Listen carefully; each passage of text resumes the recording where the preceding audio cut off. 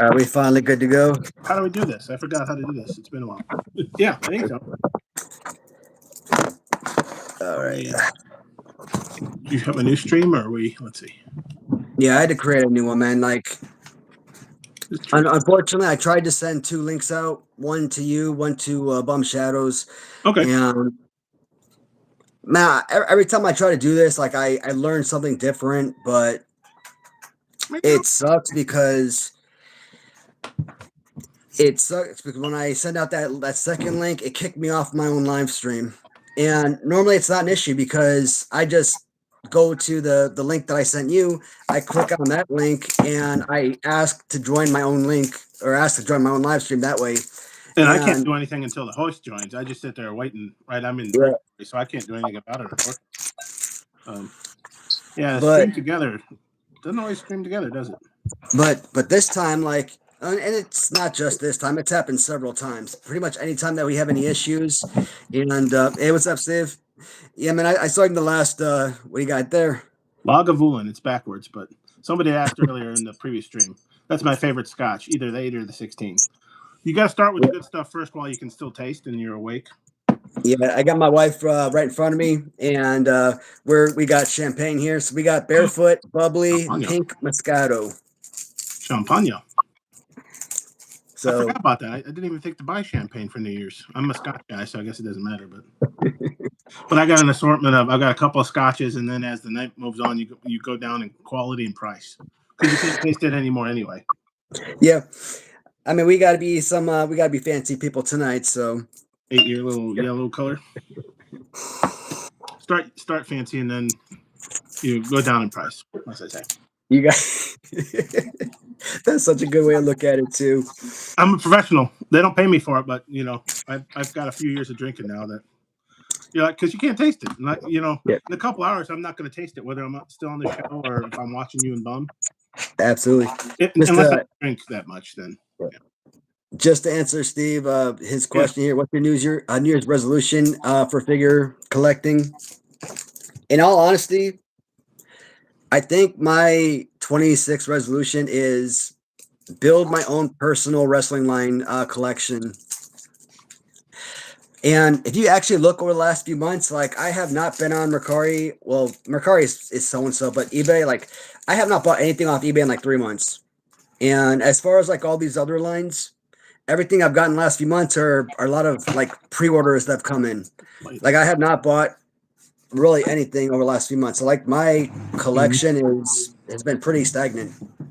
I think actually I'm going to be the opposite too. I'll be buying a little bit less, try to concentrate, try to stop buying everything that catches my eye because I'm worried about running out of space. It's already becoming a small problem. Yeah. I don't have the collection like you or Kyle Peterson has, but I don't want to either. That's a pain in the butt. You got to really enjoy your collection. And I don't know if I enjoy collecting stuff enough, you know what I mean? So plus then this next year I'm worried about my HVAC. I might have to replace it. So maybe I should conserve some funds. I think I need new tires on my vehicle this year or next. So I'm like, well, can't be all right. So it's like what? I got 8 p.m. local time, 8:10, something like that. So I mean, we're gonna probably be doing at least 4.5 hours because I do want to take this into the New Year's for myself. You probably want to stay on till Central Time, so you're probably gonna be on for like 5 hours. I mean, hell, I wanted to start an hour later because I didn't know if I could go 5 straight hours of talk time, but I mean, depending on how loaded up I am, I mean, once we get past midnight, who knows? Tag your wife in. Well, we have a designated co-host, right? Because Bum gave up drinking, so we can tag him in before both of us pass out. Actually, I think before you pass out, because you're the host. I don't know how to use the stream together stuff. He does, so I guess maybe he can take over. I don't know. My wife, she's setting up one of the new games. So she's got like. You said there are card type games? Because there was a few at Christmas I played with my family. Yeah, she's got stuff like this. Like this one's called Horrible Therapist. Uh-oh. Right now, she's setting up a board game called Horrible Couple. Oh, from the Oatmeal. Okay, that's probably going to be good then.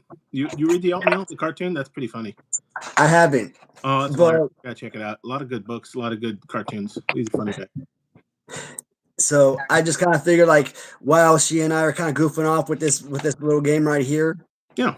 we can still kind of have a conversation, still go through the comments and everything, still have like a fun. Because like I said, man, 4 hours is a long time, right? 5 hours. So plus, even went to the store, even got me some new cigars. So Oh wow. I think I've got a few cigars somewhere, but I haven't smoked in my house ever. I've smoked in my garage and outside, but and even check this out. do I really went all out. I even got my phone charged. you're even nice. But can you leave it plugged in? So like my iPad is nice because the power port's on the side, but your power port's probably in the bottom. So if you have your phone up, the power cord's down there. It probably makes it tricky.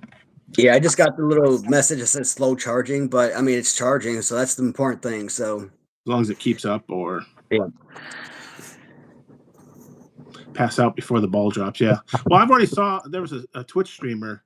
I think she's in Iceland or somewhere. They already celebrated New Year's. Well, it makes sense. Yeah. I think Australia already celebrated. So I'm like, well, I'm used to celebrating New Year's before New Year's happens. Are you in the future? Dude. You know what? I wanted to talk to Bum Shadows about this first, kind of give him the good news. Oh. So this Tom Begg guy, Mr. I want you to send naked photos of your wife. Fucking jackass. That probably works on Kyle Peterson. Is it too early for the wife? Don't be shy, peeps. I was watching Kyle earlier. It was over the top, him and his wife. They were really entendres were flowing. But I'm like, dude, so this is why it's so freaking hard to do business with a lot of people, because everybody's trying to freaking scam me. It's driving me freaking nuts. It's like if you find yourself a good customizer, you know, someone who's honest and does good work, hold on to that son of a bitch, man, because right now these people are slim pickings. So I was actually going to work with this guy, and I was actually going to meet him at his asking price, right? Yeah. You know, for the figure that he was going to design, for the STL file that he was going to sell me, he was asking $350, which I thought was outrageous. Sorry. But he said he was going to be able to do the Wadi Soldier figure to my liking, and I was gonna meet him at his price, but I couldn't really afford the price he was asking in December. So I was gonna wait till January when I got paid next. You know, so make the payment sometime in the first week of January. I reached out to him today. Uh-oh. And I'm still asking about the STL files because I'm thinking, okay, maybe if I just buy the file from him, not the figure, maybe I can get it a little bit cheaper. Maybe $200 for the file or something, whatever. Mm-hmm. Oh, $350? No, that's too cheap. I want $450. The price already went up. Motherfucker, wait a minute. How the hell are you going up $100 damn, dude? This is like you quoted me $350. Like now you're just straight freaking trying to scam now. This is ridiculous. Dang. Now you gotta realize, whenever I've done commissions and for figures like $150, that's like the going rate, which I think is already outrageous, right? Yeah. So him coming out at $350 is ludicrous. Now at $450, I'm like, come on, dude. That's like three figures at $150, right? Yeah. So, hey Samantha, how are you doing? Welcome to the stream. So want to say 6'7". Yeah, is that still a thing? I don't know what that's all about, but I just because 789 when I 6 Friday. Yeah. 7, Yeah, but so it wants 450 now, in this today. So what's the plan now? Now I'm considering not even doing the soldier figure. Oh, okay. Because you've got STL files for the other figs already. Well, I got the two and it's already at the factory for the double and for BB-8. So you can start with those. Yeah. Okay. So I've already those files already paid for. Factory already has them. I paid for the mold for BB-8. I still have to pay for the mold for the devil. So here is my thinking. There's already a me in Series 1 with the devil. Okay. Do people really need two me figures in Series 1? So what I could do is eliminate the soldier, which really was supposed to be the highlight piece of Series 1, because it was supposed to be, in theory, my line, my figure, which was supposed to be the highlight piece, the soldier, but it seems like nobody can actually make that piece. So Seems so weird. Yeah, We've got something so many about soldier scrapping. figures. You would think somebody could make. Yeah, but it's just the way that I want it designed with the actual whole built-on uniform. That's a big deal. Or, Putting it over the Hogan body and the Oh, fighting yeah. pose and all that. That's what's I guess the difficulties. So Hmm. I guess the idea now that I'm thinking about is skipping the soldier figure completely and going to pushing Bum Shadows up a figure so that he was released number 3. Now I can stop the line at 3 figures for Series 1, which is really going to make it easier on me financially, see how well these figures sell, and then move on to Series 2 with the next set of figures. Or New 80s Revolution is back on board now. Now he wants me to release his figure because the other people aren't really giving him any idea of whether or not they plan on releasing his figure. So He thought the grass was greener over there, and they turned brown, I guess, on him, huh? Yeah, well, kind of. Yeah. So he's not hearing anything from this other side of whether or not they're going to release his figure. So, Marty, down off the table, down, down, down. Genius. So, what was I saying? Oh, I reached out to Kevin today. He didn't want to create a new 80s Revolution figure because he already created one previously. So I'm like, look, I can buy another STL file from you, Bum Shadows, and since you've already got a Jason Nutt figure already created, if I go the extra mile, how about I just buy that STL file of that figure you already created, and that way I'll have 2 new STL files to send to the factory and have 4 figures released in Series 1. So basically, Jason would replace my soldier figure. But you could still revisit the soldier in Series 2. Yeah, and maybe and every I think series that you released a figure of yourself or something. Right? and I think that would be better. That way, you wouldn't have 2 me's in one series, and you would. If I wanted to release me every other series or every series, that'd be fine. I think that'd be better. Mm-hmm. Hey, if it's my line, right? I'm allowed. Yeah. Well, it's kind of like when I think Bum unboxed. Who's the guy? Was it for Hastel Toys or? Yeah. Made a figure of himself, and I'm like, well, I mean, look at Cardona and Myers. They're like in every. Nick Carlson, yep. Of course, they're actual wrestlers too, but still, it's still kind of, If I had a line, I'd make at least one figure of myself. I don't blame them. It's my line, especially they're successful now. Like they certainly have. Well, in fact, I think there's been 3 or 4 Cardona BRGs now, and I don't know how many. The bendies they don't even keep track of real well. I don't know how many bendies there have been. I'm just watching Summer. She almost committed suicide. Uh-oh. Climbing a tree or something again, or what are we climbing? No, she just jumped from the chair over on top of the counter. Now she's messing with my my wife's Santa on a counter. Uh-oh. If you found that to be lame, blame it on my wife. She came up with it. Santa on the counter? Santa on a counter. Like Elf on a Shelf, or have you seen Barn on a Barn? I've seen some of the wrestling ones on Facebook. Well, so hold on, I'm about to throw this at you. Do you like water? My dad used to spray our cats growing up. None of them ever liked water. She knows I'm on a stream, and that's why she's playing games over there. She knows I won't get up and move and trounce on her. Gonna have to have some cat figures in one of your series. I swear to God, Cat, if you fall in that garbage can, I'm gonna laugh my ass off.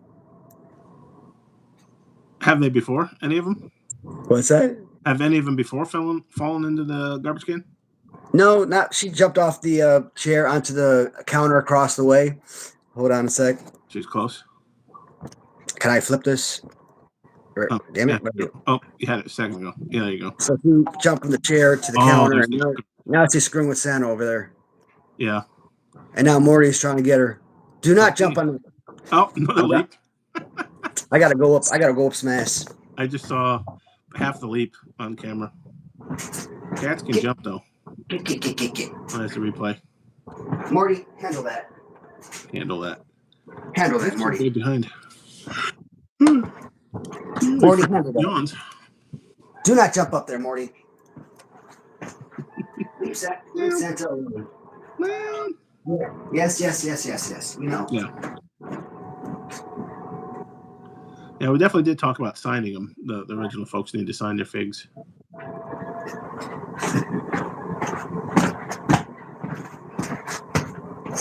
Need a cat wrangler Waddy figure covered with cats biting on you and jumping around and causing havoc.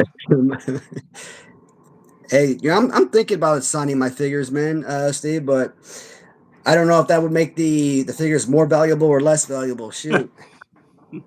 Yeah, sign him Hulk Hogan or something. Like, oh, before he passed away, he signed my figure. I'm like, wait a minute. Your figures weren't out until 2026. What's the deal? Holy crap. Am I drunk? Are I you? swear to God. Too soon? My viewers just jumped from like 3 to 30. Is it a New Year's thing? Let's see. What does this look like? And like that's just like not possible. It says 30 watching now. Yeah. Not a lot of people talking in chat, but maybe they are watching. Hey, Maybe that's it's a New cool. Year's thing. That's fun. What's the most As long as people are watching and enjoying the show, I'm cool with that. What's the most you've had? I don't actually usually pay attention to that. Oh, we just lost 16 though. Yeah, that's what I'm saying. Like that didn't seem accurate to me. Google using its AI to keep track of the counters, and you know how that goes. Google's already drunk. But I like the little message he left me. Like, oh, I don't think you respect my abilities as an artist, or whatever the hell he said to me. So I'm gonna withdraw my offer. I'm like, I mean, what more could I say? But thank you for your time and goodbye or whatever. But was this Tom that said this? Yeah, Tom. I'm like, dude, like, get the F. Like, anybody could take a picture of something and be like, hey, this is my work. I'm like, dude, I don't know you. Like, I don't know. I haven't bought anything from you before. Like, I don't know what you're. Yeah. I mean, don't get me wrong. I've been talking about him on my channel for years, but I've also talked about Kevin for years. Before I ever bought stuff from him, before I even bought from Fury, before I bought from Random Treasures, even I talked about Sin Bodhi before. Before I ever bought from Sin, years before I bought from Sin, because I knew about these folks through the grapevine, through collecting, through the LJN universe. Yeah. So, through like Eric Boyer, for like the first 60 customs I bought, I bought through Eric, through Wrestling Rider. So, 60? So I knew about, these big names, through folks like that, like Zashman. You know about these names because they're part of they're big names in the LJN world, in the custom world. But you knew about Tom Veg heads, and you knew about Zashman customs, and you knew Sin Bodhi customs and whatnot. I bought a lot of Zashman customs, not necessarily directly from him. Maybe I got them through other customizers, but Sure. you know that they're Zashman customs. I bought a ton of Sin Bodhi customs. I mean, there's certain customizers that I know I won't buy from again. Like, I think Zashman has great work, but like all of my figures I got from him, like those 16-inch LJN. Ooh, wow! 2-inch. What do you call them? Like the resin, beautiful statue, but both arms on both figures broke, or the hands on them. That's the one that broke. Okay, yeah. And I'm like, it sucks because those damn things were expensive as hell. So like 16-inch resin, because didn't you also say resin's more expensive than some of the rubber material too? I mean, rubber is supposed to be more expensive than resin. Oh, is it? Like, it's supposed to be. I mean, but still, 16-inch, no matter what it is going to be expensive then, right? Yeah. Hmm. And he makes a lot of stuff, and it's in Australia, so it's gonna be. God dang it, Morty! I don't want the cats on the counter. They have to learn. Get some spray bottle out. No. Yeah, he's mentioning was XOX the one with the paint chipping. I remember the broken figures, and it's not like we're playing with these figures. I don't think none of us are really playing much with them. So imagine if you played with some of these, they'd really breaking shit. Yeah. Well, got a guest on the show. Say hi. Say hi to the people. No, I want to jump on the counter again. One more counter times.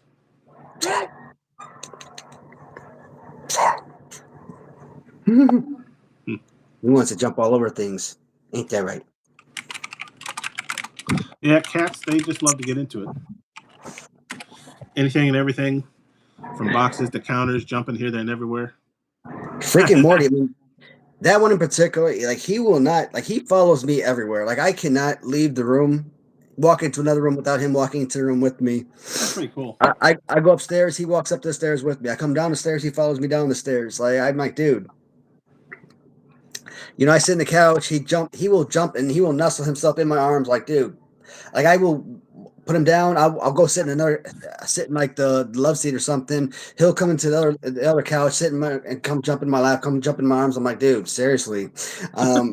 Sometimes I just want to sit alone, and like kind of kick back and relax. Don't you do it? Oh, don't you do it? Hey, don't do it. Do they like water? I mean, they'll drink it. They don't appreciate it. But like on their face, if you splash water on them, does that work? Works on a lot of cats. So I don't think like so. A spray bottle, because you can be lazy. My dad used to do that with our cats. Spray them in the face or whatever, and then they're like, okay, I shouldn't do that unless I want to get wet. Though some cats, I've seen those. Some cats weirdly really like water, but I think that's a minority of cats. Cat, if you knock down the wine bottle, so help you God. Morty, you weren't so smart, were you? Too fat, Morty? Couldn't jump? Nope. You made it about halfway and fell back down, jackass. The sequel to White Men Can't Jump, Fat Cats Can't Jump. God damn it, Summer. Another guest on the show. I mean, I understand your babies, but Jesus, can you like relax? They're growing though, aren't they? Not as cute anymore because they're getting into stuff. They're growing. Like the Terrible Twos. You growing some bum? I'm leaving. Time to jump on stuff. Maybe? Yep. Do not jump on the curtains. Time to get into mischief. Well, that's pretty cool. There's nowhere to jump over there. You gotta come back this way. Don't jump. Jumping down. Every time they hit the ground, that I feel the pain in their hands, man. That was loud. That hurts. That hurts me. I could hear that jumping down. That was pretty loud. Like Fox, sometimes the kittens they try to steal his food, so I'll feed him on top of the counter. And he's an old man. He's pushing 21 now. So Jesus fucking Christ, these damn cats. Now the apple's on the damn stove. I should not have been down here, man. You said no counter. You're like, okay, how about stove then? I should not have been down here. Like I should have went back to the office. I figured I'd be in the kitchen because you know what? Close to alcohol, close to water. I'm like, I'd rather be making these small trips, but damn, these damn cats are everywhere. They're driving me nuts. Damn. But shoot. What the hell was I talking about? What were you talking about?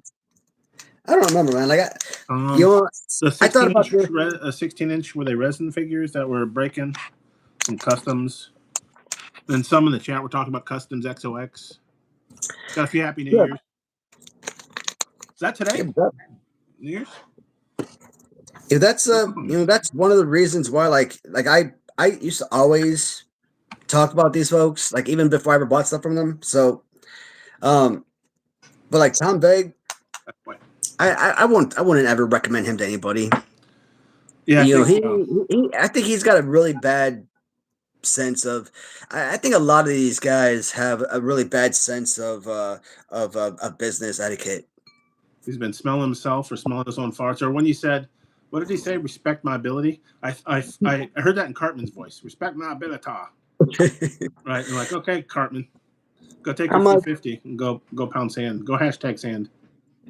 I mean, dude, you're charging like 3 times more than the average customizer charges. Like, I mean, how much more of a skill set does it take to 3D print something that the average customizer?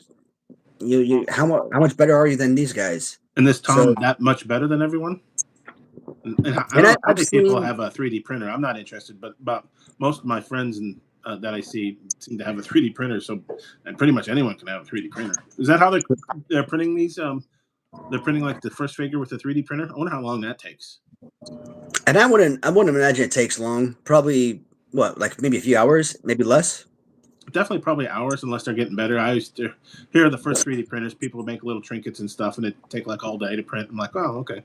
I thought my old dot matrix printers were bad. And it depends on what kind of quality. I mean, I'm sure if you buy something that's like $10,000, you probably shoot massive amounts of figures available probably within a single day. But yeah, and if he you get probably because he something does this a lot, he has a high end maybe printer that's faster and better and all. Yeah, and they've got. I mean, if you get something that's like a couple $100, I mean, you may only be able to print something that's like that size. Takes all week to print that. Yeah. It takes like maybe an hour to print something like that size, but is that a lighter? Is that what that is? Yeah, it's a lighter. Torch for your cigars. It's my wife's, but I kind of stole it from her. Now I've kind of claimed it as my own. Snooze, you lose. To light a cigar? Yeah. Oh, yeah, we did. So. That's a little. I mean, it's flavorful. Is that a smaller cigar or like a cigarillo or whatever you call those?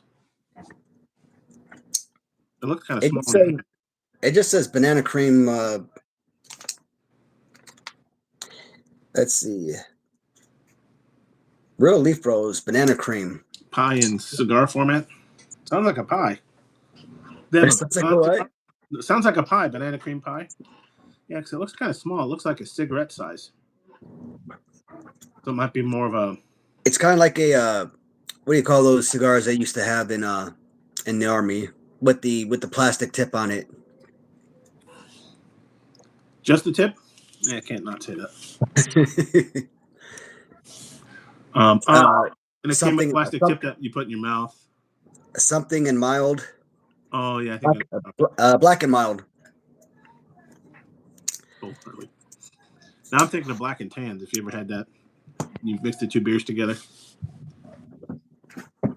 I'm kind of thinking like Of course, I was watching another reaction video earlier today, so I was thinking of with the smaller cigar type thing, like Clint Eastwood Western. Smoke on those little things that weren't cigarettes, but they weren't cigars. I don't know what they were. Yeah, that's what I was thinking of when you whipped that out. Lance is in the house. Man, my freaking wife abandoned me. She started this board game she was here for like 5 seconds, then she left. I was gonna say, are we playing Bull Hurley? Are we playing board games yet? Or nah, she went back and started watching Happy Feet some more. What? She got Happy Feet for Happy Feet? Love you. She don't want to play card games or board games. She doesn't want to be on the stream. Want to go celebrate New Year's on her own. I like Happy Feet, man. I don't think I've seen it. You know what I saw for the first time last night? Because I've been watching. I've been subscribed to Disney Plus like all year, and I keep forgetting to watch it. Of course, there's an overlap with Hulu, so for some reason I turned it on. I'm like, I don't know if I want to watch more Christmas stuff or what, and it suggested Frozen, and I've never actually seen Frozen. So I actually watched Frozen and watched, and then Frozen 2 I even less watched. I was on my iPad at the time, but it was on in the background. That's the first time I turned them on, though. I kind of forgot about those movies. There's been a lot of those movies like Finding Nemo I never saw. I've never actually seen The Lion King because I was too old by the time it was popular, and I just never. So I missed a lot of those kind of shows. Bull Hurley would be a great LJN. Man, I was like 9 years old when Lion King came out. When was that? 94? Yeah, I would have been like 16. Man, I think Greenbrier Park had like summer camp, and I think we actually went to the actual theaters. Like our summer camp at Greenbrier, they actually took us to actual theaters to actually see that movie. Oh, nice! And I think that was actually pretty awesome. I think it's a good movie, right? I just never saw it. I missed it. I was too old, and then I just never caught up. One of those things.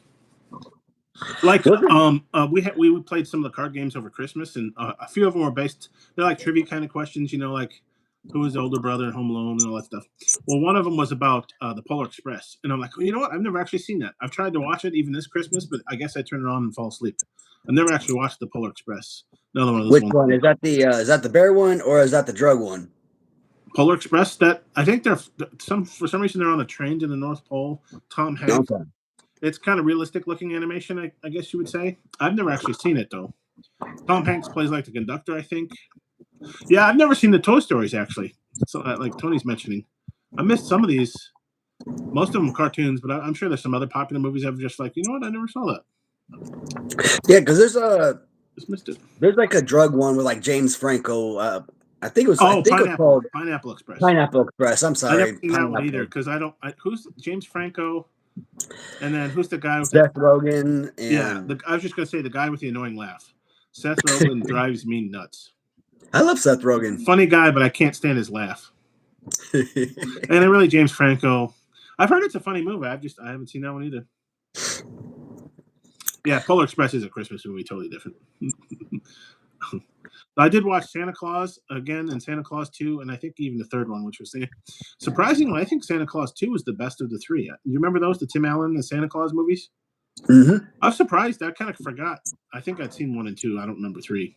But the second one has some surprising, like, tender moments and stuff. Like the one scene where he has the surprise, what would you call it?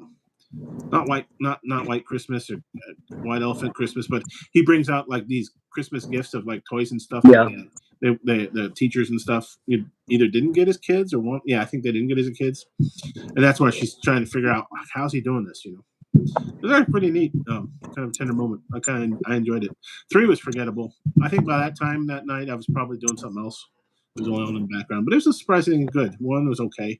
2 I thought was even better. One of those rare moments when a sequel is better than the original. I think I could be wrong. I mean, a lot of people probably disagree with me, but I mean, I like part 3 a lot, but I mean, it wasn't as good as the first couple. Not even hard. close. By the time you get to the third one, yeah, you're straight from the barrel. Oh yeah, is it? I've heard bad things about the last season of Stranger Things, and it's been like 10 years since a season was out, so I forgot. No, I'm being not facetious, but I'm exaggerating for effect. But it's been a while, hasn't it? Like all the kids are 30 now. You know, they Pretty started when much. they're I mean, like that's 8. exactly what it feels like. I mean, there's this meme that has the 11's a sex symbol now, and you're like, look, she was just like a 5-year-old who could control things, yeah, and now she's like 30 and married with 12 kids or something. the redhead chick. You like there's this meme that shows her in season 3 when she looks like she's like 19, and then you look at her now and she looks like she's like 50. And I thought they were like just aging her up in the photograph, you know, for comedic purposes. And then I actually saw her, you know, in that season, in that episode where they were using that photograph. I'm like, oh my god, that's her in that picture. From that picture, I'm like, they weren't aging her up at all. Like that's literally what she actually looks like. I'm like, that's insane. Have you been watching it then from the beginning? It's been a while, but yeah, I had been, but I think I haven't had Netflix for a couple months, and I was going to wait for all the episodes to drop, and then at least resub for a month. You know, since Netflix is one of those you can't subscribe for the year, so I go month to month just when I feel like it. You know what I mean? Because I've got too much streaming as it is now. I can't keep up. I can barely keep up with Disney and Hulu and Peacock, let alone and then Paramount. I've got. Yeah, I don't think because I actually was surprised to learn that damn show came out in like 2016, and I don't think I was watching it in 2016 because I was in Afghanistan way back when, and really, if I recall correctly, 2016. Wow. I mean, I was definitely in Afghanistan again because when I remember the 2 kids singing the Neverending Story song. Oh, really? That was pretty good. And I think that was like season 3. Okay. But and that was 2019. I was watching that. So I must have watched Stranger Things for the first time in 2019. Okay. And then you caught up. So something else happened in 2016 though that was a little more important than Stranger Things. Yeah. Something. I was busy that summer watching a little something TV, special. But I was watching something else on television that pretty much 6 to 7 times a week. Not on WGN. I don't think it was on WGN anymore. What were they on? Comcast? It was WGN. Was it still WGN back then? But yeah, you know what I mean. Cubs. That was the year the Cubs finally broke the curse. Something in 7 games. Gosh, that last game, that game 7, and went into overtime. overtime, extra innings, and with the rain delay and everything else, I was the next day at work. I was worthless. Well, I was running on adrenaline because the Cubs had won, but like as soon as they won, I couldn't go to bed. I spent up, I stayed up. I think I maybe got like 2 hours of sleep before work and just celebrating. And then I'm like, oh, this is weird. I actually have to go out and buy like championship merch. So putting in, looking at all the different things. They already had the website up and ready. You know what I mean? All those places are ready to go. Whether Indians or Cubs would win with I needed a shirt and a hat and whatever. So I bought a few things, and then I'm like, I should get to bed sometime, but I just couldn't. It was amazing. I think probably the was crashing. All right, hold on. I need to tell my wife something real quick. Oh, hey, close your ears. I don't need you to hear this. All right, I don't need her to hear this. I need my wife to feel very strongly about me. So I need to be a manly man in her eyes. But man, in 2016, when the Cubs won the fucking series, if I wasn't surrounded by a bunch of freaking special forces dudes, don't want to show them. If I wasn't surrounded by a bunch of freaking team guys, I swear to God, I would have cried my freaking eyes out, man. If I was in a room by myself, I was freaking probably one of the happiest moments of my life. Mm-hmm. I never would have thought I would have lived to see that day. No. And that's why, like, the Blackhawks won a couple, the Bulls won 6, you're used to that. But it was different watching a team like that win. Even after the year they had, because they even struggled at times in the playoffs. And they struggled in the World Series. Yeah. Like, until they win, they're not winning. I'm a doomer till the end. They're not going to win it. They're going to choke this away somehow. And when they're down 3-1, I'm like, see, they're not going to win it. They blew this whole great year they had. Probably that's the only way they could have won, though, is go down 3-1, win 3 straight games. But the third game still, they had to blow a lead in. And you're like, can't be easy. It can never be easy. I think I was shocked first, though. As soon as it happened, and you're just kind of watching, and all the people celebrating. They should cut to like Bill Murray and any of the famous people in the stand celebrating, and you're just kind of like, "Am I awake? Is this happening? I know it's late, but it was very fitting." And I swear to God, I wanted to freaking kiss Chris Bryant's face, man. Such a beautiful fucking smile. To see him feel that damn ball, and see that smile when he dished it out to Anthony Rizzo.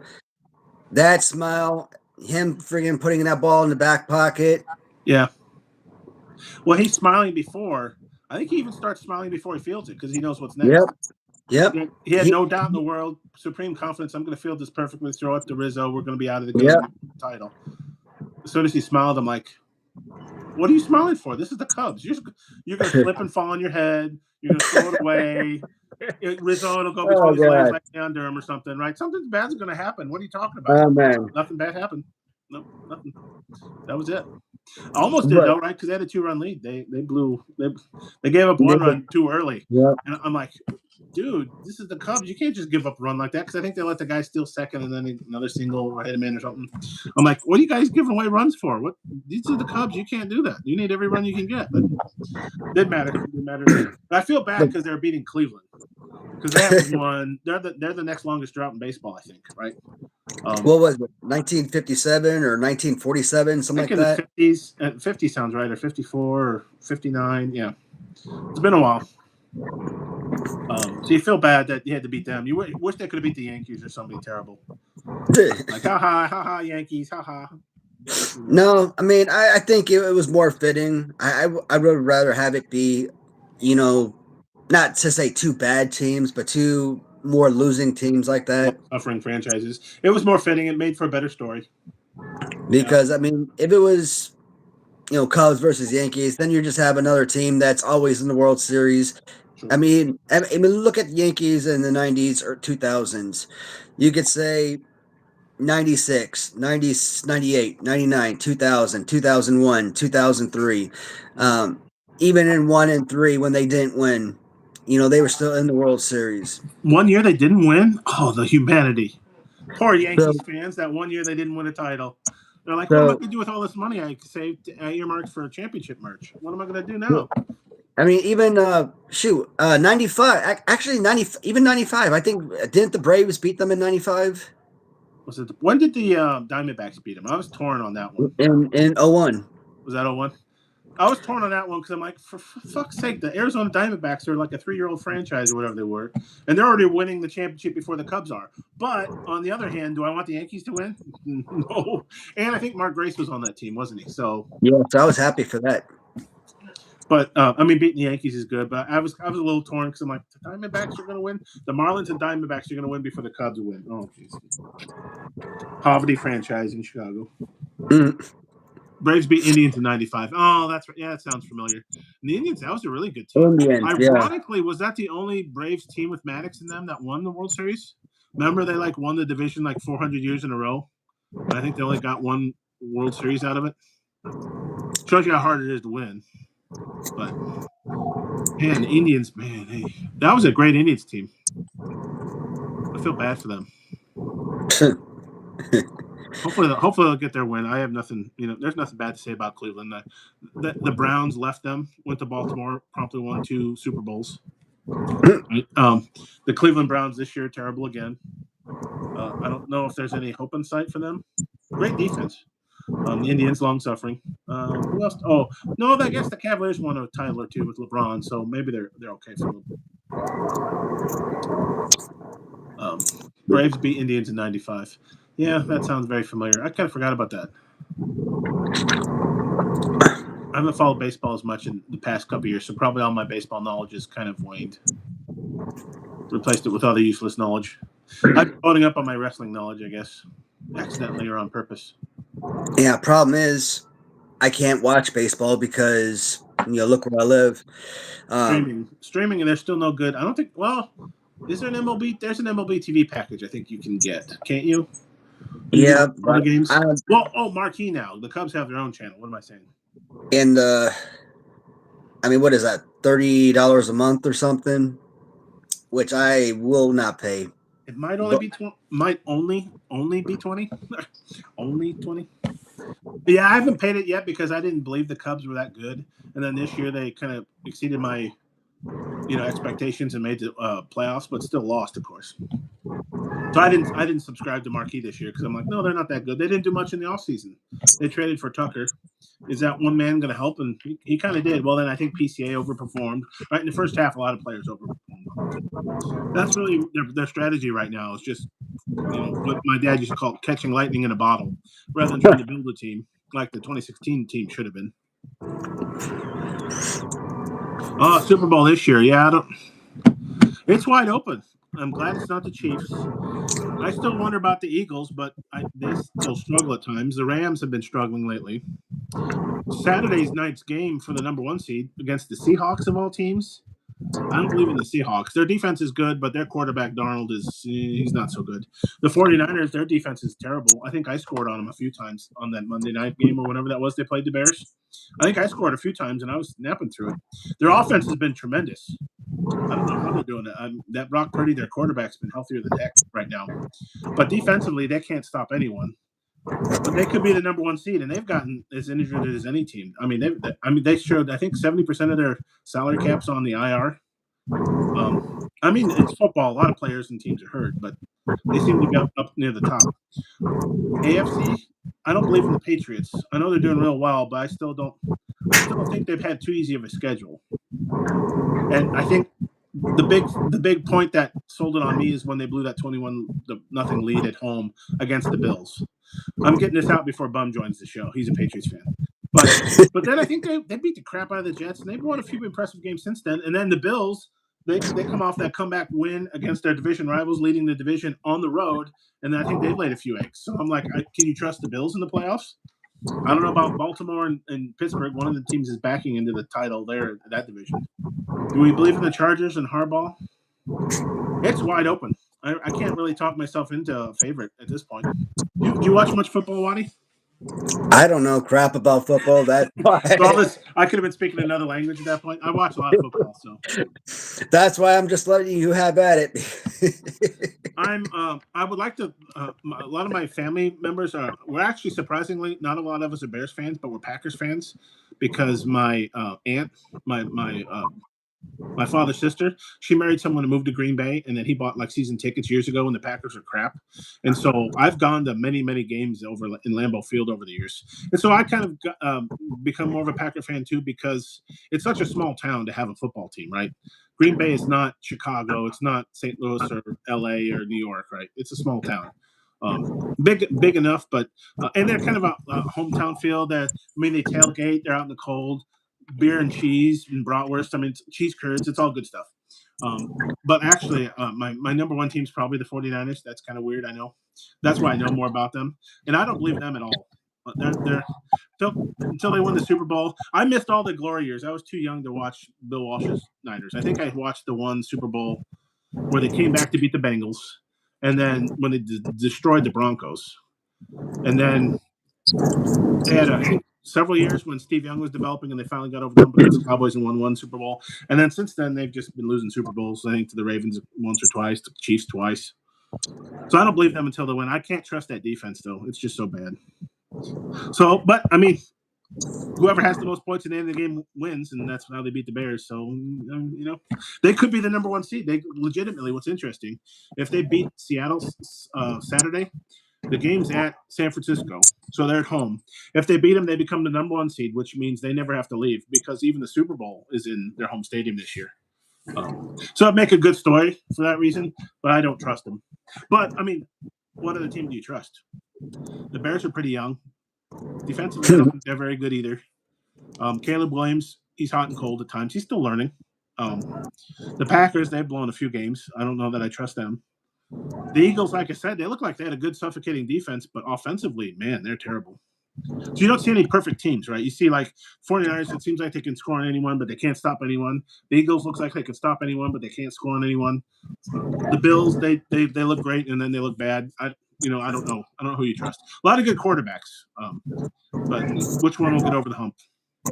At least it's not Patrick Mahomes. I kind of got sick of the Chiefs and Mahomes and Kelsey and Swift. Well, I guess the Eagles won it last year, so we might have back-to-back. The Eagles are still in it, so maybe I guess root against the Eagles. Want to see somebody new win it? I wouldn't mind seeing the Bills win it. I mean, they had all those. They're long-suffering Bills fans. They seem pretty cool. They're kind of like a Green Bay town, Buffalo. Cold weather, smaller.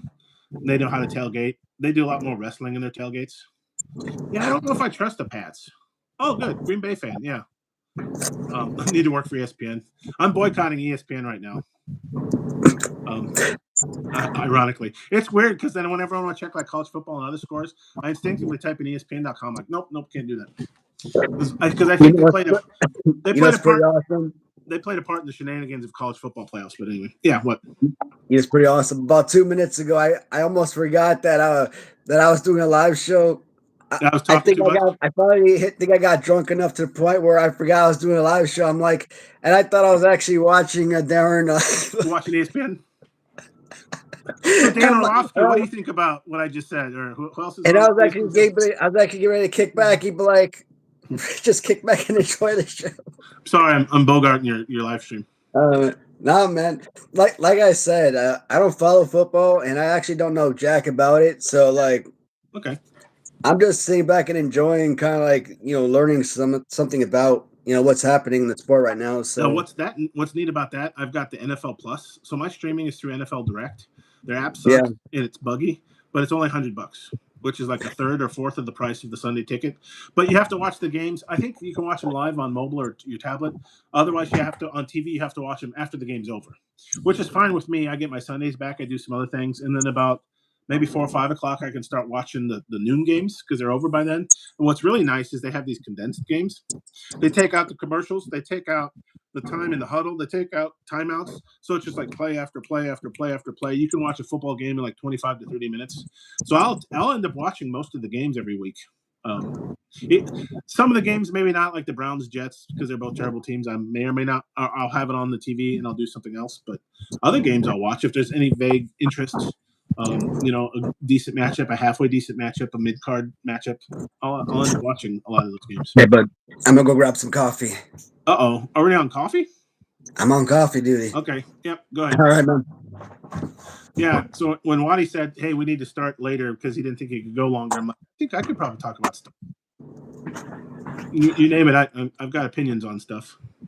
But yeah, so Green Bay. I mean, it's hard to root against Green Bay, title town. I know a lot of people. I mean, Bears fans hate Green Bay. It's a natural rivalry, Vikings and all that stuff. Makes sense. It's a great rivalry. But otherwise, so Tony, have you been to Green Bay? Have you been to a Packers game? Even if you're not a Packers fan, you need to go to Lambeau. It's kind of like Wrigley Field. I feel blessed that I'm a Cubs and a Packers fan because that's two of the best sports stadiums you'll ever go to. Meanwhile, the 49ers stadium sucks. And that's a new stadium. And that's a Super Bowl. Levi Stadium, whatever they call it, it's trash. Yeah, I still don't know about the Patriots. Is Derek May the real deal? I haven't watched enough of his quarterbacking skills. He's having a great year. He might be MVP. I think the Patriots had like a last place schedule. So, I mean, playoffs. Playoffs proves everything, doesn't it? We'll see who rises to the top. You love the stadium, Tony? You like going to Lambeau? Great atmosphere. My cousin, he has the season tickets now, and he goes to every game and tailgates at every game. It's laborious. He spends a lot of time getting ready for tailgates, getting there early, getting out his grill and everything else in the parking lot in front of Lambeau. It's great when you go there, but he puts in a lot of effort. It's a whole long day for him going to a Packer game. But that parking lot's full of people just like him tailgating and having fun and partying.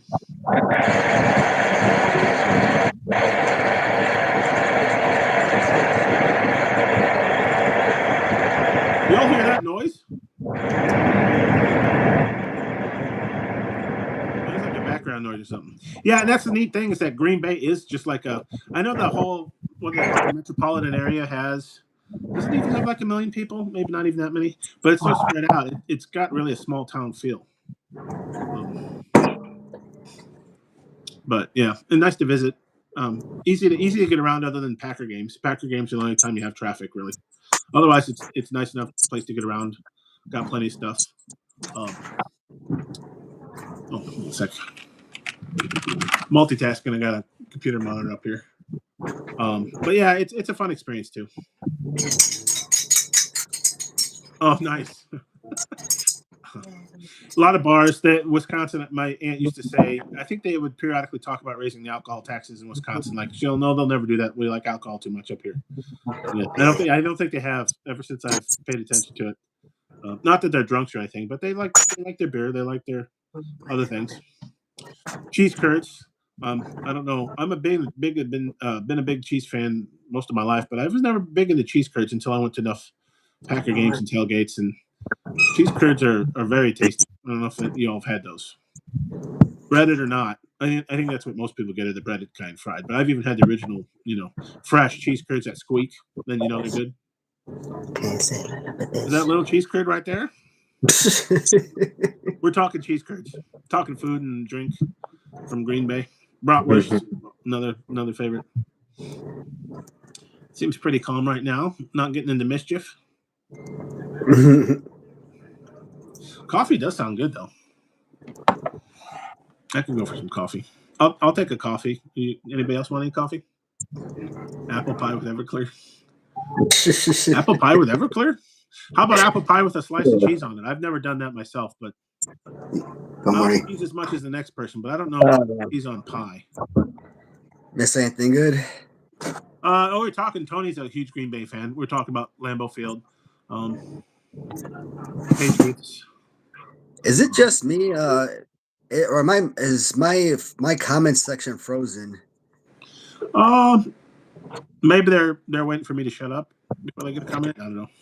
Because like my last comment that I see is Steven's, where he was asking for a signed figure from me.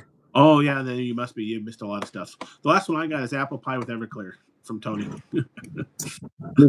because that's the last comment that I see, and I think you've been reading through comments for like a long time, and I'm like what's he reading? Because like I've been looking through this forever, and like I don't see anything. Yeah, tries. Yeah, my comment section is frozen.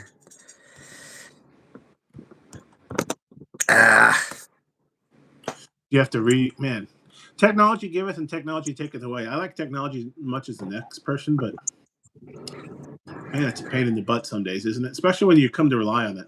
Oh, I didn't win. I was entering a raffle. Somebody on Twitch was running a raffle, so I was entering it, but I didn't win. Yeah, I'm sorry, guys. I'm trying my best. It's not doing anything for me.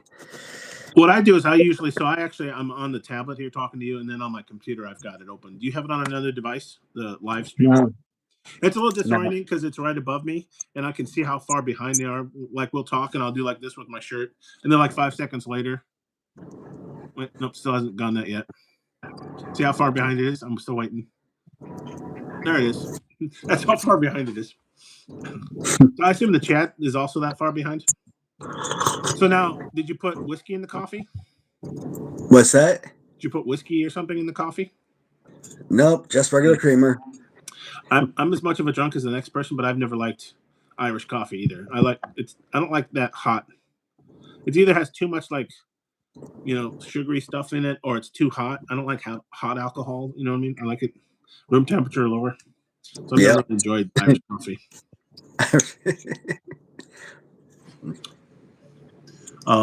So I can always try to keep up with the chat then. Sorry. Must be the New Year's. I follow a few Twitch streamers, and what happens is they have merch. That's something you can look into do. So I think they make some of their money through merch. It looks like it's pretty easy stuff to set up, drop ship, put their slogan or logo or face or whatever it is on t-shirts and hats and coffee mugs. Occasionally I'll see a rocks glass. I'm like, well, I need that. I'm a drunk. And so what happens is what's really good is they'll get their viewers, their followers that are already paying to subscribe to them to donate, to gift to the chat some of their merch. So they're buying more, they're selling more merch through gifts, and then I might have it on. I'm like, oh, let me enter the win of free. I've gotten like 3 or 4 coffee mugs and other glasses and t-shirts and stuff just free, just by typing like hashtag enter or whatever they call it, or hashtag win or exclamation point win, something like that. It's an egghead. Good one. Happy New Year to you too, Chelsea Lou. So your chat's not showing up at all, huh? So we did a lot of football talk. Talked about Lambeau Field where the Packers play. Tony's from New York. They treat him like royalty at the bars because he traveled to Green Bay. And then the last thing he posted was apple pie with Everclear. Have you ever done that? Do you like fruit pies? Are you big, or any pie really? But I mean, do I like it? Do I like apple pies? Apple pie or any other fruit, cherry, peach, you name it. Dutch apple. That's the one thing. I don't really like plain apple pie, but I love Dutch apple pie. I'm with you. Yeah, I almost feel a little anti-American, but I'm like, that's still apple pie, right? But like regular apple pie, I don't know if it's the crust or something, but have you ever heard of people putting like a piece of cheese or a slice of cheese on their pie? I mean, why do people talk about that? I've heard that in live streams. I've heard people talk about that in live streams, but it just sounds so freaking weird. I like cheese and I like pie, but I've never thought to mix the two. Know what I mean? Yeah, I mean, I like my cheese and I like my pie, but I don't know why it needs to be together. Or my mom used to do cottage cheese and peaches. Kind of a weird one. Cheese and fruit, apparently. Kind of weird, isn't it? No, I forgot to tray. Uh-oh. I don't know if Wiley's going to make it.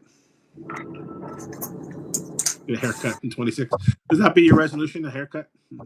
Be like me. I cut my hair a week ago. It's still kind of short. I kind of like it. Other than when I first shaved my head, I can't put on like stocking caps, and even regular ball caps feel weird. Feels like I could sand something because I shave it with no guard with an electric shaver. But it's nice for a while because you don't have to worry about bad head or anything like that. I think I even shaved my beard a little bit. But Steven says Mrs. Watson's going to convince Maddie to get a haircut in 26. What do you think? Well, she already did to get a haircut like maybe a month ago.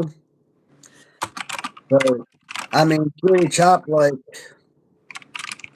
that much. Off my hair. Yeah, it does look shorter, but still long enough. Apparently, this is still too long. I'm like, dude, how long did she want me to get it cut? She's been looking at my bald head and like, hey, doesn't that look good? You want to get it all off? Bum joined the chat, by the way. Bum Shadows is here. Oh. What's going on, Bum, man? Since your chat's frozen, I can be like an interpreter or I'll try to keep up. Of course, I'm do this at work a lot. I'm multitasking. I'm looking over here and I'm looking over here. Let me copy that actually. So one thing I was going to notice, I've mentioned them before, and since I got pretty good, kind of like with AJ, where when I first ordered my Latunis, like he followed up that day that the UPS or whoever dropped it off. He was sending me an email like, "Hey, how's it going?" Like asking already. The same day that I got that first delivery from him. That kind of follow up is amazing. Well, I got the same response from the folks that do that OVP podcast. I think I mentioned where they do like classic old wrestling and they talk over it. The two dudes that.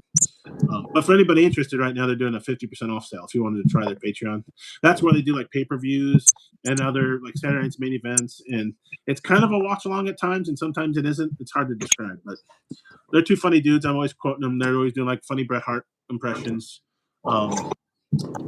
They do this. The one guy, I think it's all a gimmick, so it's kind of funny. It's like art imitating or life imitating art, because there's gimmicks and a lot of wrestlers are playing up to the gimmick, right? It's not Roddy Piper releasing that person. Bobby Heenan certainly wasn't a jerk, and it sounds like he was a great person. But it's a gimmick, right? To get people over. They're the heel of the face, and they're playing their part. It feels like they do their show that way because the one guy will get angry at the other one when he does his Jim Ross Missy impersonation. So he's doing a lot of double entendres and stuff because I don't know if you knew that Jim Ross and Missy, I guess, were an item years ago, which is interesting. But he'll do like anything, like you'd say giggity or that's what she said. He'd work that in with his Jim Ross voice. He'd be like, well, that's what Missy said, blah, blah, blah. And the guy would be like, stop. And I feel like they're almost imitating Bobby Heenan and Gorilla Monsoon. When Bobby Heenan would say something and Gorilla would be like, will you stop? It feels like, I don't think they really are that angry with each other. It feels like a gimmick, but it's entertaining, right? Because it's like a gimmick inside of a gimmick. It's like they're going meta. But anyway, they've got a 50% off sale on their Patreon if anybody's interested. Now would be a time to try it. It's only $5 a month, but $2.50 or $2. I forget. They have two levels. But it's kind of enjoyable. But I got the same response to them because I was going to try to take. That's how cheap I am. I was going to take advantage of their sale, and so I canceled it. And I've been a subscriber only for a couple months now. And one of the guys emailed me. He's like, "Hey, is everything going okay? Could I, he offered to like pay half or give me a free month." Like that same day, I canceled it. I'm like, "Wow!" So giving that kind of customer service, if you will, I was kind of blown away by it. And like, I know it's just an email, but how many people, like you were talking with Tom and the rest of those folks, it's surprising. I'm not saying this is the bare minimum, but going the little extra mile, you win customers, you win loyalty and support and all that stuff. So I like to give a shout out to them. And it's funny, it's entertaining. Actually, many times I'll fall asleep to listening to whatever they're doing. They're doing like some 87 Saturday Night's Main Event, I don't know, it's just fun. It's enjoyable. I like it.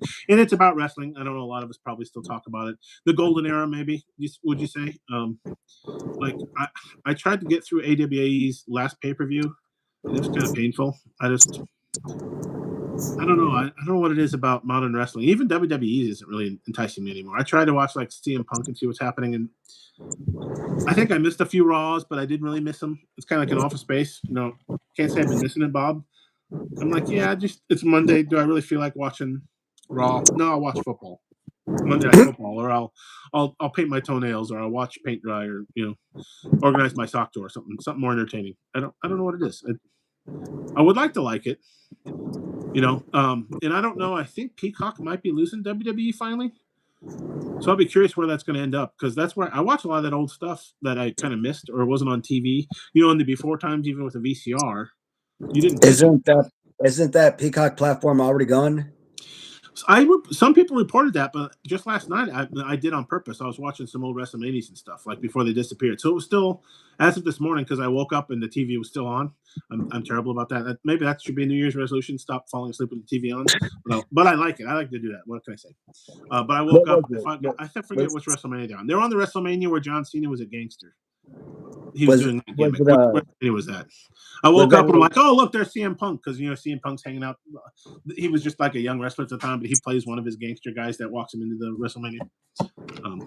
Is that ESPN and Netflix that have those contracts now, or? See, I think ESPN. I think WWE was smart and they only sold them the pay-per-views. So I think ESPN just has the pay-per-views. I don't know if they have the historical ones. That's a good question. I haven't looked. And probably another benefit about Netflix is if you subscribe to Netflix and a VPN, you can pretend to be not in America, and Netflix has a lot of this stuff. So only in America that we're screwed, and we have to have 75 different streaming channels to watch all the WWE stuff, right? In like Europe, England, whatever, all you have to have is Netflix. Everything's on Netflix. Pay-per-views in the old catalog, Raw, I think SmackDown, everything's on Netflix in the international for the most part. Isn't that fun? All you have to have is Netflix. And it does work. I tested that when I still had Netflix a couple months ago. I'm like, does this actually work? And I pretended to be in England, I think it was. And sure enough, yeah, I loaded, Monday Night Raw or SmackDown or something like that. Well, Raw's on Netflix, so it must have been SmackDown or maybe it was a pay-per-view. But I did look earlier, and the WWE Vault is building out its YouTube channel. There's a few neat things that I never saw, like there's some everybody's seen LGN commercials. There was some behind the scenes, Heenan and Gorilla Monsoon. There's this one with Elizabeth and Macho Man going through Paris. I don't know what tour they're on, but they even show him going up the Eiffel Tower and being his macho self. But that was on the regular, I think it's a WWE Vault channel.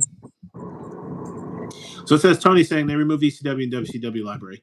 And I was noticing it was kind of interesting is that I was looking at WrestleManias and they're like, oh, here's 1 through 6 and 7. And then maybe 8 and 9 were gone. And then they had 10. It was like they had pockets of WrestleManias missing, which didn't make sense to me. I don't know why. You think it'd be all or nothing, right? Like all of the WrestleManias would be gone or they'd have them all. But it would jump around. It'd be like, oh, here's WrestleMania 10. Oh, yeah. Then there's WrestleMania 13. You're like, what about 11 and 12? Why are you taking those down? I don't know if it's up to the whims of somebody who wrote a script to remove them from the content delivery networks, or there's no rhyme or reason to it. I don't know why some were missing, but it sounds like ECW and WCW are gone, which is a shame because I do watch some of that old WCW stuff too. Oh yeah, so you saw that bump? Yeah, there's some Ultimate Warrior found footage on that channel I saw earlier today. They show I think the last part I saw was their behind the scenes with him and Jake the Snake Roberts trying to film some scenes. That was kind of interesting. I think there's this one scene where the Ultimate Warrior's breaking through the door too early, and you hear Jake even saying, Jim, calm down, don't do it, or whatever. Because there's behind the scenes footage. It's kind of funny. Good channel. Is your thing still not showing up? The chat? No. I'm constantly going up and down, but okay, so we got some Happy New Year's. Bum joined. So Steven said, no way Matt makes it to midnight. How do you feel? You feeling pretty good? They call Matt the Midnight Cowboy. He'll be up and riding high, baby, says Bum. Then Tony mentioned they removed ECW and WCW from the Peacock library. The Ultimate Warrior found footage, Bum mentioned. And then, Bum says that was awesome with Jake. So he saw the same thing I did. It was kind of neat seeing those guys. And especially, the Ultimate Warrior's gone now. And Jake's not the same, youthful self. I think I saw on Facebook, I think through Hacksaw Jim Duggan, he has a lot of photos of, hey, we're at this convention signing photos and stuff. And a lot of the other old wrestlers are with him too. And I saw one of them, they're all smiling around a table or something. And it's very discernible, but you could see he had like an oxygen in his nose. Jake did. And I was like, I'm like, wow, is he in that bad a shape? That's not something you normally just have around, right? In the final years of my dad, he got on an oxygen machine because he had some lung issues. That's not something that he usually come back from. And I don't think Jake's that old, so I was kind of surprised. I don't know what's going on. But he's just sitting around. He seemed in decent shape, smiling. But you could see the oxygen like he was in a hospital room. I didn't see the oxygen canister, but that's really the only reason you have the two little things, the cannula or whatever, and you see it coming down. It's unmistakable. I don't think that's a new drug delivery system. I'm pretty sure that's oxygen. I'm like, is he in worse shape? Hacksaw looks in pretty good shape, other than I see he's at a doctor, it seems like, every week. But usually just checking out, probably it's brutal wrestling, the bumps and stuff they take. I think checking out knees and ligaments and muscles. And the older you get, the harder it is, of course, to do all that stuff. So, but he seems happy with his life. They travel a lot. He's like boys in a plane, it looks like, going from here and there and everywhere. It's kind of interesting to see that. WWE Vault asked, who would be the Mount Rushmore for the Golden Era? Hogan, Flair, and Savage, and the fourth can be debatable. That's Tony said. Did they have a fourth? Well, has he had cancer? Wow. Tony, did they have a fourth, or are they saying fourth is up for debate? So they gave us Hogan, Flair, and Savage. Who would be the fourth? Hard to argue against Hogan, Flair, and Savage, I guess, but who would be the fourth of the Golden Era?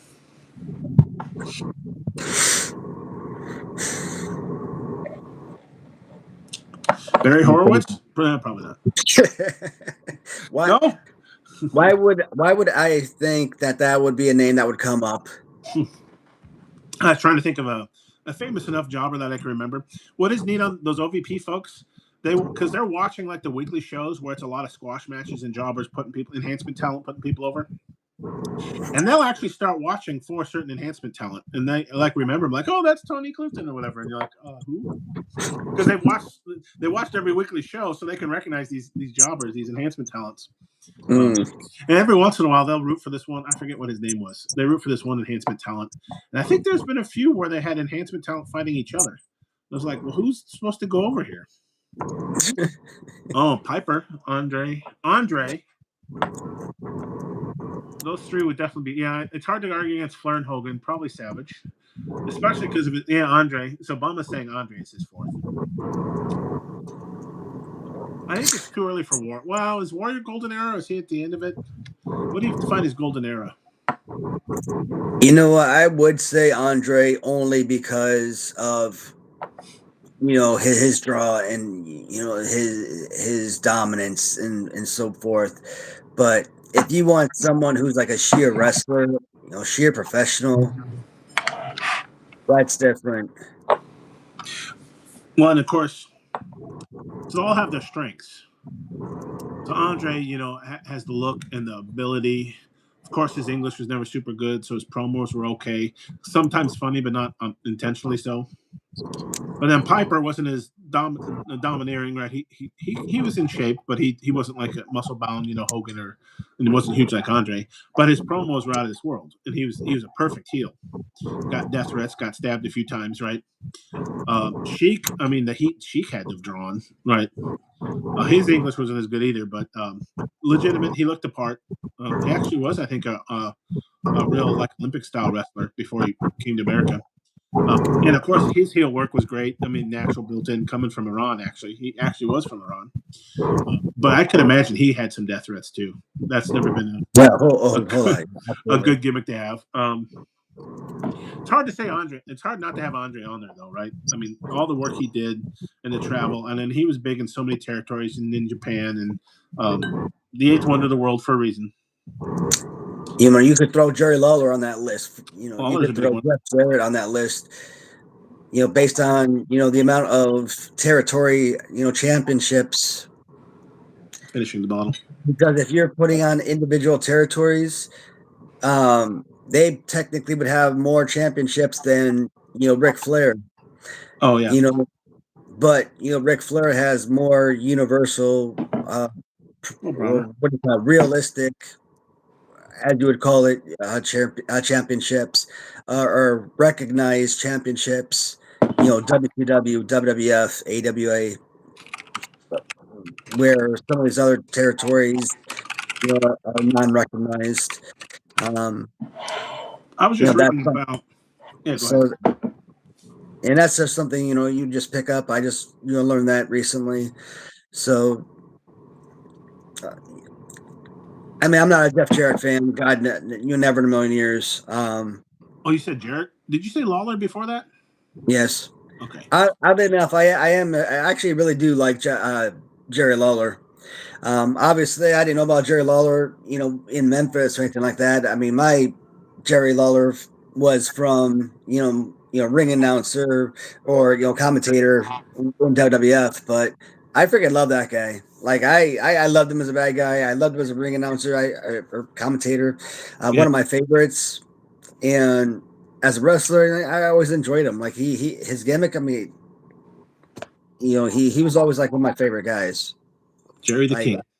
Like he was for comedic purposes. He was always enjoyable. So,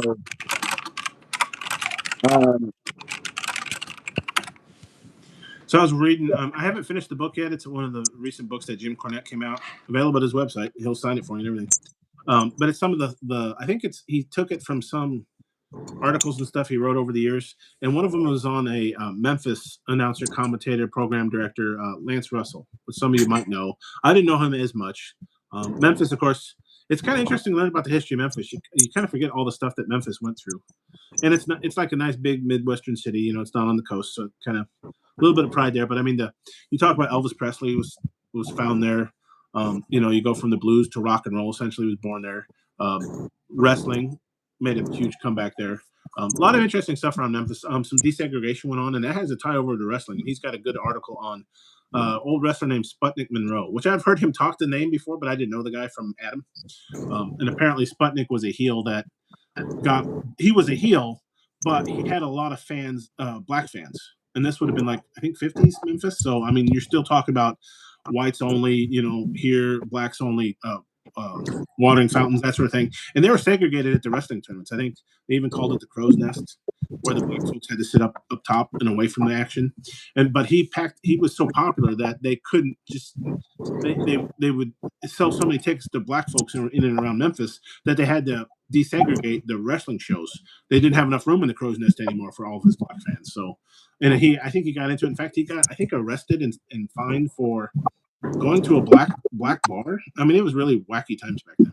But it's kind of interesting to see the crossover between wrestling and that sort of history that we've had. And it was all this was happening in Memphis. It was the 50s. That's actually when Elvis started, also in Memphis. And I'm like, I didn't really think about this, but it's kind of neat to see Jim Cornette write about this stuff. But he talks about Lance Russell, and he was I think an announcer for 30 or 40 years, commentating on Memphis wrestling. Also, was a program director at the TV station there. He bounced around a little bit, but he took over Memphis, and he's very popular. Had a nice, like, fatherly type voice, good presentation. But back then they didn't have the money for cameras and stuff, so a lot of times what he would do is describe, I think, the show on TV. They couldn't have cameras necessarily at the wrestling auditorium. I think it was a Monday night show or whatever. And so I guess a listener or watcher started drawing in the scenes that he was describing, Lance Russell was describing. And he liked him so much, he eventually had this person on his show and introduced him to the audience, this young kid. That young kid's name was Jerry Lawler.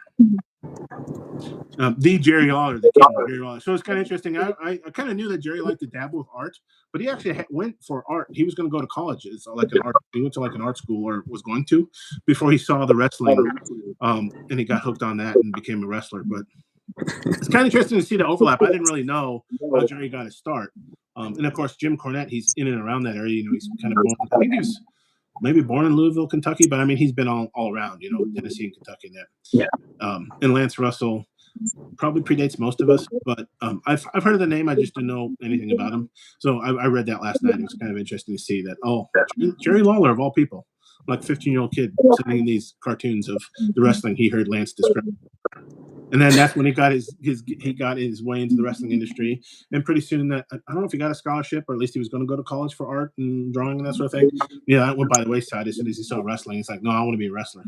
I think within 3 or 4 short years, I forget who he was beating, but he became world champion in the Memphis territory or something like that. It was very quick. He ascended quickly. Jerry did. Natural born talent, maybe. How freaking awesome, our stories like that.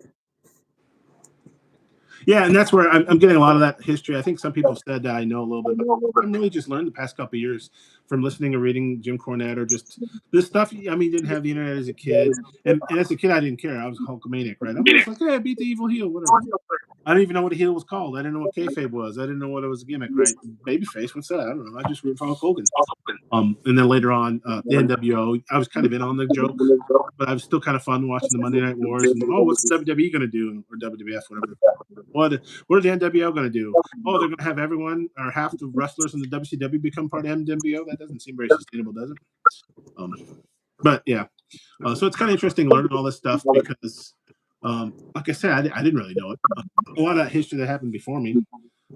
You need people like Cornette and those folks. And to his credit, Cornette, I know he gets a lot of flack for probably making fun of AEW, and it's his way or the highway. He kind of has a get off my lawn vibe. He'll tell you that about modern wrestling and other things. But he knows his history. He likes his stuff. It's kind of like we hear Cardona and Brian Myers and those folks that collect major.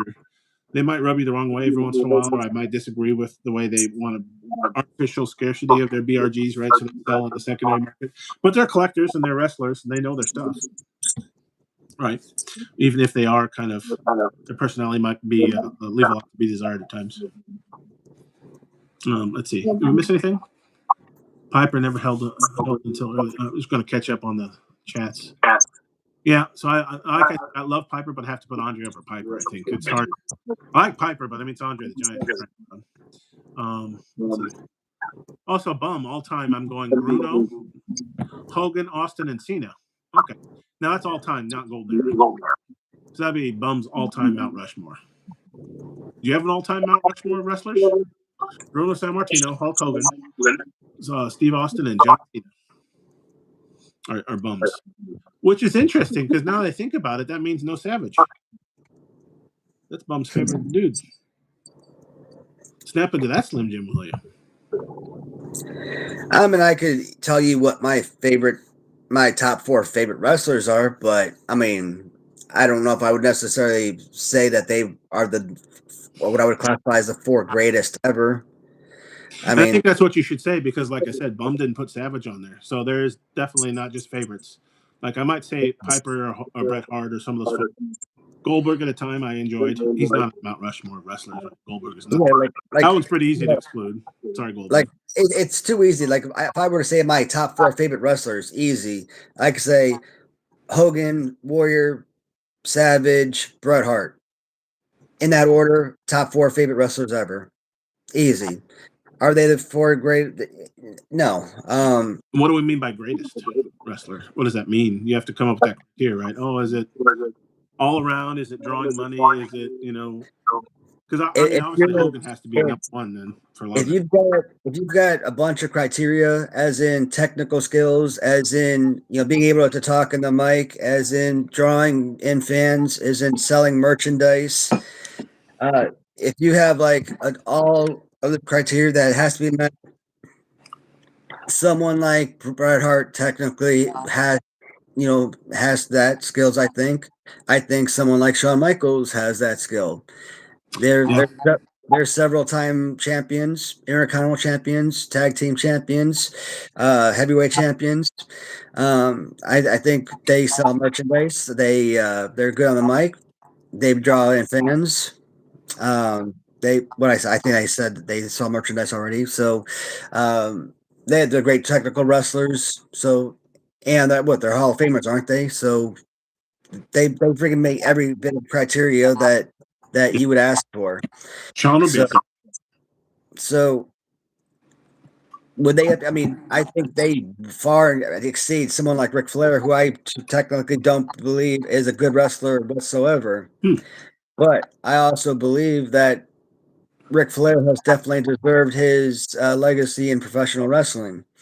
Now, if you were to ask me, does Ric Flair belong on the Rushmore of wrestling history? Yes. I say Hogan and Ric Flair probably do occupy the first 2 spots, no doubt. Well, and see, Hogan was probably a worse technical wrestler than Flair. Didn't hold him back, though, right? And here's the thing: I've never had a problem with Hogan. No, but he is right. He's not Bret Hart or Shawn Michaels, but he never was. That was never his bag, right? But then again, so Shawn probably has the problem of losing his smile. Until he grew up a bit. He needed to mature a little bit. That was his big downfall. He was kind of a jerk, hard to work with. Not the only wrestler that had that problem. But you make a lot of good points. He could talk the talk. He could be heel or babyface, depending on who you wanted to. He was certainly great in the ring. I'm sure he sold merch. Was there anything he couldn't do? He could be a jerk. Sometimes he would take his bat and go home, I would say. Right? There's a few times he didn't want to put, and that is a big part. And Hogan had that problem too. Is that it's all the wrestlers need to be on it. Right? They're the magicians. They need to know how the magic act works. Sometimes you put people over. Sometimes you get put over. You need to be able to give and take, right? To be truly. I mean, when the run was there, Hogan had to be put over because he was selling merch. He was pushing the industry into entertainment to levels that they hadn't seen in ever, probably. And that's probably why he's in the Mount Rushmore, right? I mean, Hogan made wrestling what it is kind of today, this popular money-grabbing industry, right? But sometimes in Hogan's history, he's had a problem putting people over. It is what it is. I think Piper actually had that problem too because he could see that if you put too many people over, pretty soon, look, Piper's not you're not popular or Vince or whoever will cut you. But that part of it is important because it is a magic act, if you will, that they're doing. Sometimes you win, sometimes you lose, but it doesn't mean you're better or worse. That's just the way the story has to be told this week. This week you get to lose, right? And I know Shawn Michaels had a problem early on. Yeah, I think he's gotten better, right? He's matured, but he had that problem where he would just be like, "Oh, he quit once or twice before instead of giving up the belt." Right?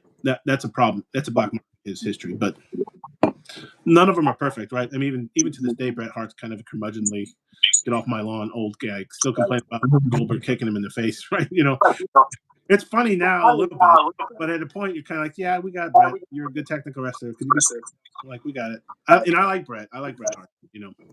His complaining does get old after a while. So he's not wrong. Like when they say, "Oh, modern punches look terrible," I'm like, yeah, you kind of are. You're kind of right. But at this point, probably everybody's sick of hearing you complain. You know what I mean? I'm gonna throw a little oddball at you. Something that nobody is probably gonna think about. Oh, wrestler wise, just speaking. Yes. So everybody is thinking, singles wrestlers. They're gonna think Undertaker. They're gonna think Cena, and The Rock, and Triple H, yada yada yada. I think all those guys are married. And they're gonna think all of these singles wrestlers, right? I think they're all married. Different men than singles, but I think most people on that Mount Rushmore, they're gonna say Hogan. They're gonna say Ric Flair. Gotcha. I'm gonna throw two guys at you. I'm gonna ask you how you feel about them. Dots make you blush. Oh, I kind of already am. Alcohol's getting in my face. Legion of Doom. Not the Road Warriors. Not to be confused with the Road Warriors. They're both. Well, because I don't think they were ever called Legion of Doom until WWE, right? Or whatever they're called at the time. Well, if you actually look at the Rumco figures, it actually says both names on the card. Interesting. Were they ever called the Legion of Doom back then, though? Must have. I don't remember that. I always thought they were the Road Warriors. And then Vince was like, "Oh, it can't be the Road Warriors. They got to be the Legion of Doom now." Huh. It says Legion of Doom Road Warriors on the card. I didn't know that. I don't have their Remcos. 1985. I mean, they were great tag team, especially back then when tag team meant something, and they're super over, right? Because technical wrestling wise, but they looked the part, they acted the part, the gimmick was great, like Hogan and Flair. Because here's the thing, their merchandise, their Remco figures sold like crazy. Their Hasbro figures, I'm pretty sure, sold like crazy. When they first started, I heard that they were nothing but these body slam guys that really couldn't wrestle like at all. But then they expanded. AWA tag team champions, NWA, WCW tag team champions, WWF tag team champions. Probably the first tag team to ever do that. Literally one of the greatest tag teams, if not the greatest tag team ever. A lot of success in Japan too. I think they're over in Japan a lot too, right? And I think they had IGWP or whatever it is. Did they get a tag team belts in Japan? I think so. I don't know I don't know Japanese wrestling history much, but I'm sure they were. I'm pretty sure they were popular. And I know when Hawk was having his alcoholic problems, he left without Animal. And I think he took a local Japanese wrestler, I forget what they called him, and kind of repatterned the Road Warriors after him and just this other guy. But they were pretty popular in Japan, as far as you know. I mean, a lot of them were Andre. So I assume at one point they probably won one or two tag belts over there. So are you saying they should be on the Mount Rushmore? Is that what we're talking, do you think? I mean, why don't we skip to single wrestlers and jump to a tag team instead? How about a tag team only Mount Rushmore? Yes. Because it's not fair to compare Hawk and Animal to Hulk Hogan. They're totally different things. Hawk and Animal were never big solo wrestlers, right? They were definitely a tag team dominated gimmick. Because nobody said that they had to be single wrestlers. They just said 4 wrestlers. No, they didn't. Oh, then a guest on the show. What do you think? Road Warriors or Hart Foundation? Road Warriors are better than Hart. Recently, Cornette talked about, he was trying to be diplomatic about it, but I think one of his listeners or something asked him about the Dudley Boys versus the Road Warriors. They're like, no offense to the Get a Table Dudley Boys, but I mean, you're like Brian Last, his co-host, said, you're talking about probably one of the most over tag teams at a time when tag team wrestling was huge. I think we all kind of forgot tag team wrestling is kind of, especially nowadays, it's kind of really waned, where it feels like they just throw any 2 people together. And sometimes it gets over and sometimes it doesn't. But back then, tag team wrestling was really big, and they were probably over more than anyone in multiple territories around the world, even like with Japan and that sort of thing. I kind of forgotten. I think was it about I think it was another article in that book. I think it was just about Vader. That Vader won a lot of titles. Not to distract you from this, but Vader won a lot of heavyweight titles around the world. It's Vader time. Leon White. I didn't realize that. I know he got his gimmick, that mask and stuff, in Japan where he won. But I think Germany he won a title, and like maybe somewhere in South America he won. I think at one time he had 3 or 4 heavyweight titles from around the world, which I didn't really realize. So if we limit it to just tag teams, the Road Warriors probably have to be on there. Who else? Who are the other 3 tag teams? And is that any era? Are we talking like 80s on? I don't know. What do you tag teams before that? that? Rush Hour of tag teams? Just tag teams, yeah. If I'm doing Mount Rushmore tag teams, I mean Steiner Brothers, I would say is a definite. Yeah, and somebody was asking here in the chat. Who was it? Road Warriors. Oh yeah, Steven. Who are the greater tag team, Road Warriors or the Steiners? And I had to say probably Road Warriors were over. But the Steiners are good. Legion of Doom, Steiners, Dudley Boys, and Harlem Heat. Bum said Legion of Doom, Steiners, Dudley Boys, and Harlem Heat. I think Steiner Brothers. I mean, obviously Steiner Brothers are the better technical wrestlers, Yeah. but I think the dominance of Legion of Doom would overpower them in the end, and Legion of Doom would win. Wrestling's an interesting sport. Like in football, a lot of it is who's faster, stronger. I could just push you over. But I mean, how many wrestlers have failed because they looked the part and maybe they could wrestle, but they couldn't talk. Right? They had no gimmick. They had no story. It's an interesting. It's a hard skill set, right? It's like you kind of sometimes maybe have to be a stand-up comedian. You have to kind of be an actor. You have to be a stunt person. You have to be in shape. You have to be athletic. I mean, that takes a lot of cardio, even if you're big and strong like Hulk Hogan. It's a very, what would you call it? Aerobic activity. Even just running the ropes and running around the ring and all that stuff. It's a very interesting skill set. Tony mentions Hart Foundation, and I'm a Bret Hart fan, and I think it was a great tag team, especially with Jimmy Hart. We haven't even mentioned Demolition. Demolition is hot right now. I mean, how many figures have they had? I mean, how much merch is Demolition now selling? And the theme song is great. And I think that's it for me right there. What do you think? So, for me, that's Legion of Doom, Steiner Brothers, Demolition, and Hart Foundation. Oh, there you go. That's a pretty reasonable 4. Can anybody Strike Force? I could interest you in the Strike Force. No, I'm just kidding. Who was the Rotunda and what's his face? They were tag team champions for a while. Didn't they lose in WrestleMania 1? What were they called? Which ones? Mike Rotunda and I'm trying to think of his name. Tall blonde guy. I don't want to say the wrong name because I'll get confused. But they were Hardy Boys. We didn't talk about the Hardy Boys. I think they were champions going into WrestleMania 1, and then maybe that was when Volkov and Chief beat him for the title. Is that Rock and Roll Express? Are you talking about? No, yeah, that'd be like. In fact, hopefully they're shipping soon. I had that Barry Windham, Mike Rotunda, and Barry Windham. I kept thinking of Danny Spivey because I was watching something earlier, and I'm like, it's not Spivey, but they're similar. Rotunda and Barry Windham were tag team in the WWF for a while, and I think they had the title, the tag team title, going into WrestleMania 1. I think I could be wrong. Maybe they lost it to Sheik and Volkov. They were probably a pretty big heel tag team, but I don't know if they were long enough. British Bulldogs, another great team, but were they a team long enough? Did they call them the Dream Team? Valentine and Beefcake. That was an interesting tag team for a while. Were they the American Express? BBA saying the American Express. Was that what they're called? It was like American something. He could be right. Let's look that up. I have the power of the internet.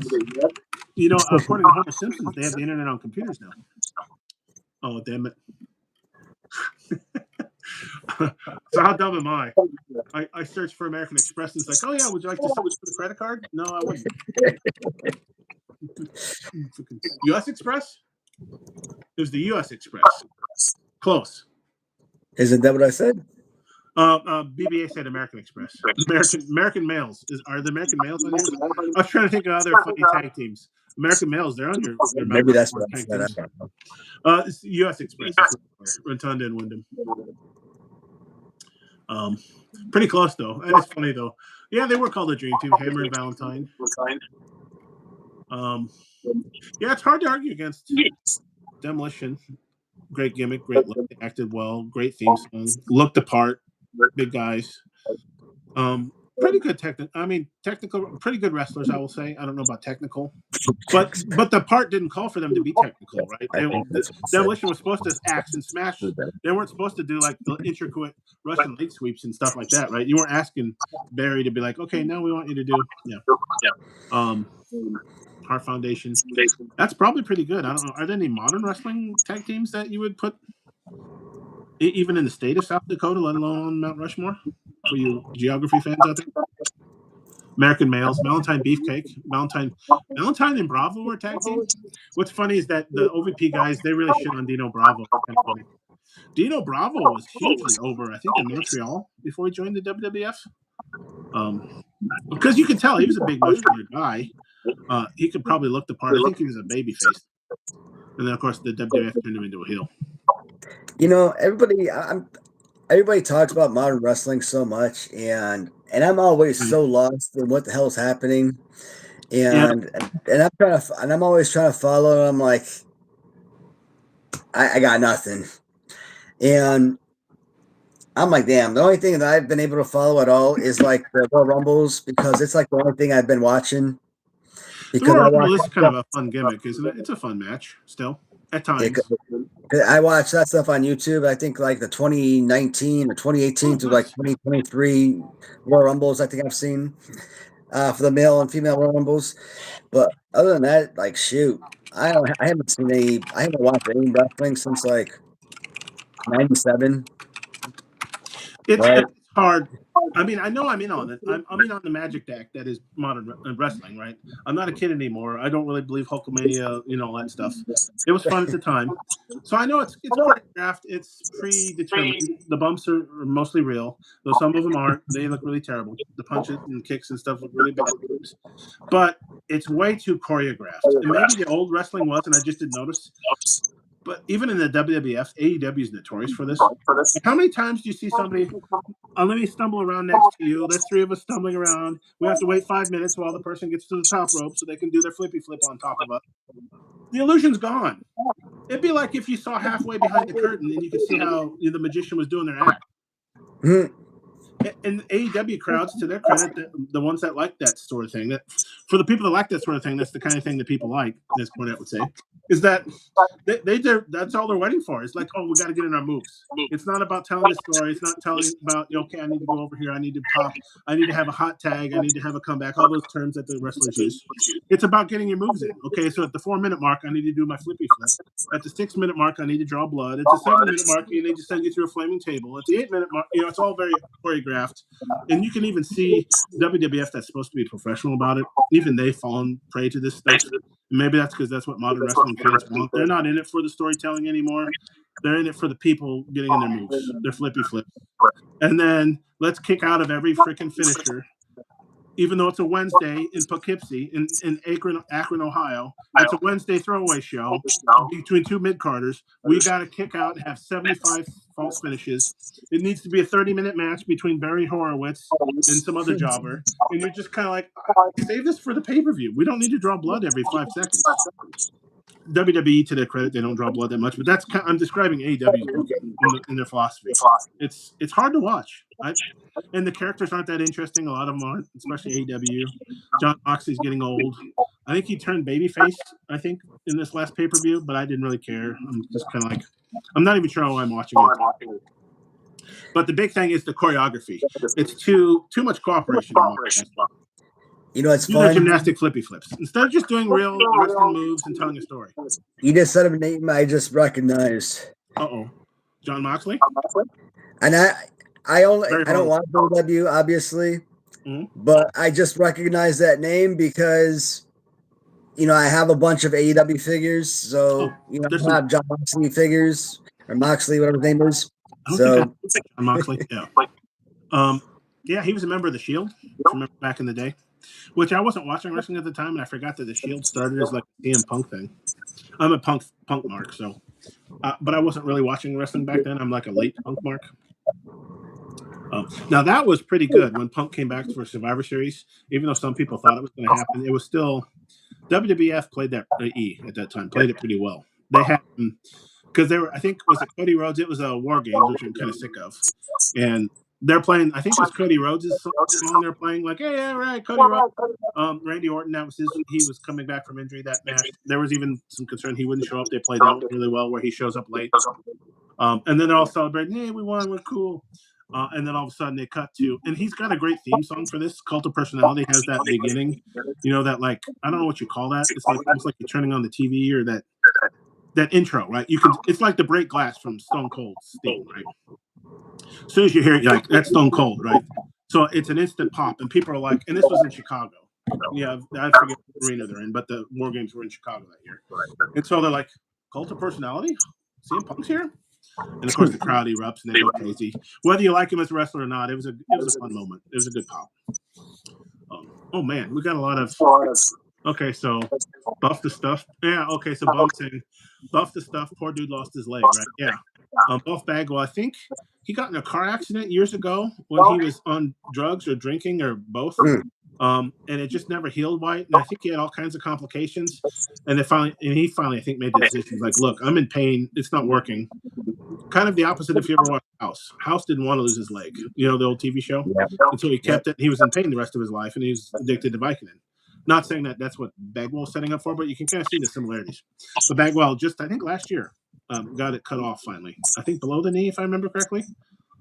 He seems to be doing okay now. But yeah, he lost his leg.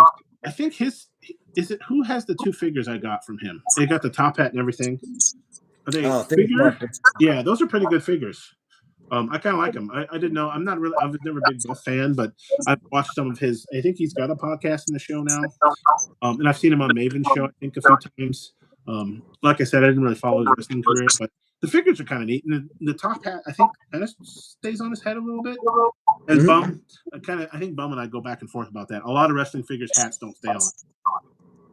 Famously, like the Berserker's hat from KWK, it didn't stay on. I still need to get like a double-sided tape or something to keep it on there. But his figures are pretty decent, I think, from figure collections. Yeah. I don't think they're the best retros, but I dig figure collections a bit. Yeah, to me, I think not. I wouldn't. Yeah, they're either number one or they're number two. Yes, I think they're either. I'm underselling them. You're putting them over. I think they're either, like I said, they're either number one or they're just behind Hasbro Toys. As far as being, the most Hasbro-like. Obviously, for Hasbro's are the golden ticket. There's no doubt about it. Hasbro's are number one. That's not even the case. But ever since they're all comparable to Hasbro's, what are the most Hasbro-like? Mattel Retros, same thing. Mattel Retros are going to be thrown in it as comparable. I don't even think Mattel Retros are as comparable. I still think the Mattel Retro is too big, too wide. So okay. The only thing Mattel Retros have as comparable to Hasbro's are the function features. The action features. The ringside retros, those are probably made by Mattel, aren't they? Yeah, those are Mattel's too. So I guess you're saying like he's kind of wide, isn't he? The Cody Rhodes. I have him on the desk. Now that you mentioned it, he's kind of wide. And but what is neat though is I think they're the only ones, the Mattel, and then of course the Hasbro. They're the only ones that have the action still. Not that I care, but none of the other retros. So because I grew up with Hasbros, so when you all were talking retros, I'm like, okay, let me get the KWK, the figure collections. I'm like, okay, what action does it do? And even some of them will say, oh yeah, raise their arms and do this and this, the smash attack or whatever. But there's no action. And I'm like, but how could they be a retro if there's no action? Hasbro taught me, even the crappy punch. Every figure has to have an action, right?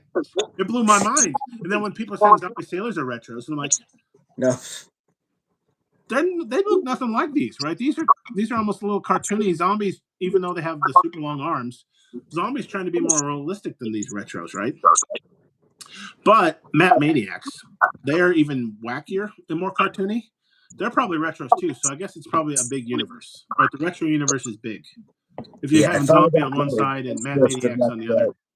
Because like his face looks pretty good here, right? Like that looks Cody Rhodes. You can tell he's even got the neck tattoo, right? It might be a little distorted, and like you said, he's wide and probably too short for how wide it is.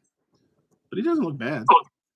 Yeah, they're really good figures. Got a lot of movement, head movement stuff. Yeah, what I really like about now, these were a little more expensive, but still not bad, is that the Mattel Retros, you can get a 4-pack for 60 or $65. Hastel Toys, can I even get a figure for $65 anymore? They might be good. Like I keep looking at that Oz figure, and I think on eBay maybe I can get it for 60. And I'm like, I got Ultimate Warrior and Harley Race and who else is in that pack for like $60? Like Virgil, I think, was in there, and Virgil was he in and that Bob one? 4 great figures for $60 or one Oz figure. Yeah, the only, I mean, really, the Oz has a great appeal because I don't think there is another Oz figure. And I think as Bum did on his unboxing, the mask is pretty good and it stays on. But is it $60 good? I haven't bought it yet, so I don't know. Yeah, anyway, I think the Diesel figures, the Bezos and the Oz, those might have actually been the last figures. Now that I think about it, might have been the last ones I've actually ever bought from Hastel Toys. Did you get the whole? Is it a 3-pack or a 4-pack? You get the whole. Well, pack? I got all 4 of them from them. So I don't remember buying anything else after that. I mean, it's possible I may have bought something else, but it's been a while. I think I might be like 5, maybe even 10 figures behind. It's been a while, and I'm like a 2-pack behind, maybe a couple 2-packs, maybe a 3-pack. I'm like, wow. Like somebody took a picture of like all of these figures just laid out, and I was looking at them. I'm like, wait a minute, I'm missing that one. Mm-hmm. I'm missing that. I'm missing that. I'm missing that. Wait, how? What? What? No. Like I'm supposed to be at 100%. How am I missing these? Bum keeps me apprised of that because I think he just. I think did he get his Mongo McMichael in? That's a newer one. I think did he come out with a Sandman? There's 3 or 4 new ones that were on pre-order in December. You probably Sandman from them. I mean, I have a Sandman from Zombie Sailors. I don't have a Sandman from no Hastel Toys. I don't have no McMichael from no Hastel Toys. I don't have the 3-pack nor the single Hillbilly Jim from Hastel Toys. Bum unboxed the Hillbilly Jim single, and I'm glad they came out with a single, but he's missing his hat. That distinctive hat is not on the single. And I'm like, I don't know if it would have stayed up with him, but I mean, it's his hat. I made even a point in his live stream to mention that I've got 2 LGNs that I rebought this past year, getting back into the hobby. Paul Orndorff, because it was just the first one I saw. That was a reasonable price. And then Hillbilly Jim. And I made sure that my Hillbilly Jim came with his hat. He can't not have that hat, right? That's his hat. So tomorrow, I'm not sure when it's going to air. Probably with the next 15 hours or something. When Big Rubber Guys releases the Hillbilly Jim. What is that? Like Series 15, Series 16? Great timing. Hillbilly and Tito, I think, right? Get released tomorrow. So I can't afford Hastel because I got to buy the BRGs. They're number 1 priority for me. So are we buying 2 of those? Or are we just buying just 1 of those? 1. I mean, 1 each or 2 each? 1. I'm a oneer because those are resealable. But what my dirty secret? They're resealable. The BRGs are, but I throw away the bubble. See, I keep them, even the duplicates that I buy. I think I do that because I know I don't want to sell it, and I want to make myself sell it, and now it's not worth as much. Plus, it takes up room. I barely want to keep the card backs, but they're easy to keep because they're small, right? I can stack a lot of card backs. But the bubble, I mean, on those they're pretty expensive. The Latunis are and the LGNs as well, the Matels, because they aren't resealable. That's where I'm kind of like I have to buy 2. I've even got a spreadsheet now of what Latunis I have to rebuy. I took advantage of his Boxing Day sale and I got I think Smash and the Mega Macho because I only had 1 of each of them. So I can now open 1 and keep 1 mint on card. It's a terrible habit. And I saw he posted something on Facebook, and he mentioned that a couple weeks ago when I emailed him. I think he's got some. Doesn't he have some samples now in his acrylic cases? I mean, I'll be interested to see how those work. Hey, since my messenger isn't working, you want me to catch up? I see somebody donated to us. Can you let me know who that was? Yes, it's Frank. Frank-High9KX. The message though, they donated $5. That's great. Thanks, Frank. I hope your New Year's is filled with chicks with dicks. Fly the L. I guess it's a. I think it's tongue in cheek. Whose cheek? bum's cheek, but $5 is $5. That's not to sneeze at. Like, so I kind of skipped it, but the green kind of fills up my view. So, Well, Frank, never mind. say hi to Frank for us. I thought it was a real donation. Sorry. I think he really gave you $5. It's just the message wasn't like, "Hey, I enjoy your channel and keep making the content." It was, "Let's talk about transsexuals because that's the new gay, right?" Now, it could be just being funny because I don't know, I recognize the name, but we have a lot of people on here that talk about transsexuals for some reason because that is the new gay. I guess I made fun of people saying gay too many times, and now transsexual is the gay thing. So I don't know if they're poking fun at them. I'm still poking fun at us, but you got $5, man. Frank, thank you, but please don't do that. Maybe better messages next time.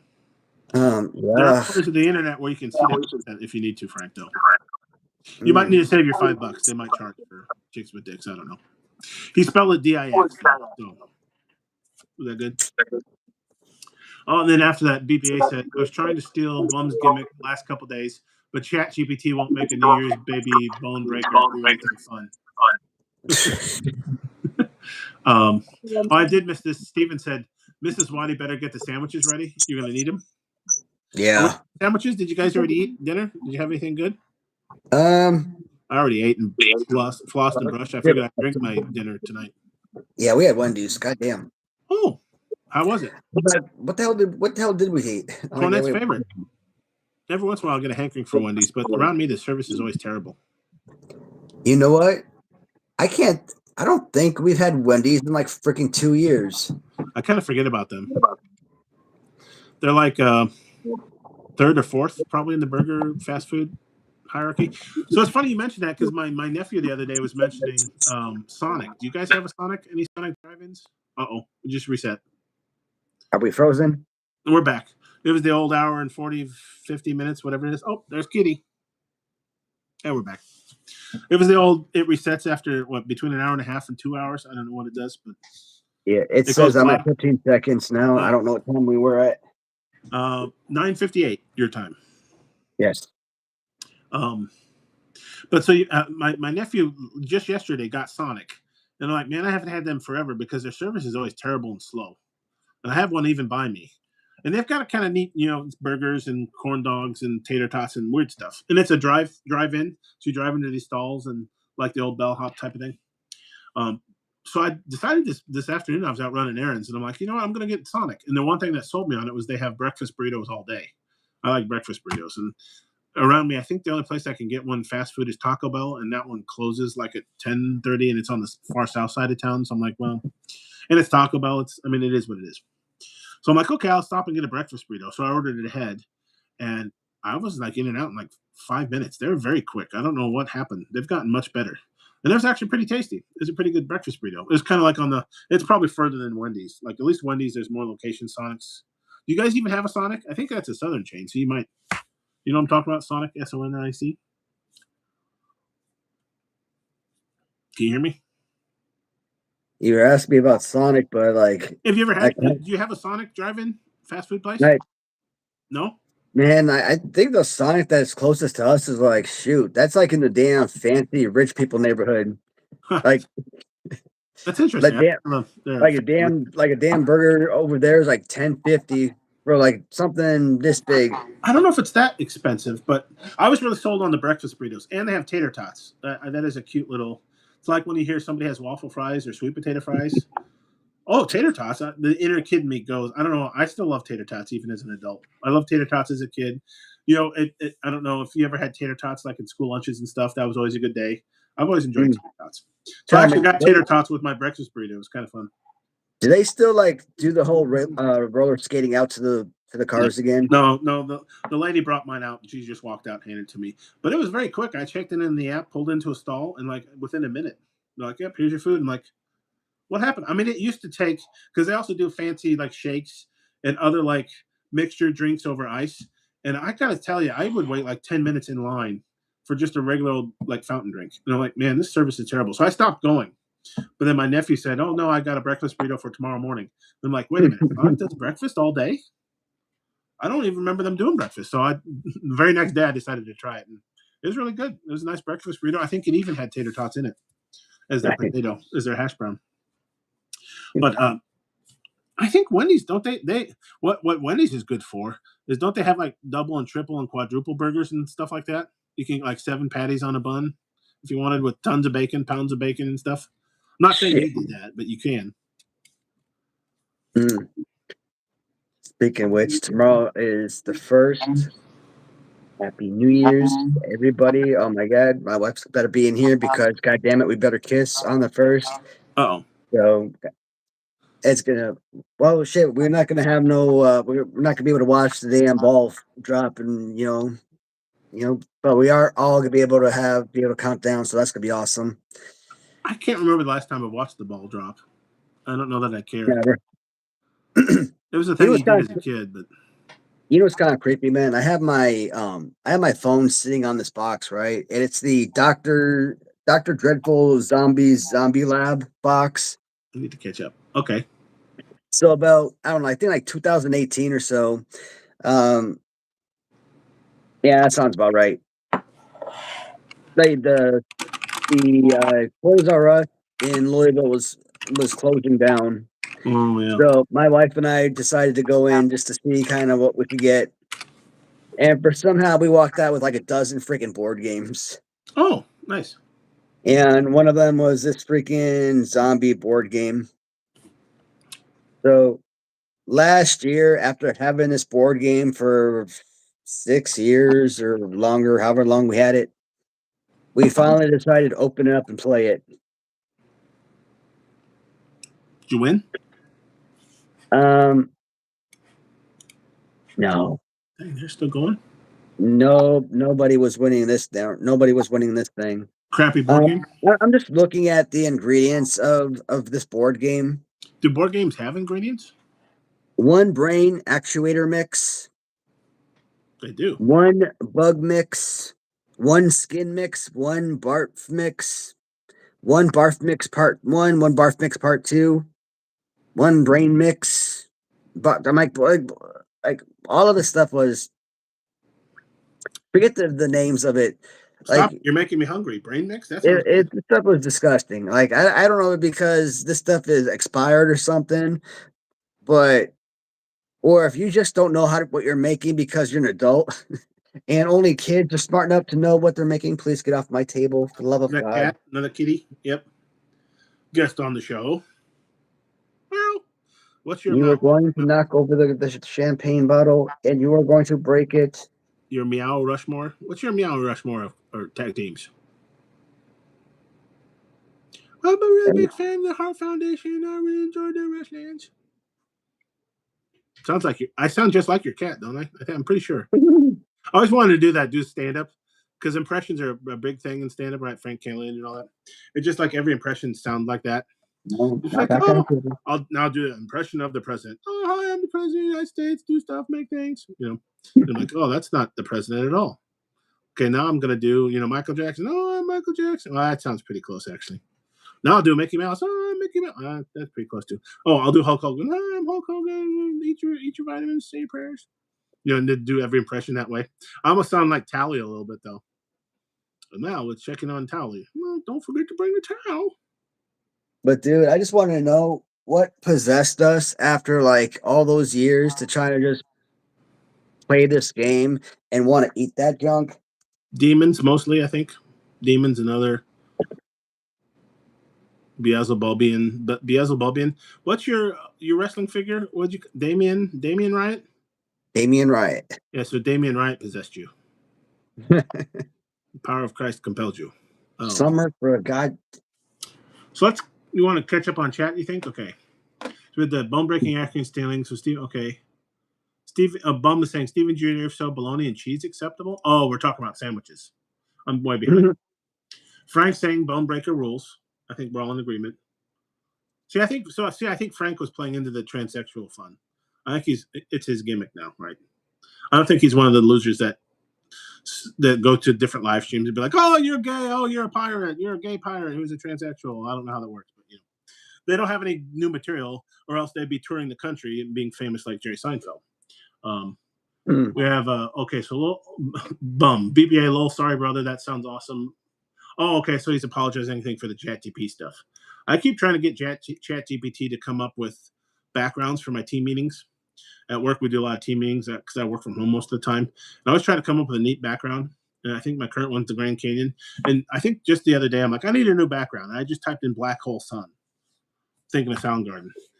It was an interesting photo. I haven't used it yet, but ChatGPT actually came out with a weird, had a nice cloud, and the sun looked like it was a black hole, but also on fire. But for some reason, it decided to light some of the grass and stuff on fire, which I don't know. I don't quite understand. But it was an interesting take. I'm not too nervous about our new AI overlords, but I was enjoying the picture. I haven't used it yet, though. I don't know how my team would appreciate that. Work. I don't know if it looks super professional, but it was kind of a neat picture. Okay, so Frank is saying Happy New Year, Waddy. I'm catching up. That was the guy. He donated $5, hoping I get chicks with dicks. Is $5 enough to get chicks with dicks? I don't know. What's the going rate? I haven't checked. Let me go. Should I type in Amazon? That'll roll my search history. Chicks. I'm sorry. People who search for chicks with dicks also wanted batteries. Really? But do we have to drink to Frank? We got to give him credit. That was funny. Yeah, and so I think he's definitely playing the part. I think he's doing good. I'm He's still doing well. We got to drink to Frank. He did good. I'm still finishing my Ardbeg. Kind of smells like your cigar. A little peaty. Okay. So Bum saying, let's hear some noise for a Fly the L MRW figure down the line. Okay, so there is a groundswell asking for a figure of me. I don't know why. Dude. I've tried OnlyFans many times. Nobody wants to look at my picture. I don't know how many times I post my feet to random websites. Nobody wants to give me money from my feet. Check this out. I got an idea. Uh-oh. But the idea is in my brain, and the ability to put it into words. The ability to put it into words and relay it to a designer is going to be impossible. Especially at tonight during this live stream, probably. But this is what I'm thinking. That's weird. I know. I'm reading the comments that popped up here. They were talking about a neighbor pooping and throwing bags of poop over their fence, which I've heard before. Damn, we got to read that. That shit's going to make me laugh like crazy. Yeah, so when you're done with this, I'll try to catch up on the chat again, maybe. It's hard to do. Even though I'm used to multitasking, got like 2 monitors and this, and then I'm talking to you, but it's hard to keep up. So, good thing. There's a few people who I want to make action figures of. We've talked about, you got this look about like Big Show, and they said Big Boss Man, and I'm like, okay, let's work with that. There's another guy who I've been a fan of, who I've been watching on YouTube for a couple of years, JP's World of Wrestling. JP's. I look at JP and I'm like, you know what? He's got that Big Boss Man look too, which I really like. So, and he's got a very small channel. He reminds me of myself, and kind of like where I started off and everything. So I'm like, yeah. I really like JP. He's got a good personality. He reminds me of myself a lot. So, ideas. Maybe you guys individually don't have the know-how where people are like, hey, I know these guys, or I know a lot about them, where they have action figures I would sell. Got it.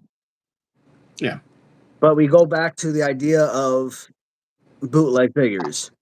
Oh, right. We're not necessarily creating actual wrestlers. We're creating our own personalized characters. Mm-hmm. So maybe we're creating this police officer kind of mimicked after Big Boss Man, and maybe his name is Bubba Smith, but over here on the side of the package to the left hand side it says Fly the L.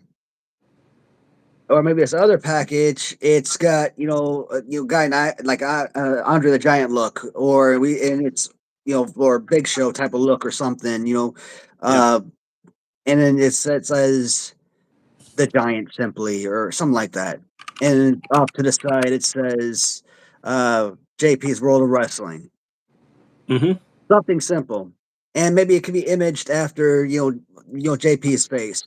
Or maybe the other figure could have an image of your face. Hey, Don't want to scare the children. as long as you guys don't plan to sue and don't mind, your image being on the figures, you know what that would be, that would still be utilized. So it'd still be your look. It would still have your name on the backs. So it technically would be you, but That'd be cool. it would still be technically our own created wrestler. So it would technically be a bootleg figure, but it wouldn't be necessarily mimicked after a particular person per se. Yeah, you're kind of blurring the lines a little bit with your kind of paying an homage to the Big Boss Man type of thing. But you're talking police, and you said Bubba Smith. Did anybody else's mind go anywhere else? Bubba Smith. Police Academy. Okay, you got it. Yeah. I'm like, Bubba Smith was the guy. I'm like, yep, Charles Aaron Bubba Smith. Like, oh, yep, that was him. Police Academy. But anyway, as soon as you said Bubba Smith, I'm like, are you meaning to draw attention to Police Academy? It just fit pretty well. And actually, I wasn't even thinking about that. That was just some random name I thought about. As soon as you said that, I'm like, that's Police Academy, right? No, I mean, I think anything that would work. Honestly, it'd be just neat seeing a figure of mine. That is too damn funny, though. I definitely think you've made a good choice of who you've gone so far with everybody pulling for your line. I mean, all I've really done is co-host a few shows and talk too much. It's kind of neat because I never would have thought, looking at myself, of course, you've seen yourself every day for however long you've been on the earth. I never really thought of myself as like, yeah, I kind of look like, was it the Big Show, Big Boss Man? I think there's been a few other ones like Big Boss Man. That's kind of interesting. I never really thought of myself as the Big Boss Man. That makes me think about, I don't think I have a Big Boss Man figure though, so I probably need to find one. I did as a kid, of course. I mean, you had to, but I don't think I've got one since I've gotten back into collecting. But your ideas seem pretty neat, and I think that's part of what you need. You kind of have to mix it up, like until I mean, I don't know if you could ever be like a Latuni and sign real wrestlers and what they want to charge. Plus, it might be oversaturated. So how do you differentiate yourself? Like, yeah. I mean, do we need another Randy Savage? Great wrestler. Could be on the Mount Rushmore too. But I mean, everybody and their uncle are making Randy Savage figures now of all kinds. You want a retro? You want a LJN? Though I would be curious. I hope Mattel makes that Randy Savage. I would like to see the Mattel LJN, see what that looks like. But I mean, Latuni keeping me stocked with Randy's figure collections and zombie sailors and all the other. What? Mattel hasn't made a Randy Savage though, have they? Retro? Yeah, they made a few. Have they? Were they older before I joined, and maybe I don't have them? I don't think I have one. I need to get one. Mattel Retros, I mean, they definitely have a green Trunks in the earlier series, and I think they have a later all black NWO series. Probably after I started collecting. They have at least two. They have two, and okay. Do they have a third? I'm trying not to get them, but I think I saw some Grappler and Gimmicks Randy's, like after seeing Bum unbox a few on eBay. There's a seller called Mabel Toys that has a bunch of grapplers and gimmicks, and they're always making offers to people that watch them. I'm thinking about making them a package offer for that Oz. I want Andrew is pretty awesome. Is that who owns Mabel? But they're always making me offers individually, and I'm thinking like, hey, can I make you a package offer? Just do a counter. I'll take this Macho and that Macho, and I think there was even a third Macho and the Oz, and give me a deal on all four, save on shipping and all that stuff. But I'm trying to spread out my money a little bit, so maybe it'd be in a couple weeks I'll go back and check in on it. I'm not ready to spend any more on wrestling figures, I hope. Though I did see something from Figure Collections. I think they must be having a New Year's sale, or there's a New Year's code I got. If anybody's interested in retros, I forget what it was called. I think we all probably got it. Okay, here we go. I'll put it in the chat just for those folks. FC New Year. I think it's 10%. But I think Kyle and Major and maybe a few of the other codes work too, like at Ringside. They might have standing. I can't remember at Figure Collections. But I got an email this morning, and I'm like, do I really want to buy more figures right now? I kind of want to put it on pause. Okay, let's catch up on chat. What do you think? So we've got Bonebreaker Rules. Okay, we got the sorry. Happy New Year, Waddy from Frank. We said that, I think. He was the one who donated $5. Hoping that I can find some chicks with dicks. We did the Bum Fly the L figure. Whoever passes out, lol, I'm here. Bum says whoever passes out, he's here. Yeah, because we're talking about tagging him in, I think, weren't we? We have a real life tag team. He could be, Bum will be our crush. Are you Axe and I'm Smash, or am I Who's Axe and Smash? He can be our crush. No, I'm sorry. Who are you allergic to shellfish? I am. So you're Axe.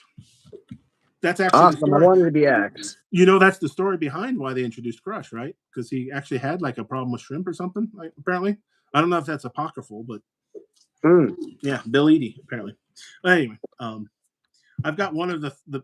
It's funny because I finally did get the Smash figure from BRG from this latest series, but the Crush, which I guess are hard to get now. I think Crush is going to be the hardest one to get now because I think people everybody pre-ordered Axe and Smash. Some of us pre-ordered all three, but some people forgot Crush, and now they're having buyer's remorse. And of course, the order. What is it? The pre-order is the order, or what does Cardona say? Right?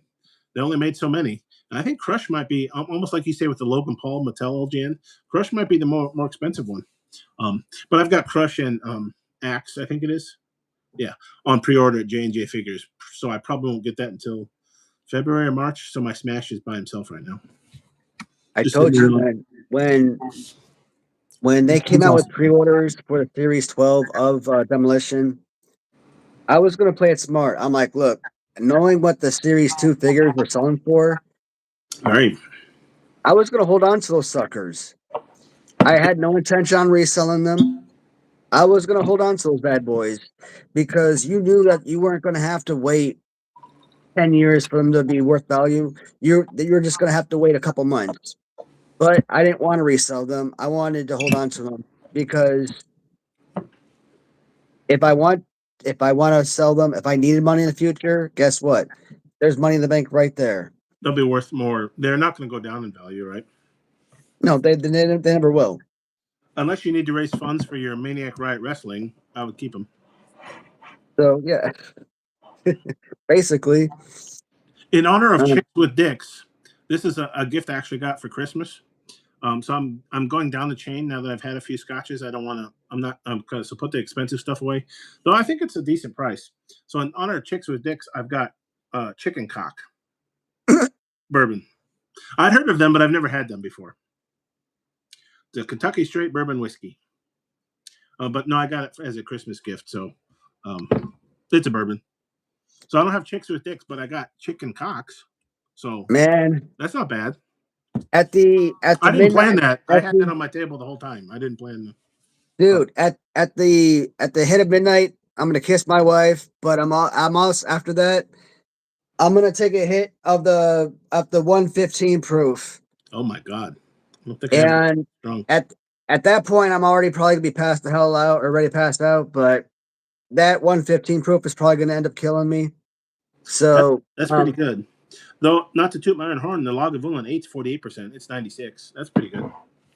And the Ardbeg 46.6%. Apparently, they needed to get the point in there. But that will be for the crew. You're gonna need more peanut butter and jelly sandwiches after that one. You're gonna need a Sonic breakfast burrito or maybe a triple burger from Wendy's. Do you have any Wendy's that are open 24/7? You might need another burger or something. After that, I'm brushing my teeth and then I'm going to bed. DoorDash you a burger 12. Let's catch up. Okay, so whoever passes out, he's here. You guys are a great team, so I hope I can tag in as a third. So that's Bum saying that, or as we call him, Crush now. Sorry, Bum, you're Crush. Okay, so Bum, let me try the link when I get home in probably half an hour. Maybe we can get the Magic 3-way. Yeah, I think we tried that, but we can still tag him in. Galena Sarfina. That's a good name. Galena Sarfina. I want to get out now. Well, I don't know what that's in reference to. And Bum saying, Galena, where are you going? Galena, I only go if a MMM 3-way starts here. Oh, okay. They want to get out if there's a 3-way.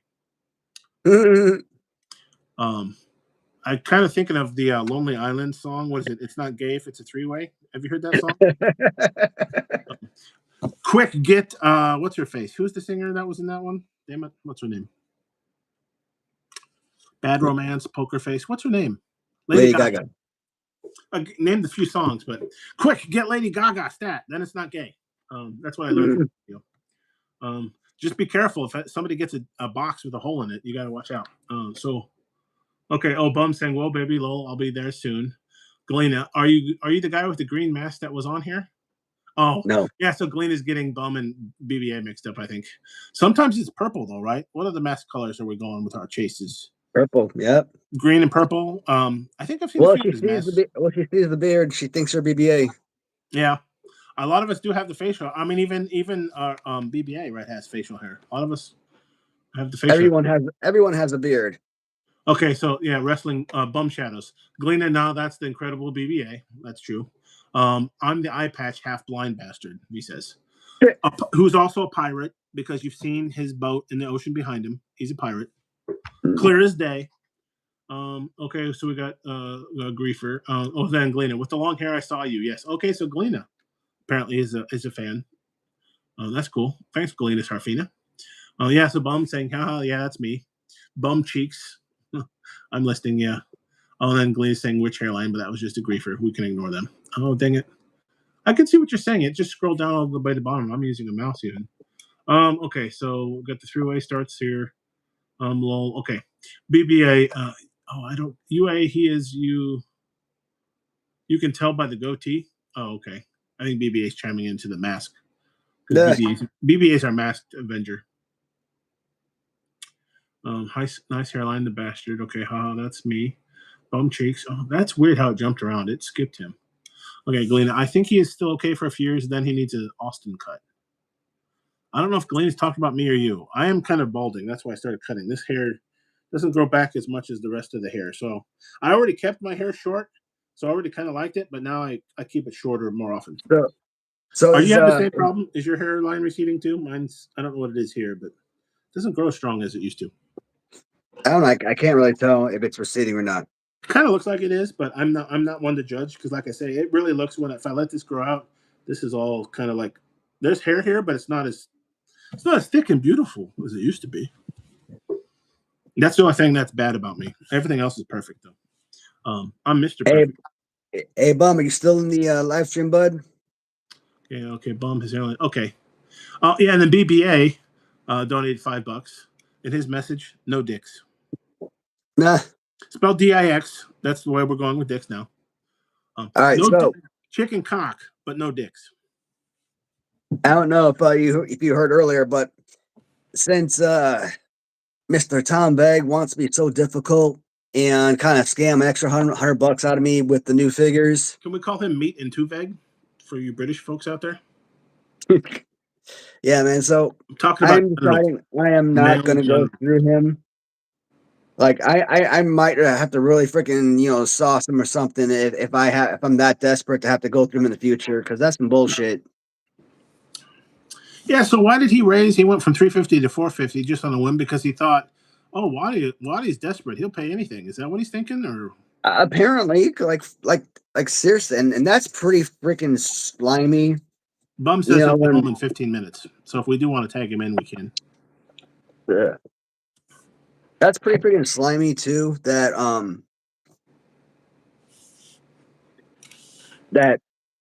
when you know that somebody's trying to do a business or trying to run a business and what they're trying to achieve, and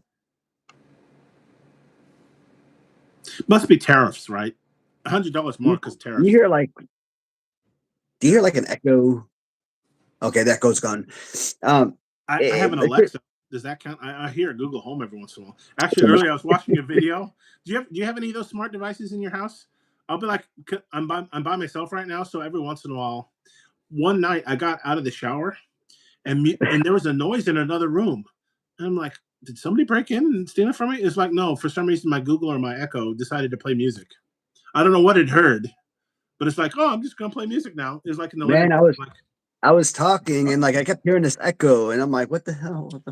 Every once in a while I get feedback. I hear myself. Like earlier when we were talking on Facebook, or Messenger. So after we finished, I'm like, man, that was kind of annoying. I kept hearing myself. I don't know if you heard me twice, but I would talk and then I hear you and then I hear me, and I'm like, okay, is it my phone? I don't know. My Wi-Fi is pretty good, so I wouldn't think it'd be that problem. And then Facebook's like, hey, how did we do? Well, how was our audio? I'm like, your audio sucked, Facebook.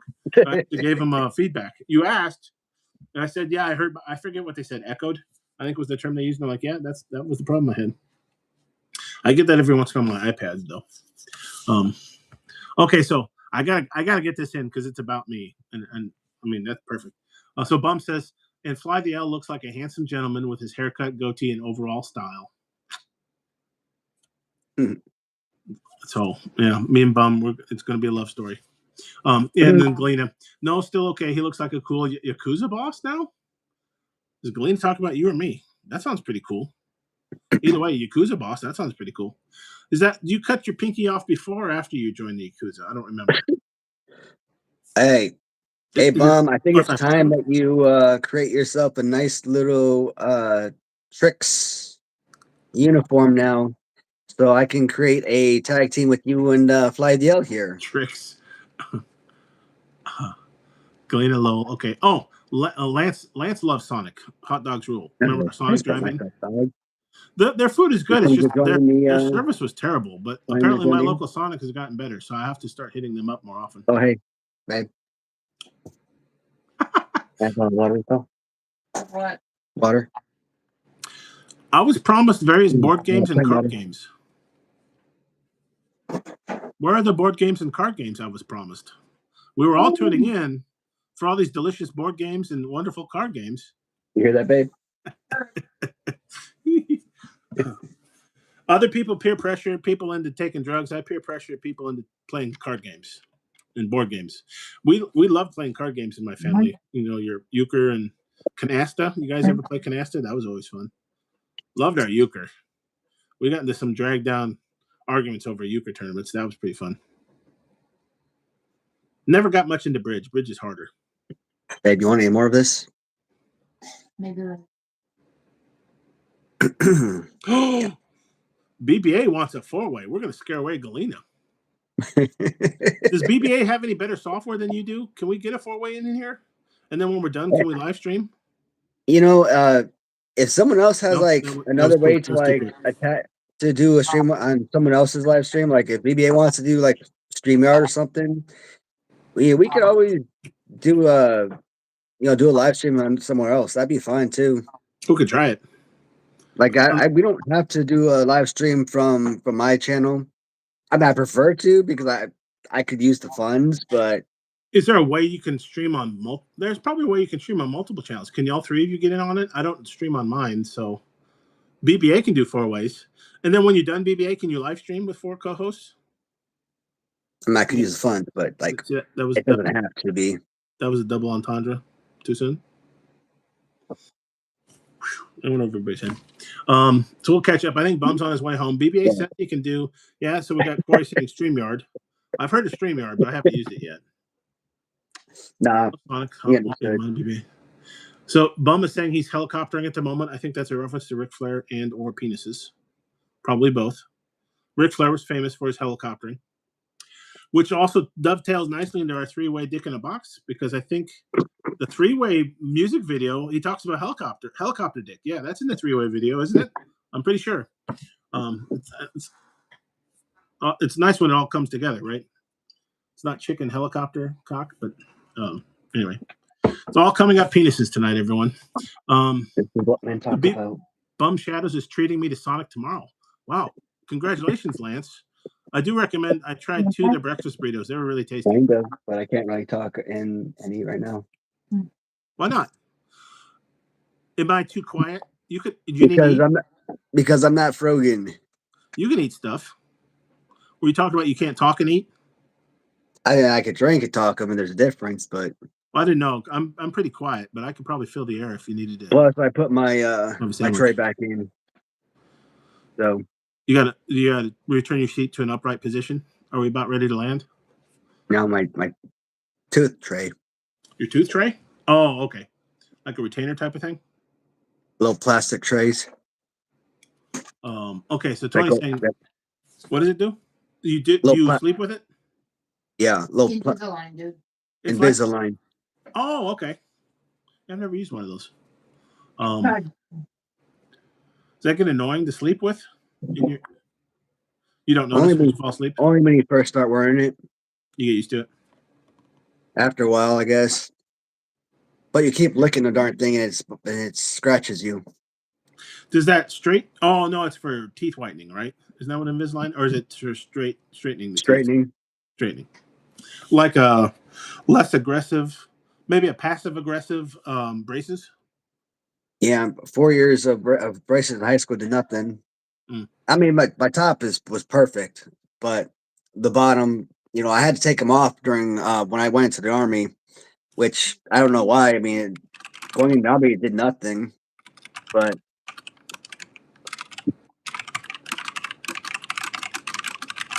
and I was at the dentist a couple months ago. I'm like, hey, I just kind of like asked like, hey, what can I do to fix this? I'm like, and he kind of recommended this. And I'm like, yeah, let's do it. I'm sorry. I enjoyed my passive aggressive braces comment. That really tickled me. Yeah. Because it's not as strong as braces, right? But No. kind of like your teeth could be straighter. Anyway. Okay, so Bum Shadows is treating Lance to Sonic tomorrow. Put that down. Now I want Sonic again. Isn't that weird? Or Wendy's. You mentioned Wendy's. That sounds pretty good. Matt looked like he's about to put into Roddy Piper. Oh, so Tony's saying Matt looks like he's about to be put into Roddy Piper's sleeper hold. Good night, Irene. Good night, Irene. Oh yeah, Bum. It's true, Lance. Here comes the aeroplane. Oh, we're talking about helicoptering, I think. Galena. Matt looks like he is Masahiro Chono's mystery partner. Chonos? Let's play. Matt looks like. Galena wants to play. Matt looks like. Oh, are you sleeping? Is it the napping time? Is it napping time already? You still got an hour and a half, don't you? Well, that gives me at least an hour and 25 minutes to sleep then, huh? I'm still doing. I'm doing pretty good. I've got multiple monitors up. I've had a lot to drink, but I can still do the date game math. time. I can still do date math. Okay, so we got Matt looks. Oh yeah, so Galena wants to play. Matt looks like Tom Cruise. Bum saying Yakuza and Chono. Wow. Ew. Okay, that's pretty good. What's wrong with Tom Cruise? Ew. We love Tom Cruise. Your wife's not a fan of Tom Cruise? Tom So Cruise is a So your wife's not a fan of Tom Cruise. You look like Tom Cruise. Therefore, your wife's not a fan of you by the transitive property of Tom Cruise. Everybody loves a good math joke. How many? You never thought transitive property would come back up in your adult life, did you? Come for the math jokes. Stay for the chicken cock. I like to mix it up every once in a while. Just don't get me started on my physics jokes. Okay, so no, that was me. That's Okay, a good so physics joke. I don't think I have one actually. I was just trying to show off. Why did the chicken cross the road? I'm stealing this from a movie. Or why did the elephant? How did it go? I forgot the setup. Why did the elephant cross through the road? Because it was carbon bonded to the chicken? I forget. I forget what the original setup was. It was from Lost in Space. Do you remember seeing that movie? The remake? No. I'm lifting it from that. It wasn't a bad movie. With who's the guy from Friends? Gary Oldman plays the bad guy. I'm trying to remember the rest of the people. It wasn't a bad. And then they remade it again on Netflix, the TV show. That wasn't bad either. I vaguely remember the old TV show, watching it in syndication as a kid, but I'm not that old. I didn't watch it live. Okay, so let's fly. Okay. Galena, Chono was in the Yakuza anyway. Even if he says no, everybody knows. All right. Wrestling Bum Shadows. Uncle Bum, aka Bum in the USA. Oh, that was one of his figures, wasn't it? Uncle Bum? All right. Why are we sleeping in separate bedrooms? To get to the other side. I realize that my anxiety is way out of control. I'm out of control. That explains the human remains I found under the bed. Oh, is this the was this the bad therapist? What was it called? Is this the therapist one? Horrible couples. The horrible couples. Horrible couples. Is this a card game? Uh-huh. Can we all play? Can we ask the chat to play? All right. So now tell me more about this game. Like, Okay, here's the question. No, pick a different one. we pick cards. What's the concept? Let's start off with a question card. All right. Ask them that. What's your favorite thing about me? Uh-oh. Pressure's on. Answer. I'm waiting. Or response. Wait His, a minute. Your favorite thing about me is his action figure collection. Just read it. I got herpes from a total stranger.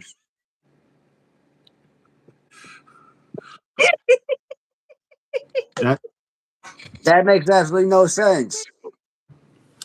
That sounds a little like Wookiees on Endor to me. Which I'm not gonna lie. Compromise. Which PM NGO I'm not is gonna lie. which I'm NGO, not gonna lie. Oh, it looks like a PM.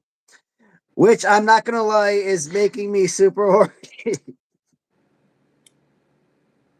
You got herpes from a stranger and it made you horny. That's funny, so. That's not funny as hell. Is that how you That's came up with the right. Damian Riot figure? Doesn't he have horns?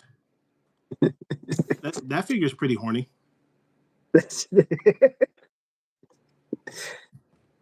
All right.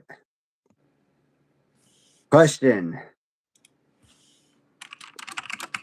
What do you think is my biggest green flag?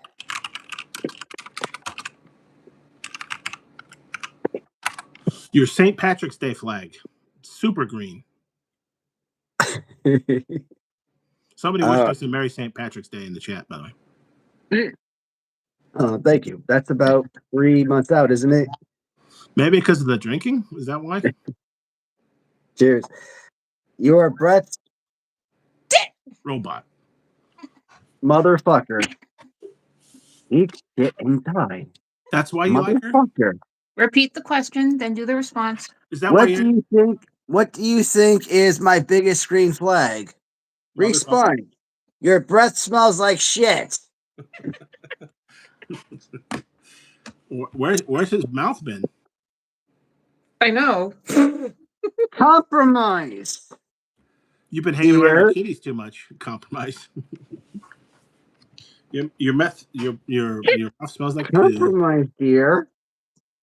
That's a Let's creepy. focus on the issue, not on each other. Oh, focus on the issue, shall we? Yeah, My shit breath, dear. Yeah. Let's focus on the issue, shall we? July or August? Which issue we're talking about? So this is Horrible Couples. I'll take Potpourri for 300. That's different. That's a different game show. Biggest red flag. All right. Anal bum covers for $100. Question. I'll take. What do you think is my biggest red flag? Ooh. And it's not the breath smelling like shit? Wow. This should be interesting. Response. You're creepy. You're creepy.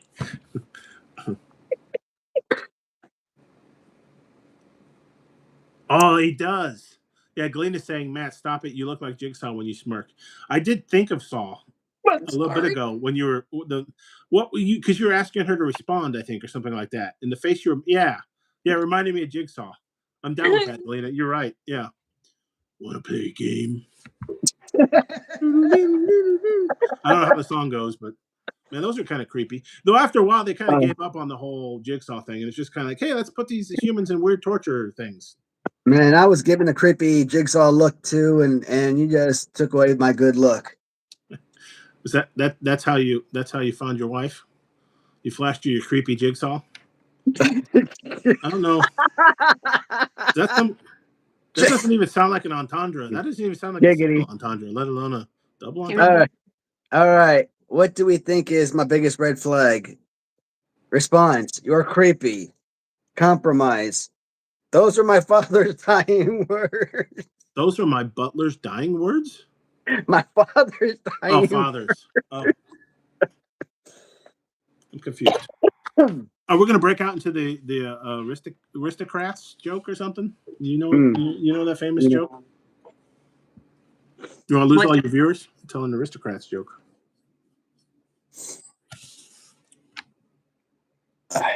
All right, let's go next one, shall we? Who is your daddy and what does he do? That'd be a perfect. Why'd you marry me? got to be for the action figures, right? I'm close. Oh, I did bring six figures home, didn't I? I that- thought about it, and I think we should try polyamory. Oh, you just coincidentally pulled that freaking card out. My grandma did the exact same thing. Grandma getting freaky.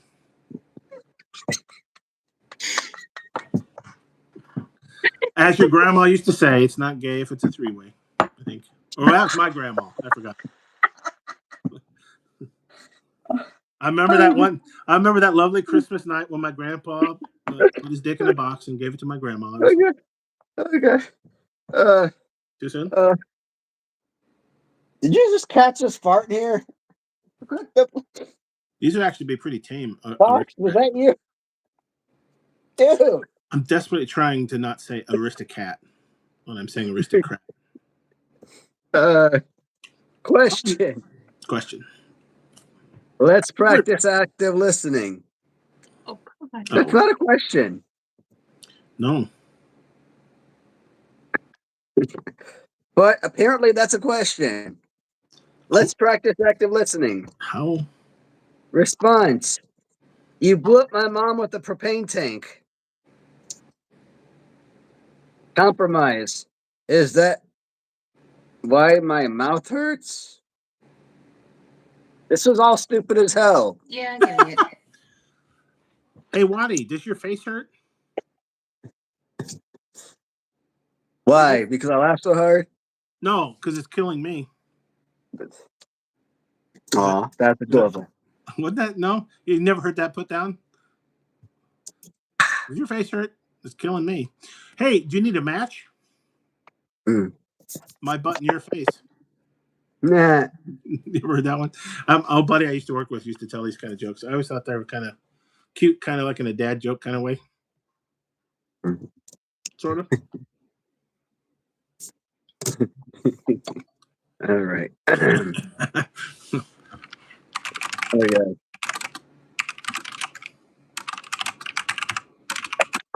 Come on, no choosing. Just randomly select it. You said you don't want it to be done. 47. Randomly select. Omaha. All right. Question. What is it now? Response. You always say the wrong thing at the wrong time. Compromise. To group chat. Yeah, not good. Told you. I was digging for it. I don't know if I'm following the You're format. rushing. It has to be random. No. If it's chosen, it's not random, it's not funny. It has to be random. What if I'm wearing a big hat? Big hats are funny. Question. Big hat. Let me guess. You're upset again. Response. You're always so stressed out. Compromise. Toyota, let's go places. Lame, but I'll give you credit. Toyota, let's go places. It got a chuckle out of me. I'll give it credit. Is that still their slogan? Toyota, don't move. Question. Freeze. Talk dirty to me. Once again, that's not a question. Oh, question. Talk dirty to me? Response. Nope. Just a. What do I say? Just a statement. Your breath Response. smells like poo. I got lip filler. Compromise. Dibbit. He farted. Talk dirty to me. Uh-huh. Okay. Did you toot your own horn? Show the card. Just show the goddamn card. Question. Oh, it's the Response. Compromise. fart. Is this the oatmeal card game? Yeah. Yeah. The It horrible looks like couple. his drawings. It looks like his drawings. Matt, something. His last name. Funny. He's got some funny cartoons. He's got like All one right. about. Oh, he's got one about cats, both a book and I think a board game, and then one about I think throwing burritos or something like that. Question. Let's make love. So weird saying that backwards. Response. I hate the sounds you make when you eat. Oh my God. It's When my you eat? wife. When you eat what? Anything? Oh, I'm definitely journaling about this. Sorry, I was being dirty. Definitely journaling about this. Journaling. Oh God. I don't think I follow how this game works. I'm confused.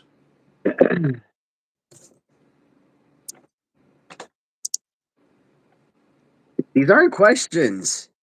Just I don't know. Just yeah. What is it that day? To me, babe. Do we need a new game? Give it to me. The dirtier, the funnier. Is that code? Question. Talk to me, babe. Response. Get it up. What was that? I didn't hear that part. Question. Talk to me, babe. Response. You couldn't get it up. Oh, Compromise. Now bend over, big boy. oh, that's on the card? Yeah. Wow. Hard not to think of anything else. They're not talking about chess maneuvers.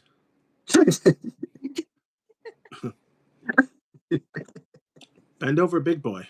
It says pig boy. Oh, pig boy. Oh, that's even better than big boy. Oh God. Big boy's pretty good, but I think pig boy makes it better. Oh God.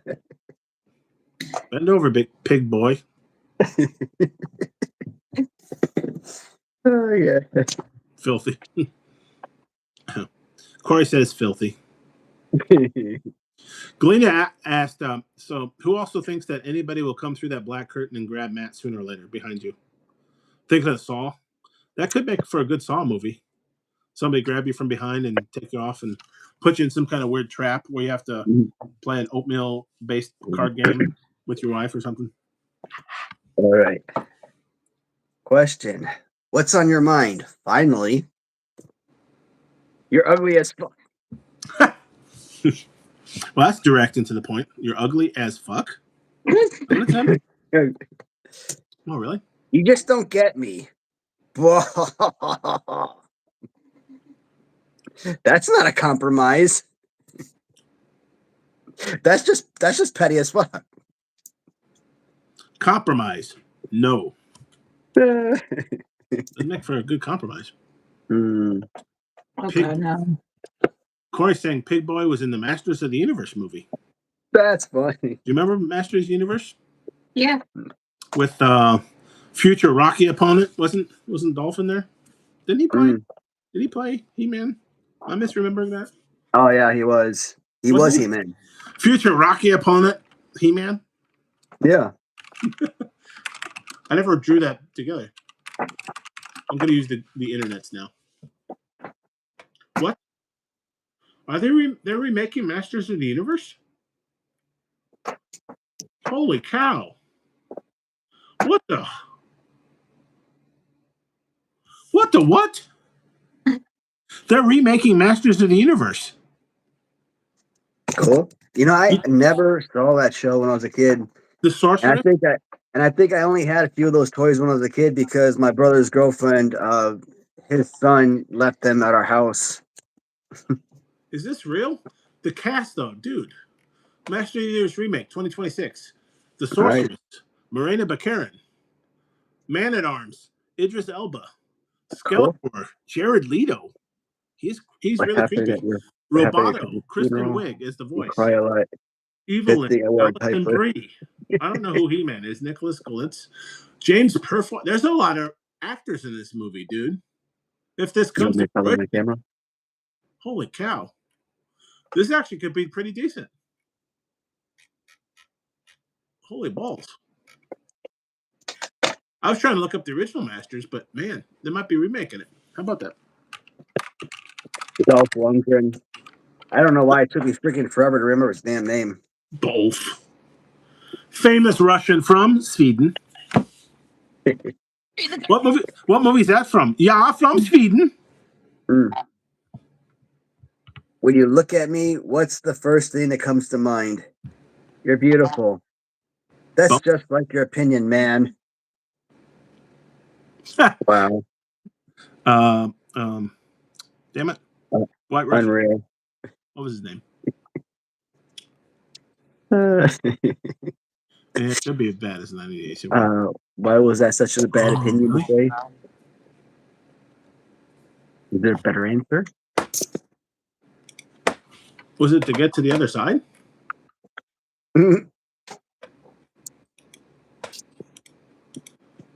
The SS Minnow, James. Sorry, it was the SS Minnow. That's a different movie. Yeah, from Sweden. I think Bum.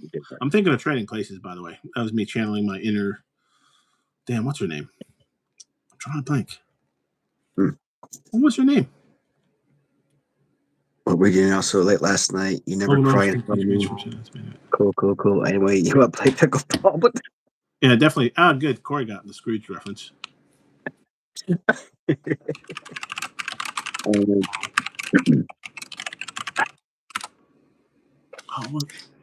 Nobody ever asked a question about whether or not they were interested in the ideas about the swap out of my figure for New Age Revolution.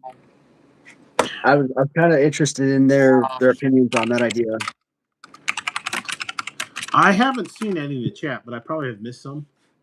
Jamie Lee Curtis. I can't think of her name. That sucks. Yeah, I'm from Sweden. I think Bum, are you back? You're in the chat.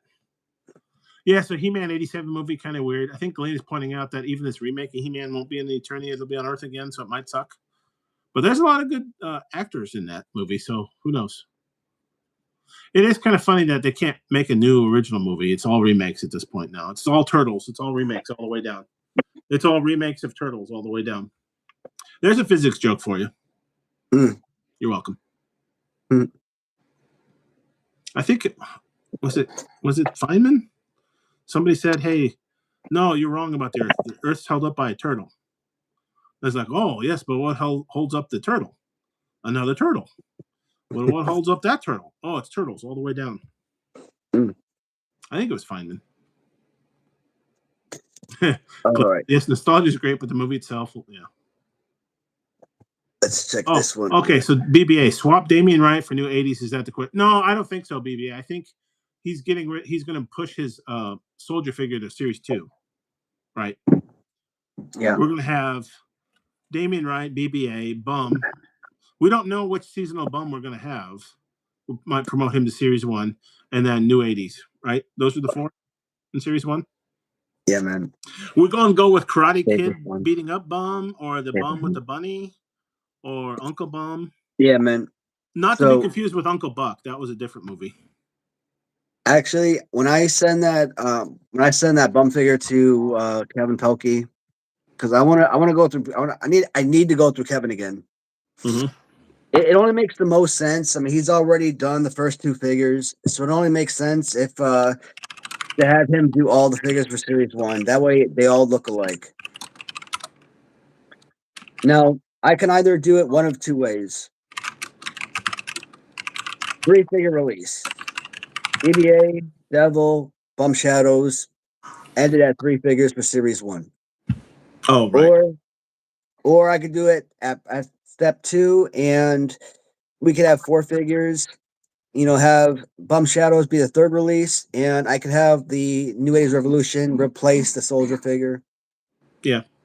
And if I do decide to release the soldier figure, have it come out in Series 2, because right now there's just too much of an issue having it designed for me, and having two of my own personal figures released in the same series doesn't make sense anyways. At least this way, I could have a me figure in Series 1, I could have another me figure in Series 2, so that would be better anyways. So and that way I would also have another territory, another market with the New 80s Revolution to sell figures as well. Not only sell his own personal figure, but sell our other three figures as well. So That would be better. Or as my English professor used to say, more gooder. yes. What happened at Janet your says English nephew's wouldn't say birthday? more gooder. I found out about your. Oh goddamn! Goddamn. What happened at your nephew's birthday? I found out about your porn addiction. You're right. Golf, golf, golf, golf.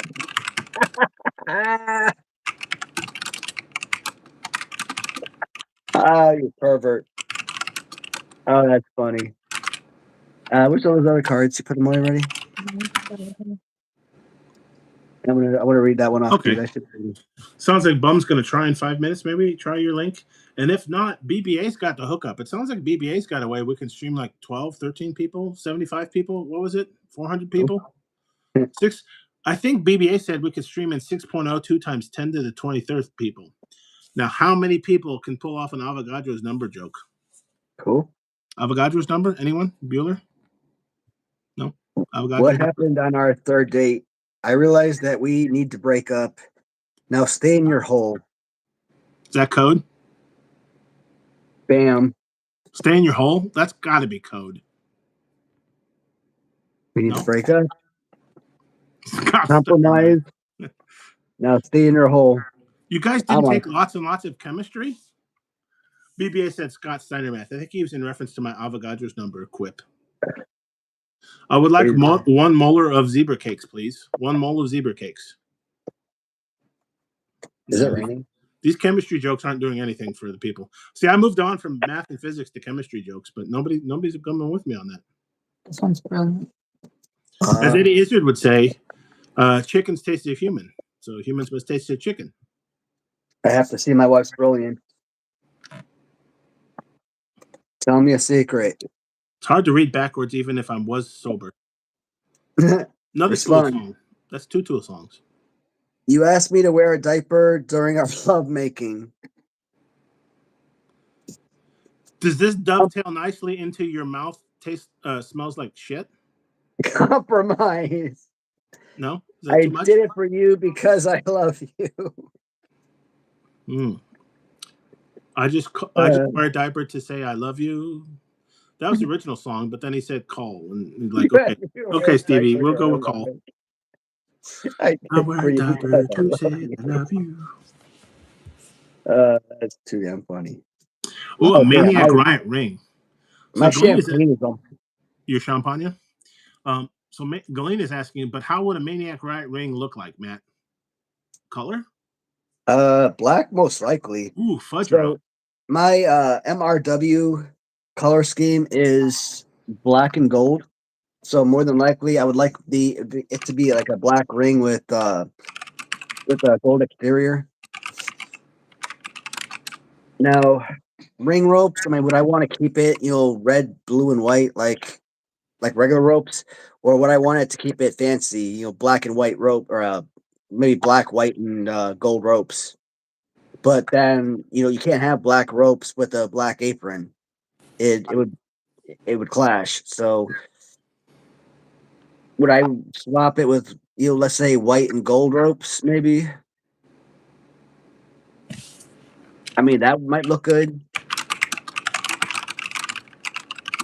Maybe straight gold ropes. I don't know. Gold sounds good. So Job Man saying, hey, if y'all scream as loud as you guys can, I'll donate 4,000. I don't know if that's dollars, joules, pennies, bits, pixels, doll hairs. $4. With 4,000. Shit. There's no currency marker. There's no dollar sign. I mean, it could be 4,000 Dogecoin. I don't know what that's worth, or any other fly-by-night crypto. Maybe it's dollars. Maybe it's joules. I don't know what all YouTube allows you to do. Can you scream real loud? Is this like an episode of Pee-wee's Playhouse? The word of the day. What's the word of the day? Avogadro's number? Come talk to me in about an hour when we start counting down for. Can you? Then it gives us a reason to count that for it to shout like crazy people. So Glenn is saying black and gold would look very cool. So Glenn is down with your idea, I think. We got Sister Shadows in the audience. Be on your best behavior. Okay, so BBA saying, I say black and gold ropes, but to make it special, get rubber barbed wire you can wrap on ropes for options and a zebra cakes on a pole accessories. Can we get Buff Bagwell zebra cakes on a pole, mother? Remember when that was the thing? WCW's like, hey, do you guys got an idea? No, I don't have any ideas. How about we put something else on a pole? Let's put Viagra on a pole. Let's put Ashton on a pole. Let's put zebra cakes on a pole. That was like, I think that was their whole booking philosophy for like three years straight. What else can we put on a pole? If Get anybody Buff's has mom up there. Get Buff's mom up the there. Sure, ability, Buff's mom, would you get on a pole? if anybody has the ability to design a wrestling ring, I mean, seriously, however you create it, create it on a PowerPoint, Excel spreadsheet, whatever. Man, I love Excel spreadsheets. You just find some way to send that picture to me. I will send that stuff to a factory. I will get some kind of price tag. I will get it made. Like literally, I don't care if I have 2 figures made. I don't care if I have 10 figures made. If viewers tell me that they will buy a wrestling ring, if I can get it produced, I will get it produced. Okay, you say two figures or 10 figures, but what about Threven figures? I mean, right now, shit, I want more. Okay, I want at least 6. That's not a real number. I want at least 6. 6? You want to have sex? Is that what you said? I think that's what that other card game was about. Hey, you seen that Bone Breaking Action episode with When's the 4-way with the scammer? I heard there was a 4-way. I heard there was a check. What watch movie is that from? Hey, you watch Bone Breaking Action, man? One of my favorite episodes. You mean Hot Bone Breaking Action? Yeah, you watch that episode when he's talking to the scammer. And the scammer is like, what, you gay? And he's like, I don't know. It feels good sometimes.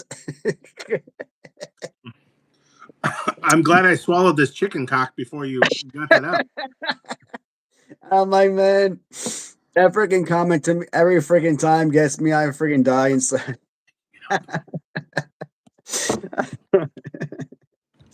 I hope you guys all came to watch me swallow chicken cock. That's freaking hilarious, dude. Shit. That's what the bourbon's called. It's called chicken cock. Otherwise, I kept saying around Christmas, chicken genitals.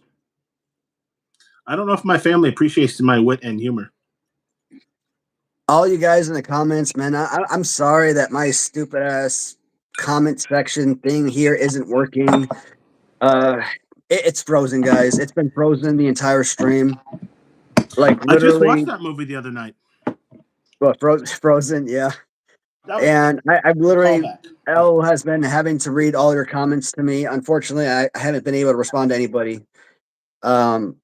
Steven's question, like 5 questions down, was like the last question I see here. I do apologize. I haven't been able to respond to anybody directly. But I love the movie quote game. So earlier I said I was told there was a check. I don't know if anybody guessed what movie that was. I was told there was a check. No, that was The Grinch Who Stole Christmas by Jim Carrey. And then I'm also going to say, I was going to read the chat, but then I just went on living my life. Another movie. See if anybody gets that one. By a alleged rapist, I guess he is in real life, maybe. Former comedian. Okay, so let's catch up. We want to catch up on the chat. Okay, yeah. So, Destiny, Sister Shadows. Did you go by? Is it Sister Shadows? Is that your formal name? She says she can put anyone in timeout in here. Big sad. She's got powers apparently. So we got Galena, Judy Bagwell on a forklift pole was it? Yeah, that was a thing that actually happened. Look that up in the WCW vault if you haven't seen that one. Probably not very good, but it's hilarious that they thought that would play well on any kind of television. Okay, so yeah, Corey, bro. I don't know if that's a Vince Russo reference, but it feels like it to me. Bro. Feels like a Vince Russo reference. BBA, I'll make a good wrestling ring, no measurements. I smoke weed. Did you know BBA likes weed? He enjoys cannabis. That's awesome. I would like to enjoy cannabis, but I don't enjoy it as much as alcohol. So pick your poison. Hmm. No offense, cannabis is good.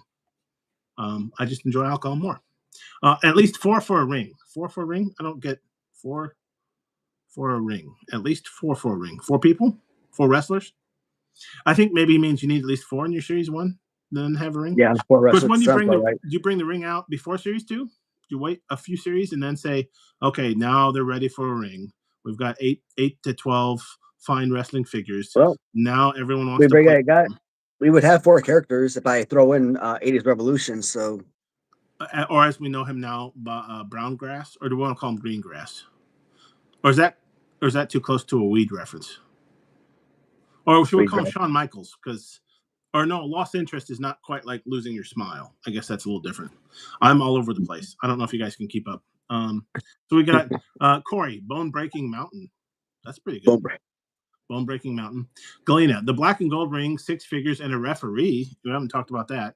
With blue and white shirt variant as a special bundle pack. Referees are hot right now. I've seen a lot of referee, like the BRG released Hebner. Was it Dave? Earl? It was Earl. Remember when that was a thing when they brought on his brother to screw over Hulk Hogan? That was pretty funny. But Earl Hebner, I think Matt Maniacs is coming out with a Dave and Earl Hebner 2-pack. Referees are hot right now. Insert Zoolander meme. Okay, Destiny. Sister Shadows. Laughing my ass at that tiny little glass is hilarious. Is she talking about my little glass? It's got to be my tiny little. I think it's called a snifter. Do you guys want to taste from my snifter? It's supposed to concentrate the alcohol, so I can be like, oh yeah, that's in all honesty, alcohol. I thought she was laughing about this because I was watching. Damn, what the hell was that damn Christmas Karen? Smaller glasses. I was watching the Christmas Karen a few days ago, right? And this freaking woman, she comes home with a freaking wine bottle, an entire wine bottle, pours that sucker into a freaking wine glass, an entire freaking wine bottle into one damn wine glass. I'm looking at this damn alcoholic woman. I'm like, Jesus freaking Christ. How do you create a wine bottle, a wine glass that damn big? That's the running joke, right? You get a huge wine glass, and so I'm just having one glass, and it's like huge, bigger than my head, my meaty head. I'm like insane, but so we talk about like a small glass. I'm looking at this, and I'm like, I thought you was laughing at this. I think your Schwartz is bigger than mine. I think that's a different movie, but I do have smaller glasses. Now this is just my drink scotch out of glass, and then I'm done with scotch, so now I'm drinking Old Forester for all you bourbon fans at home. Oh, but you know what? That's kind of become it's 100 that's proof. become like a family tradition right there. 100 proof, so that's pretty good, right? 100 proof. That's pretty bad. Old Forester has become a family tradition. Christmas Karen. Oh, not to be confused with Christmas Carol. That's a totally different person. Same movie, but same type of movie though. Is it? Is there a movie called Christmas Karen? Mm-hmm. Where she just complains and calls the police on all the ghosts? You're not too far off though. Is that a thinker? No, I don't think it is. I don't think that's deep. That's not that deep a joke. But I think that movie came out in like 2022, and my wife and I, we watch that movie every single year now. This is a movie. Christmas Karen? Christmas Karen. I mean, it's basically a Christmas Carol, but it's made after a Karen. So a Christmas Karen, yeah. An entitled middle-aged woman whose demanding nature has alienated her neighbors and family. Pretty good movie, actually.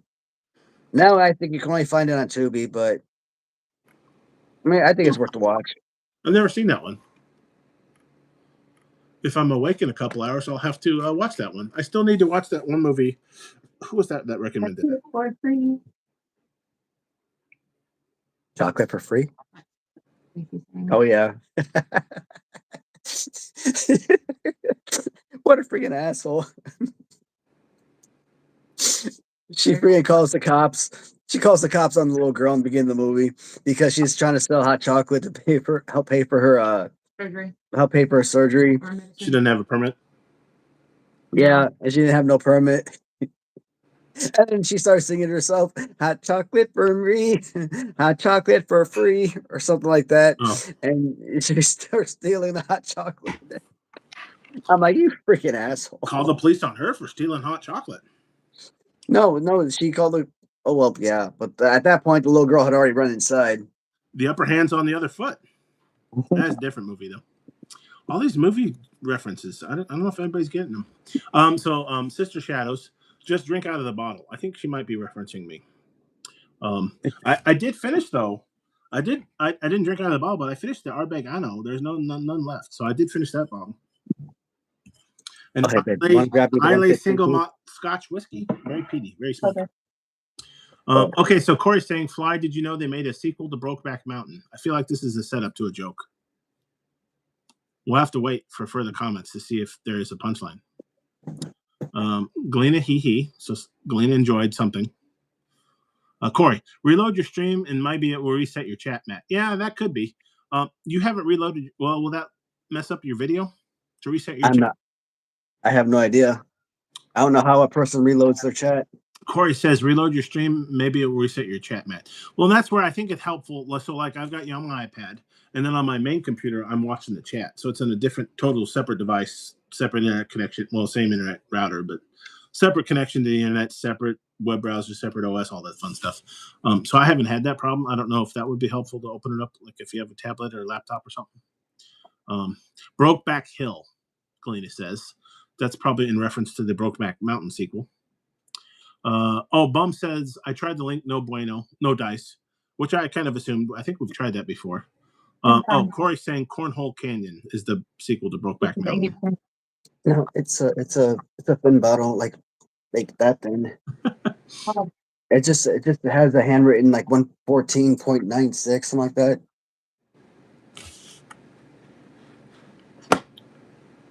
Drink out of the bottle like a man. Oh, whoops. Did I refresh? Nope, still here. Okay. I actually refreshed the chat. That's what you should do.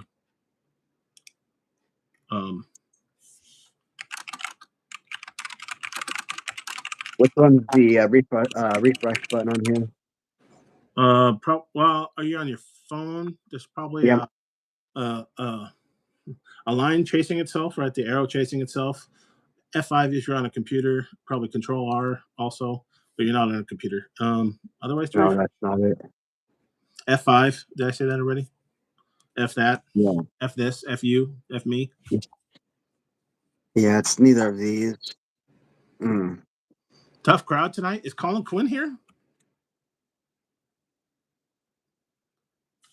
I think I hear That's not that. I think I caught up the chat, but I'm sure I missed something. I was asking. So BBA mentioned, I think I've heard the reference to StreamYard, but I don't know if that's what BBA has. But apparently BBA has the technology to stream multiple people. Oh. So maybe after midnight? Can't find it. I'll grab it later.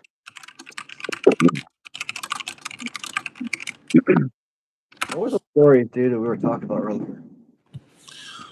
Was it about trigonometry? I'm sure it was about trigonometry. About the R word and its use. I desperately want you to have jokes. Sit down and kind of casually have that conversation again. Well, we could talk about the other conversations we're having. Miss Karen. Conversations or something. Something dark side? Family Guy. Yeah, I think we want Bum. We want Bum and BBA. We want all the hits. So BBA has the technology for multi-streaming. Do you want to wait until... Okay, so we have 45 minutes till midnight in your area, in your region. I got to wait another hour past that. Who knows? I might never see 2026. It'll be a mystery. What if there is no tomorrow? There wasn't one today. Oh man. All my humor is based on movie references. Destro. 45 minutes, guys. It's a tough one. Am I gonna make it, guys? Yeah, you are. I don't know if I'm gonna make it. Open up Grubhub, DoorDash, Uber Eats, whatever it is, and get yourself a Wendy's triple, quadruple heart attack extra bacon burger or something. Yeah. Can't think about food. Or a PB&J. Water's good. Yep. Try to hold off the hangovers. Is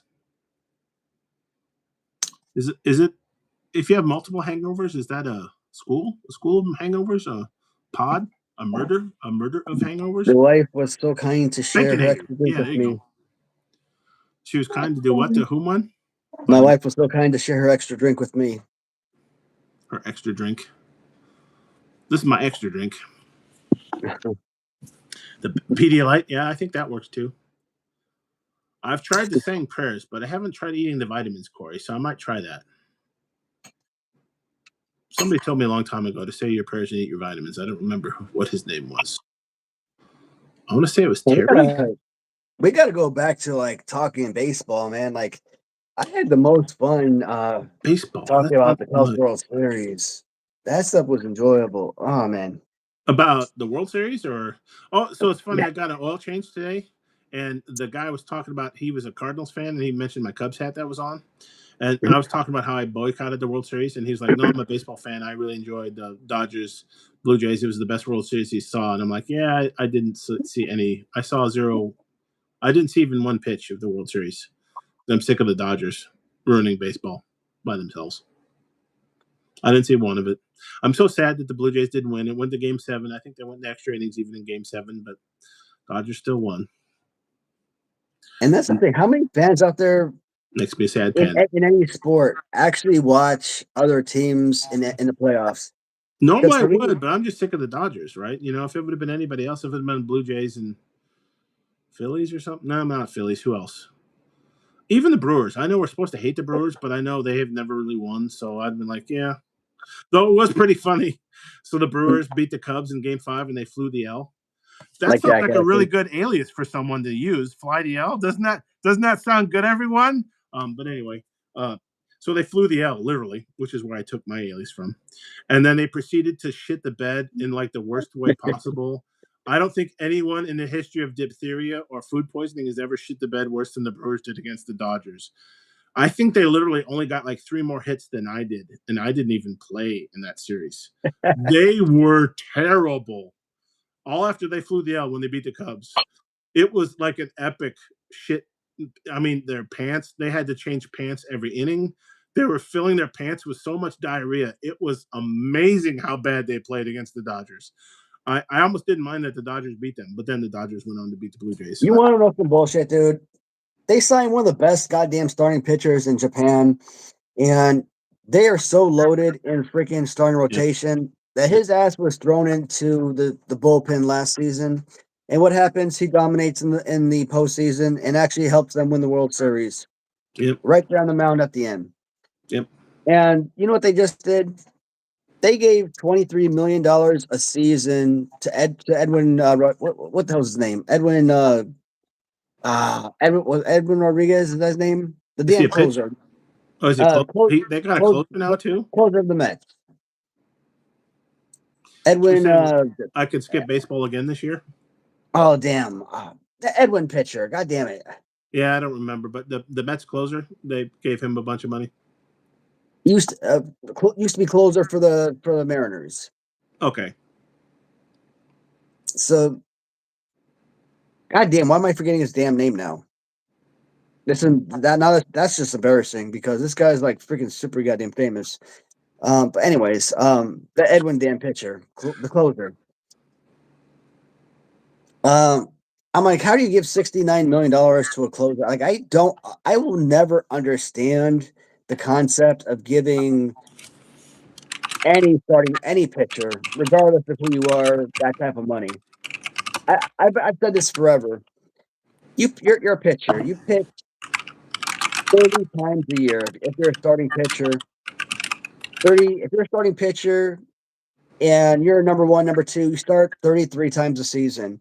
If you're a number 3 through 5, you pitch 32 times a year. There's no reason you need to be making $25 million a season. So $25 think million about, a season. and some of these pitchers like Clayton Kershaw, David Price, Zach Greinke, etc., making $35 million a season. You're telling me these guys have to be making more than $1 million per season? I mean $1 million per start. I mean, that was absolutely ridiculous. You're And the telling me that starts are shorter than they ever been. Like how many complete games do these guys pitch anymore? yeah, They're imagine lucky to if get into they're the 6th inning. if they go 6 innings, that's like If 45. That's like 45 minutes. I mean, talk about time that they're physically on the mound. You're talking maybe 45 minutes of work. 45 minutes of work, and they're getting paid more than $1 million. So no, I never felt a starting pitcher deserved that kind of money. And for a relief pitcher, stupid. They pitch 3 outs max most of the time. Sometimes they're a specialist. They're in there for one batter. Yeah. Well, I mean, yeah. The salaries keep going up and up and up and up, and then I haven't been to a baseball game in a few years, so I can't imagine what it costs to buy a ticket in the park, and if you want a beer and if you want a hot dog. I mean, I don't want a second mortgage on my house, so I probably haven't looked into that. Not that football and hockey and the rest of them aren't any cheaper, but I think somebody was saying also concerts have gotten ridiculous and other things as far as costs. I haven't been to a concert in a while, so I haven't priced it. I've never been to a music concert in my life, and I've Oh, never regretted that. Hmm. I mean, yeah, it's never been anything that's interested me. Now, if there had been like a Michael Jackson concert that was right here, and I had the opportunity to go there, would I have loved to? Maybe, but like, shit, man. Like in the early '90s, I used to watch the Michael Jackson concert on HBO. hockey. And every 2 damn seconds, you used to watch, these people like being raised over a crowd to the gates because they had to be medevaced out of there because they were being Oh, crushed to death. So I'm like, oh hell no. This is like what 1992. I was like 7 damn years old watching, HBO, watching the Michael Jackson concert, and all these people basically being crushed to death. pretty Oh popular. hell no, I'm never going to a damn concert. That shit's insane. He was a pretty popular dude. So I was hooked there. So um, I never had any interest in going to any concerts. So you weren't We the had like, first into the mosh pit? You weren't the first into the mosh pit, I take it? oh, forget that. I don't remember this at all, but it was one of my sister's weddings. Somebody snuck in some booze, and I wasn't a professional yet at drinking. And somebody said later on that apparently I started a mosh pit during their Mhm. dances. And I'm like, I have no recollection of that. I have no idea what you're talking about, but apparently I did out there because I was in the wedding party out there in my tux starting a mosh pit apparently. And at wedding receptions, they don't play like, Tool or Metallica or whatever the hell, right? They're not playing, you know, I'm picturing myself like starting a mosh pit to the Chicken Dance or whatever the fuck they're playing, right? It's a Wonderful World or whatever the hell. I'm out there moshing. I'm like, what the hell was I thinking? Too much Jim Beam or Early Times or some cheap liquor of some kind. Probably drank out of the bottle like a man.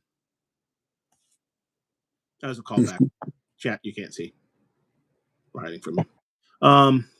So we were talking about, okay, so apparently not a lot of interest in baseball, but Corey would like to talk cross-country chess if you're interested. No, I'm just kidding. Yeah, I think he was making a joke.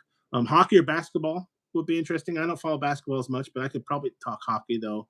My I Blackhawks. don't know anything about either sport. My Well, I mean, I Blackhawks know are I know ahead of about basketball a schedule little bit, but like I haven't followed basketball since '99, in a while. and I know nothing about hockey. Hockey, I still try to follow, and I get into it with like other Blackhawks fans because I'm in Chicago, right? And they talk about how the Hawks are ahead of schedule. And I'm like, they're dead fucking last. If that's ahead of schedule, I'd hate to see behind schedule. Now I know they've had injuries, but other than lucking into Connor Bedard, what the fuck have they done? They've got a few prospects, but it's all paper. Prospects are just prospects on paper until they prove it, right? So I'm already sick of this regime. So we'll see how that goes. So the Hawks aren't making the playoffs this year, so it's kind of hard to watch. I would like to watch them. They had many good years. I can't complain. 3 titles in 6 years or 7 years, whatever it was. But so hockey and basketball were mentioned. I don't follow basketball as much, kind of like you were saying. I made a vague reference. I don't know if Sister Shadows and Bum Shadows, since they're from the New England area, if they were Boston Bruins fans. But I made a vague reference to 2 goals in 17 seconds, a famous comeback that the Blackhawks did to the Bruins in Game 6 of the Stanley Cups in 2013 to win it in Boston, which was fun. I don't have anything against the Bruins. It was just amazing. So that game, it was Game 6. I chase play everything on my DVR. I hate commercials. Even the Super Bowl, I chase play. I was chase playing Game 6 of the Stanley Cup. It was the Hawks Bruins. The Hawks were ahead 3-2. This was Game 6. It looked like they were going back to Chicago for Game 7. It looked like they were going to tie it up. The Bruins did. They're ahead 2-1 with officially I think it was like 50 seconds to go in Boston, and then the Hawks scored the tying goal. But I think before they even scored the tying goal, my cousin from Green Bay, we talked about that earlier in the show. Rewind if you weren't here for it. He was a Hawks fan. He's kind of a anti-local. He hated the Packers. He was a Cowboys fan, but he followed Chicago sports. So he was a Cubs fan and a Hawks fan and all this stuff. So he was calling on my cell phone, and I'm like, I don't want to answer this. Why is he calling me? And I started thinking, like, shit, the Hawks came back, didn't they? And they're still down 2-1. So he kind of ruined it for me. But I'm like, no, I sent him the voicemail. I watched as the Hawks proceeded to tie it. And then 17 seconds later, they win the faceoff. They go down to the end, and they score the game-winning goal. They scored 2 goals in 17 seconds in Game 6 against the Boston Bruins to win 3-2. And then I proceeded to call him and say, were you calling us to celebrate the Hawks winning? Because I was that far behind in the game. It's kind of one of those inside stories that I still enjoy to this day, because unfortunately he didn't live to get to see the Cubs win in 2016. He got to see the Hawks win, but he died before the Cubs won. And I mean, we all have those stories. That's what kind of makes that so. It's just sports. It's just like grown men getting overpaid, like you said earlier, to play a game. It is a game, but there is something to it. I mean, I grew up a Cubs fan. That was the first sport I followed and watched, and I figured they would never win. And I don't know how many family and friends and loved ones that they didn't make it to 2016 to see them win. And now I'm thinking to myself, this is probably the only time I'm going to see them win. And it's the most beautiful thing. Like seriously, you ever see a grown man cry? Like I would have been that. Like, but being surrounded by the team guys, like I said earlier, that was the only thing keeping me from that moment, man. That was literally one of the happiest freaking moments. First thing I had to do was rush back to the office and call my wife on the phone, man. I had to, tell her the good news, and I don't think even she believed it at that time. No, they're perennial losers. I mean, but to be fair, anybody could have a bad century, as I like to say. Anybody can have a bad, 116 years or however long it was? 108. 108. Yep. Yeah, 108. Yeah, 116, that'd be ludicrous. 108, that's no big deal. But yeah, anybody, and it could be that bad for that long. But yeah, kind of interesting the things you remember. And it was bittersweet seeing, like, I know there was more than one story of people. I do remember that one story. I think he was at his father's grave listening to the Game 7 because he wanted his father to be with him. And I'm just like, man, this is a game, but man, that makes it not a game, doesn't it? Like, why you hurt me like that? Because everybody knows, if you've grown up a Cub fan, everybody knows people who didn't make it, who died. Grandmas and grandpas and husbands and wives and fathers and brothers and sisters and you name it. Friends, and they didn't make it. They didn't get to see it. And you're like, man, I didn't cry. I didn't know what to think, though. You're just kind of like, I was numb for a little bit.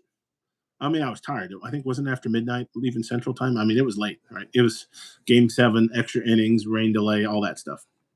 And until they won, and even after they won, like we talked earlier, I was still kind of like, are they going to like throw a flag on the play? That's football. But I'm like, this didn't count, right? Did they really win? They didn't win. They're the Cubs. They didn't win. When did the Cubs win? Until it happened. Even sometimes to this day, I kind of forget. Oh, yeah, they did win. They won that one championship, didn't they, in my lifetime? That's weird.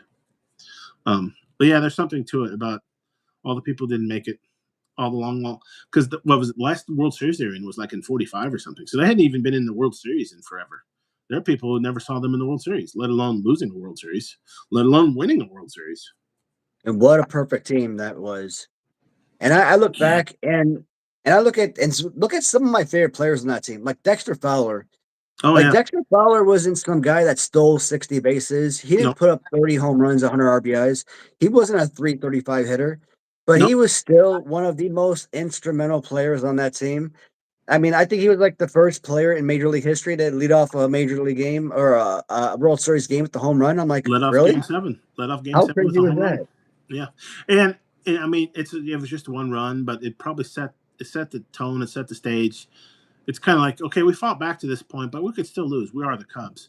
But he leads off the game, and it was, I think, a pitcher that had dominated them earlier. I forget the guy. Was it No, Kipnis was a fielder. Who was the pitcher? He dominated them that World Series. And then when he leads off with the home run, it's kind of like, hey, this guy's hittable. Nobody's perfect, man. It wasn't Kluber, was it? I think it was Corey Kluber. I think you got it. It wasn't he the ace. It's been a while, but he was that kind of guy, and he pitched real well. And I always complained about the Cubs' offense. They would go in those slumps for weeks and months and years, it seemed like. And I'm like, oh, they're not going to beat Kluber the third time. They lost him the first 2 times. I think and you kind of forget he was on his 3rd game in Game 7, so he's on short rest. But still, they're the Cubs. They're going to fail, right? They're the Cubs. They always fail. But he leads off with a home run, and you're kind of like, maybe not. Maybe they will win.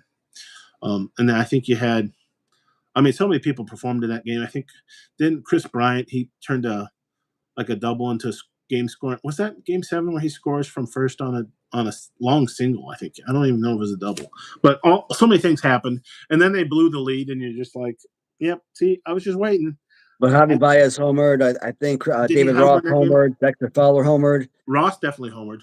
Fowler definitely. I think Baez had a solo. Montero had the game-winning hit. Yeah, everybody forgets him. Opposite field, if I remember correctly. Scoring, I think, Zobrist, and then who was the third? Mm-hmm. Oh, it was Zobrist the second run. No, Zobrist scored Rizzo, and Montero scored Zobrist, I believe. Because I think... Or scored Bryant, maybe. Who was the center fielder? Albert Almora? Dexter Fowler. I think Almora, but at that point, Almora, he was on first. He tags up on a sac fly to center. Everybody go ahead and take a nap if this is boring you, but this is getting Waddy's. This is keeping Waddy up. So I think, and this is fun. I'm reliving it. Almora tags up. I think this was an extra innings. He was on first, and he tags up on a sac fly. You just don't think anything of it. He tags up and gets to second. I think he was a pinch runner even. Was this because who was the guy for he's with the Phillies now, hit like 40 home runs? Schwarber. I think Schwarber got maybe hit. I could be misremembering all this stuff, and then maybe he pinch ran from, but he tags up to second. He scores the first run, I think, and then maybe Zobrist drives him in, and then eventually I think maybe they walk Rizzo, and then Montero pinch hits and drives him in, because basically all 3 catchers played that game, right? We had maybe, who was the young guy? I think he started. He's now with the Cardinals. It wasn't Contreras, was it? Yeah, I think maybe Contreras started. Ross came in with Lester and hit a home run. Or maybe Lester, or maybe no. I think Ross came in with Lester because they were the partners, right? They were the duo. Mm-hmm. I think then Ross comes in. Montero pinch hits an extra, which means he must have catched the bottom of the inning. I don't remember the catcher actually. So all 3 catchers played, and all 3 were important. I don't know if Contreras did anything offensively that game, but I know early in the series he did. Ross hits the solo home run. Contreras has, or Montero has the game-winning, I think, RBI, or if not an important one. He had the game-winning, didn't he? Because he drives in Zobrist, maybe. I can't remember. I need to watch that now. But, I mean, all that happens, and then you're like, okay, they'll still blow it somehow. And they gave up another run in the bottom of the inning, but like we described earlier, when that ground ball's hit to Bryant and he starts smiling, I think even before he fields it, he believed more than I did. I was still a Cubs Doomer fan. I'm like, no, he's not going to fuck it up. He's going to fall on his face. He's going to throw it into the stands. He'll get shot or something. I don't know. Something bad will happen. And like, nope, he threw it to first. Rizzo caught it. He was out. Game was over. Rizzo puts it in his back pocket to save for later, for the parade. And you're like, Cubs win. You're like, Cubs win? I was so freaking stupid, man. Cubs win? I always felt like I could always watch this game later. And I guess even I didn't believe that they would win. I'm the biggest fate of the Cubs. Yeah. The fate of the Cubs is undeniable. The curse will always live on. Yep. And it had. It's been undefeated for 108 years. The curse. And being in Afghanistan, you have to basically watch the game at like 3:00 in the morning. And I had a TV had a TV in my room, so I was able to plug into AFN. So I just turned the TV on, went back to my bed, basically laid there, had my eyes open, like, yeah. So like, yeah, I closed my eyes. I heard some noise going on, open my eyes, see what's going on, close my eyes again. So I basically was like kind of in and out of it. It wasn't like solely focused. What I should have done is turn on the light, got me a bowl of cereal out, got a little package of milk, had me a bowl of cereal, and watched the game. Mhm. Actually been solely focused on it until it was time to go to work. But I didn't do that. Like I wasn't like really solely focused on it. And by the time it was time to go to work, guess what? I had to go to the day room to kind of watch the last inning because it was work time, and I had to, and I couldn't stay in my room and that sucked. So you're actually So, working during the end of that game, right? You're actually yeah. at work because in Afghanistan you're so many hours ahead. Luckily, the Maricel was open, so all I had to do was just kind of walk across the hall, because the logistics office, the F4 office was right there, so that was fine. But still, I would prefer to watch it in the room. If they actually finished in 9 innings, maybe I would have been able to watch the whole game there. But it went extras. That kind of Yeah. sucked. The Cubs had to blow the lead. They're the Mhm. Cubs. They can't just win Yeah. it. Can't just be like, I'm "Yep, about we won. Congratulations. Let's shake hands. We won this World Series. Good job to everybody." to head up the bathroom. I'll be back. Uh-oh. Quick, everyone talk about Waddy while he's gone. Let's catch up with the chat. Yeah. The game over. No, I mean that was amazing though. 2 goals in 17 seconds. I feel bad for the Bruins, but they gotta stand a cup or two. Zdeno Chara and the folks. Who was the jerk? He went to the Flames later, I think. They had a real jerk of a player. What was his name? I'm trying to remember my Bruins. It's been a while. I'll never forget. Okay, so we got Bum and Galena in a love affair. Sister Shav's love. Am I missing something with the goo? Air hockey playoffs are starting. Yeah, who's the favorite in air hockey playoffs, Corey? We need to know. I don't get the whole Halons. I've missed this Halons reference. I don't know that reference. I feel bad. I remember when I was at the Jackson 5 concert. Wow. Joe Jackson beat the shit out of Michael live. Did he do that live on stage, Corey? I mean, that was always the rumor and the myth and probably the reality that Joe was a pretty abusive person.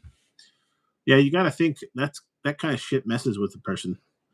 Whether or not Michael and the kids and all that stuff, but he had an interesting life. Well, he got up to hit the restroom. Do you think he can make it 22 more minutes? Just don't make Waddy live till be awake till West Coast New Year's. I don't know if he'll make it to that, but okay. My therapist wants me on SSRI meds to help with the same-sex cocaine habit. What should I do with my cat? What is a same-sex cocaine habit? Does cocaine have gender? Is there a transsexual cocaine out there that I can be interested in? I'm not sure I get that reference. And then Angel is into, buttered biscuits are pretty good. How about biscuits and gravy, Angel? Are you a fan of the biscuits and the gravy? That sounds pretty good right now. Huh? I could go for some breakfast. Is anybody alive out there? Oh, hold on. Okay, we're not talking about Waddy. We certainly aren't. We certainly aren't talking about how creepy Waddy is and his mouth smells like poo. Hey, just a little bit, dude. Just a Hey, little man, I bit. didn't even go back to that game, actually. Just a little bit of poo. Hey, wife, you want to go back to that game? Hey, wife. You Hey, wanna go back to lady. that game? Call her a lady. That always works. Hey, lady. Hey, lady. I can't do his voice. This feels like a Jerry Lewis marathon or some kind, doesn't it? We got about 20 more minutes? Shoot. You got 20 minutes. Can you make it 20 minutes? I was going to start I was going to make book on whether you can make it. Let me kick my head back and let's find out.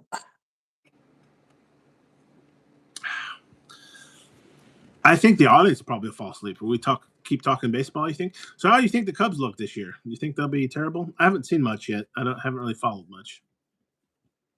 I just don't want the Dodgers to win again. Can we have another team besides the Dodgers win? That would be super. Maybe even the Brewers. Probably What? not the Cardinals, though. I'd rather have the Dodgers these- win again than the Cardinals. But Watch these Joker sign freaking Kyle Tucker. And they're going to give him like $460 million. And I'm going to laugh my ass off because they're going to give him like 8 years deferred money. the And Dodgers. You're saying the Dodgers, right? the Dodgers. And Yes, I'm you like, said dude, deferred why- money. I'm like, well, that's Dodgers. That's their game. I'm like, why 20 home runs, 70 RBIs? That is a 270 batting average. Yes, but That he is what- also doesn't come through in the playoffs. So I mean, you can't put a price tag on not coming through. In the I'm like, why is that worth $500 million? I don't understand it. It's not. Hey, I can also not come through in the playoffs. I'll take half that. I'll only take $200 million. What do you think, Waddy? Will you come? Hey, I'll strike out with the bases loaded in the playoffs for $100 million. I mean, if that's what you want, ground out, ground into double play with the best of them. Call me Jason Hayward, man. I could give a speech in the rain delay. Take my $200 million.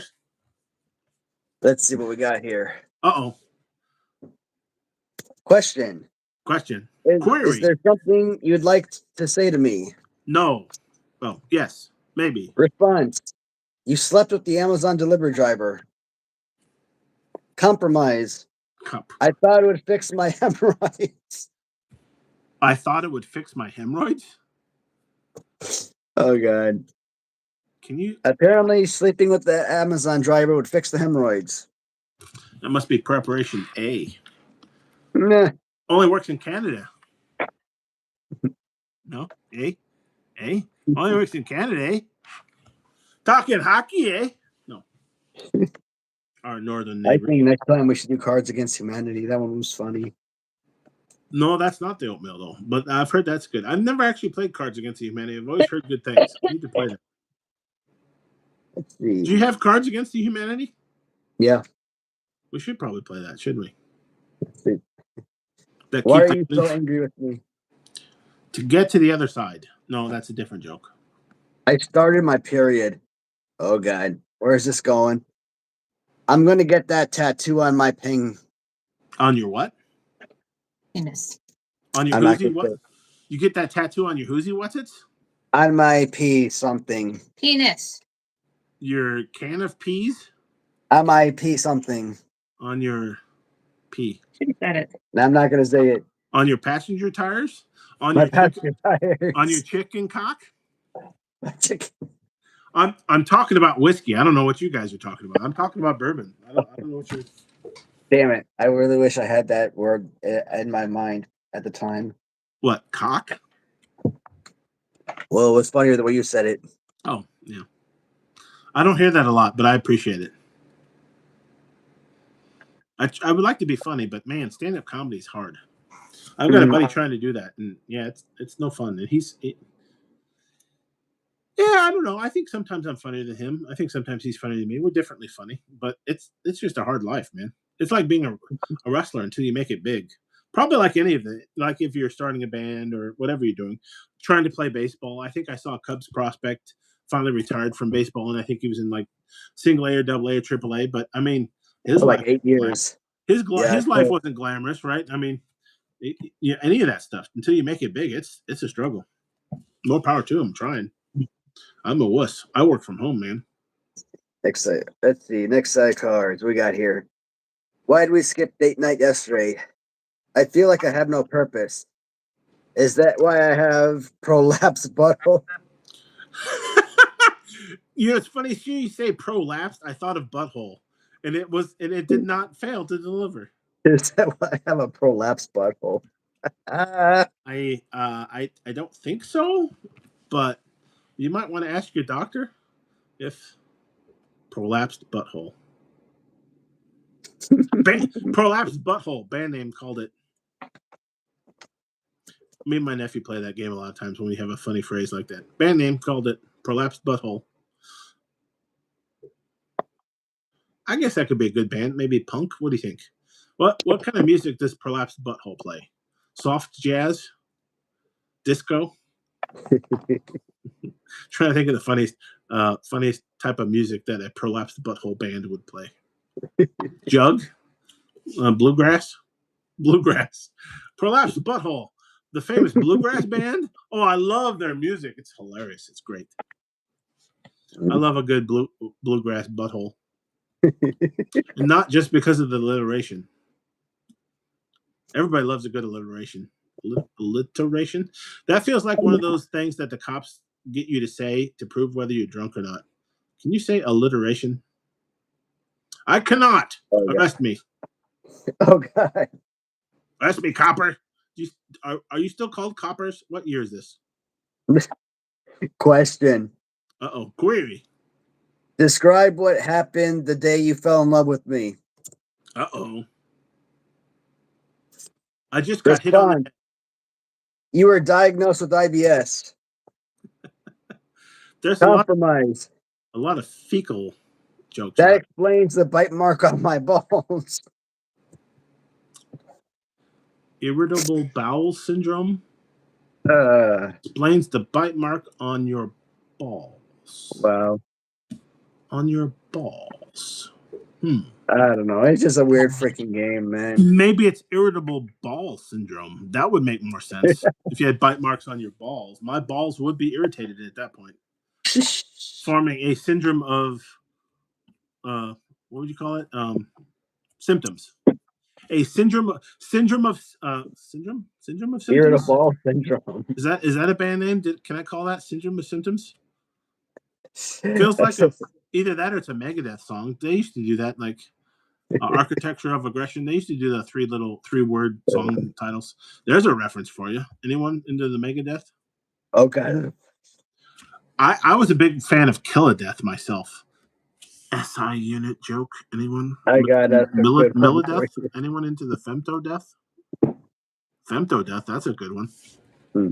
I've never thought of that before. Making an SI unit Megadeth joke.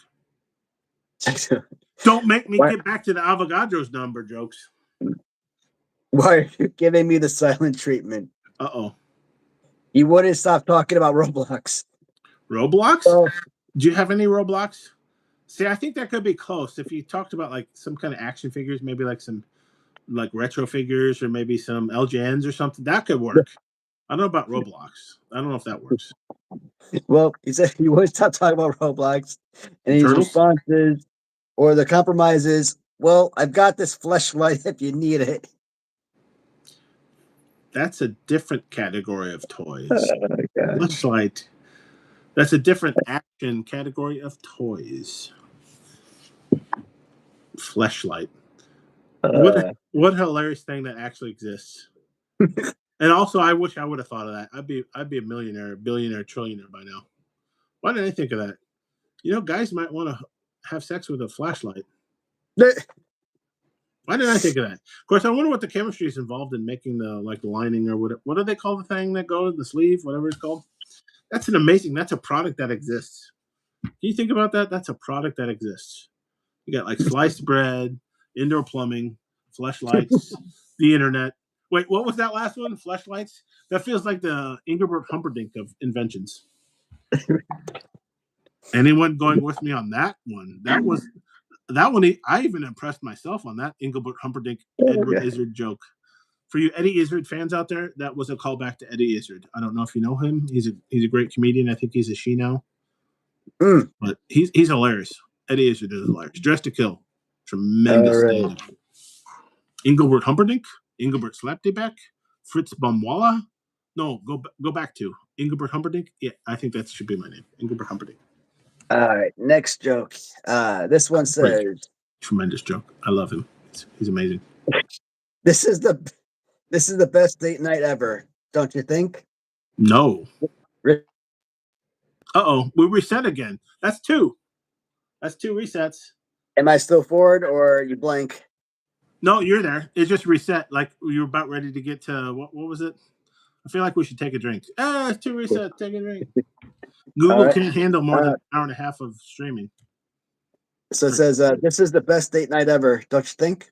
No. I wish you'd open up to me more often. That's just your ADHD talking. I really feel like that's something that my wife and I would talk about. Not necessarily hilarious, but that could follow. That feels like it's telling a story. Not as hilarious as I expected, but that does fit. Do you ever do that? We used to do that in Trivial Pursuit, where we would like say we would read the question for one color and give the answer from a different color and see if it would be funny. Did you guys ever do that? That feels like sometimes what this game is doing. It's like, oh, arts and entertainment. Who was the star of 1948's hit blah blah blah blah blah? And then you'd be like, grilled cheese. And you're like, oh, that doesn't make any sense. Mhm. Or I think Pink. Yeah, Pink was arts and entertainment for you Trivial Pursuit fans. What was green? I have no idea. Geography, science, anyone? I'm trying to remember. It's been a while since I played Trivial Pursuit. Trivial I Pursuit. have never played that. I don't It was think I've ever hilarious. played that game. I don't know why, because I'm a geek and my friends are just like me. But we were playing Trivial Pursuit and we weren't even drinking at the time. But it was late, and it was. I think I remember correctly, once you get all the pie pieces and you go to the center. I don't know if this was the official canonical rules, but those were the rules we were playing by. They could choose any color to ask you the question on. And I forget, the question was asking, what is the name of the captain of a curling team? And it was to me for the win. And at that point, I wasn't in love with curling like I am today. And I haven't watched a lot of curling back then as I have now in the Winter Olympics. And I have no idea why my brain thought to say skip. But I said skip, and that was the correct answer. And I was just blown away, like, why would my brain say skip? That was the real answer. And I ended up winning Trivial Pursuit. That was a weird memory that just came to me. When you're playing this random thing, we used to do that. We were actually legitimately playing Trivial Pursuit, but I thought that was funny. And they didn't believe it. I'm like, did you look at the question? Like, no, I just said skip. I don't know why skip makes sense to be the captain of a curling team, but lo and behold. And then later on, I ended up watching curling on NBC Olympics and stuff. Next one. Skip. So remember that in case you're playing Trivial Pursuit. Skip. Next card. It says one. Why are you crying? She says. Uh-oh. I realized that you're my forever person. That's exactly why I got my anus. There's a lot of anal-based humor in this one, isn't there? That's exactly why I got my anus bleached. I don't know. You don't want your anus to be too white. That's a little off-putting. Like, why is your anus? Your anus is too white. Have you been hanging around the wrong bars or nuclear reactors or something? Why is your butthole? That's way too bright. Your butthole's way too bright. Have you been hanging out with Homer Simpson or something? So I was going to make like an onion joke, and they went. Oh God. I was going to make an onion joke, and they went with anal bleaching. That feels like a different direction entirely. I'm not even sure that fits on the north, south, east, west direction map. All right, she said. Anal bleaching. That's like a fourth or fifth dimension behind me. That's like string theory back here. Physics joke. Physics joke, everybody. Take a drink. What happened on your birthday? I found out that you've been my naughty boy. Ooh, I like where this is going. Not to be confused with Pig Boy. That's exactly why I became a priest. Must not make pedophile joke.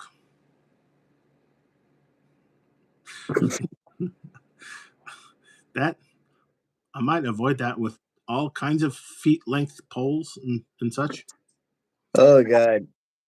What was it? You became my naughty boy, and then we went with a priest joke.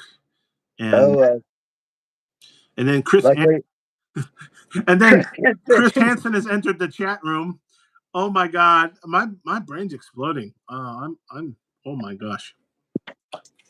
I wish you guys could be in here right now. It's hilarious. It's hilarious. Here. Chris Hansen. Oh my God. Oh, that's hilarious. I could tie this into Boston, but I feel bad if I did that. Why don't you please have a seat? Oh my gosh. Oh my gosh. What did they think was going to happen? Oh, here's some wine coolers and some condoms, and it's like a 5-year-old or whatever. I'm like, really? Of course, I think didn't Chris Hansen himself run into like, I don't think it was pedophilia. It was like he was just cheating on his wife or something. Just running the mill stuff. I think he got canceled for something. Where is Chris Hansen nowadays? He's still doing takedowns. Is he? Are they still doing that? Takedowns with Chris Hansen. Now I'm thinking of Beverly Hills Cop. He's a little smart ass. Like, I hope you enjoy this free episode on our YouTube channel. I'm like, well, screw you, Chris Hansen. So he's still doing takedowns on YouTube? Yeah, and he's got like on True TV or something like that. He's got another Really? pedophile channel or something. So Huh. we just pedophile takedowns. You mean the Pope hasn't sued him for anyway? Hey, get out of our business. We're the pedophile. No, I'm just kidding. That's soon? fine, dude. Is it too soon? Why do you want to move on? Why do you want to move in with me? I'm ready to take our relationship to the next level. Now put this on. What the hell? It's a ball gag. Are we sure about this? It's a ball gag. Are we ready for that type of relationship? Who's the gimp? Anyone playing the gimp? 4 minutes. You No, got your it's phone? it's the Royale with cheese. Same movie, different. How do we know what time it is? Don't you have your phone? I Well, believe it's game time for you Bulls fans out there. It's game time. all right, I got it. Game time. Michael Jordan, greatest basketball player of all time. Michael Jordan, Bulls. Not the Bears, but the Bulls. Yeah, you got 4 minutes in your region. Yep. Now I see the stove time, but like I wasn't sure if that stove was accurate. Oh, I'm 57. Yeah, see, it's behind a little bit.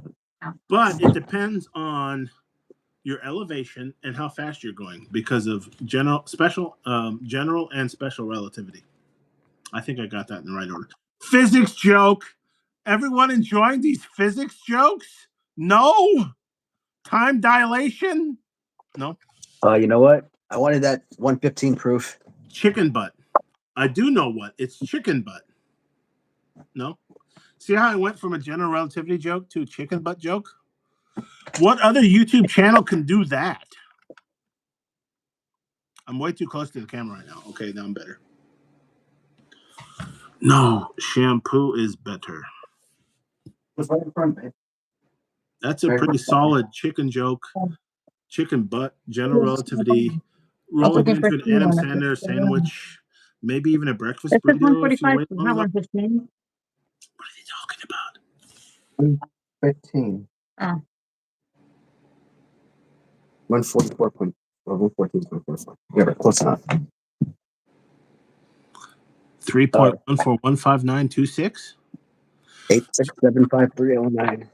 That's a different song. Do you put cheese on your 3.141596? See, that's a callback to pie. Cheese on pie, and then that's as far as I remember. Pie is 3.141596, but I don't remember any. I got the big one. I got the What killer. Woodenville? What is that? The Woodenville bourbon whiskey, 115 proof. I'm not too drunk. I read that backwards. Next set of cards. Is something on your mind? No. That You're one's the easy. best thing to ever happen to me. Oh, Waddy, that means so much. You're not talking about me. You're talking about your wife, probably. Probably not me. Okay. Unsubscribe.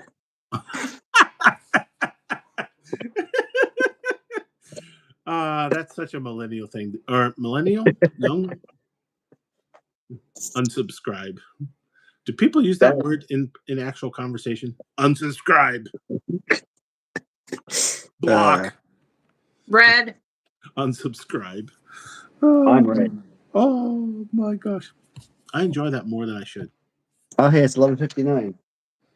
Yay. Where's the countdown meter? Are we there yet? I'm actually watching somebody in Florida Twitch streaming, and they're about ready to party too. 14, 13, 12, 11, 10, 9. Are you? Which story are you in your house? Because the year might come earlier or later than you might expect. Boom. 12. Now. Happy New Year! Yep, they just celebrated there. I still gotta wait an hour. Yeah. How is 2026? Is it better than 2025? Oh my God, I gotta tell you the future. Do you feel different? What are the lottery winner tickets? What's the Hold winning on, number? let me get on the news. Let me tell you the news. Let me tell you the future. It was the Monday before Christmas Eve. Did I tell you this? I got an email from the Illinois Lottery that said I won Powerball. $4. I did tell the ad. I'm like, I didn't win Powerball. What are you talking? What, like a free ticket or something? But for a brief moment, I'm like, I don't know. Maybe somebody won. Maybe it was me. Somebody had to win, right? But no, yeah, I won $4. Hey, tell me something that fills you with joy. Chicken cock. The liquor, not the genitals. The liquor, everybody. I don't know. Get your mind out of the gutter. I've started to feel like you prioritize your family over me. Compromise.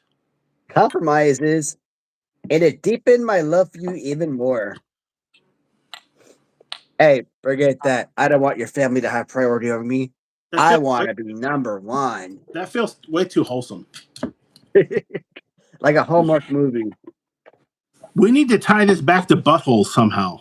I've heard this game is about buttholes for 2 reasons. Number 1, and also number 2. You got to like a number. Oh, well, that was very proofy. It looks like based upon your face. Over here, I'm slumming on 100 proof, and you're what, 115? What do you get? 220, 221, whatever it takes. What movie is that from? Oh god, that stuff. Like I said, man, just one hit of this, and you're basically down and out. Did you take another hit from the bong?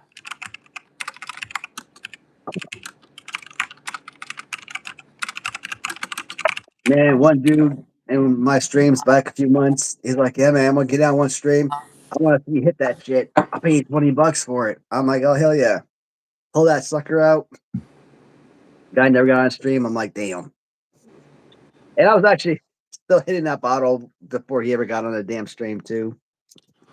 So, all I heard is somebody paying you for your streams and then you whipping that sucker out. Yeah, man. Some guy was going to pay me he was going to pay me $20 to like drink this. Oh yeah, Oh man. Next card, they ask, "Why are you smiling?" You bought me an air mattress for Valentine's Day. Now, why would that make you smile? I'm a big fan of air-based sleeping materials. Oh, I like this response. Compromise. And it made me go, oh. Na-na.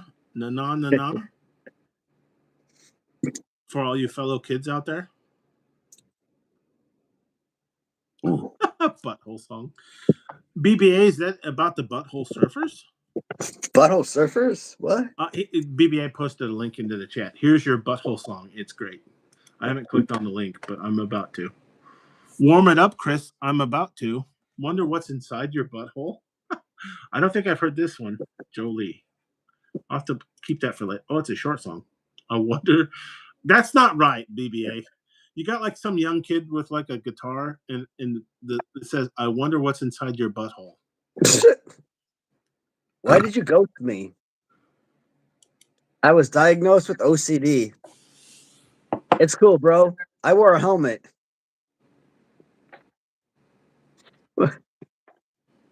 I wear a helmet. It's why did you go? What I mean? Why did you ghost me? I was diagnosed with OCD. It's cool, bro. I wear a helmet. I'm not following this game at all. OCD, obsessive cock disorder. Chicken cock. Question, response, compromise. Ghost, is that like Ghostbusters and Slimer? That means something different. I mean, basically just pulling out. Is that code? These randomly. Keep the same link. Sometimes they're funny as heck. Sometimes they're just random gibberish. But either way. Skip. Did I get it? Skip? No. Why is your suitcase packed? It occurred to me that you're emotionally closed off. Well, I've got these butt plugs if you need them. See, it always goes down to the butthole. Big astronomy fans, they're all about Uranus. All about your anus. Your anus. Hey, babe, can I get some more water when you get the opportunity? Mm-hmm. I would also enjoy some more dihydrogen oxide, everyone. Dihydrogen oxide. Thanks to water, we have whales. You see, my phone is plugged in, so why am I down to 37%? That makes no damn sense. Is it not really charging? I've noticed that I've got a few USB ports on my surge protector, and the first one doesn't charge my iPad, but the second one does. Let's look. Yeah, I'm at 100% still on my iPad. I've kept it plugged in the whole time. So if you fail, I can carry the flag for you if you want. Well, the thing is, I mean, the fact that it's at 37% and I've been on for 4 hours. I mean, it still is charging. It's just not charging all the way. You still got some time, but I'm also wondering. I think BBA wants to do like a four-way. Isn't he being kinky? Wrong eye. I did the wrong eye. I used my brown eye. Oh, that's a oatmeal reference. Too soon? Oh, is this the first Ross sighting? I think this is the first Ross sighting. I haven't seen him before. Ross waiting for the new year to join us. What do we got here? Ross is joining the stream already in progress. What happened on our wedding night? I realized that you never... Really? What happened on our wedding night? Response. I realized that you never go down on me. Compromise. Sweet. Want to tug on my nipple clamps? Wow. This is pretty dirty, fella. Oh, God. Wow, dude. Windows. I'm not drunk enough for this. Wow. Either Windows on Windows or World of Warcraft, whichever you prefer. Both dirty. Hey, look at that. Your nipple clamps got me a couple new viewers. Did they? Nice. Just call you Kyle Peterson. He likes to talk about his wife's breasts a lot. A lot. It's true. I'm not making it up. Even he makes me blush, and I don't blush easily. Don't worry, babe. I'm not going to do that. Kyle Peterson in his New Year's show made a pearl necklace reference. Look that up, kids. Don't look it up. Don't look up pearl. If you don't know what pearl necklace is, don't look it up. He made a reference, and it is what you think. If you don't know what that is, don't worry about it. But he went there. He went there. Pearl necklace. And his wife went with him. Irma Gerd. Gershburms. Oh my God. No, it's full on Gershburms. I mean, I guess it works for them, but it's still hilarious. I'm watching Kyle Peterson because I want to talk about wrestling figures, and he's making a pearl necklace joke. And I'm like, I don't know how to feel about that. Give me a second. Is it fresh? He lives in the middle of Iowa. Does that feel weird? I feel like Iowa's like, oh yeah, we farm. We're a family state. Why do I feel like he lives in like California or something like that? No, he lives in Iowa, outside of Des Moines. I think it's called Ann Kinney. He posts his address and stuff. But I'm like, oh, that's kind of neat because I feel like, I live in Illinois. You live in Kentucky. He lives in Iowa. Like it's kind of neat. The central part of America is represented by all these action figure fans and stuff like that. And then oh my gosh, some of the jokes he makes. I'm not a prude or anything, but I'm kind of like, he made a pearl necklace joke. Happy New Year's, pearl necklace, everybody. And I'm like, yeah, go look that up in Urban Dictionary, everyone. You took the steam engine to Cleveland, you say? The steam engine? Look that one up, everyone. Cleveland steamer. Yeah. He hasn't made that joke, but I would find that hilarious if he did. For you 40-year-old virgins out there. Different movie. Great fucking movie. Are we losing all of our viewers? Am I losing all the viewers? Should I go back to the Avogadro's number jokes? Are these dirty jokes doing too much for everyone? I'm surprised the oatmeal. I didn't realize he was that kinky. He's definitely into the butthole. That Matthew. Let's see what else we got here. Inman, I-N-M-A-N. Matthew Inman, is that right? This one says. Butthole guy. What happened on our first date? I got a yeast infection. Well, that's Sounds not like good. somebody could. Wow. Windows on Windows. Read the whole thing. What happened on our first? I'm trying to read the whole thing. What happened on our first date? I got a yeast infection, she says. Sounds like Yes, you do. somebody could use a hot dog. I think she got a hot dog, and that's why the yeast infection happened. That's awesome.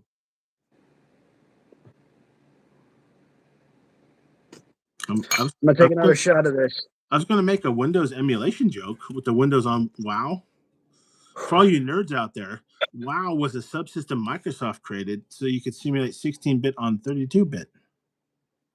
16-bit on 32-bit.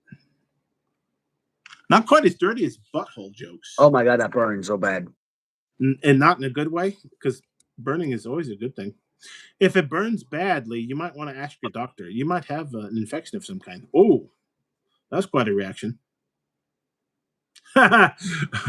Ross with the bottoms up. Has he played this game before? There's a lot of bottoms in this game.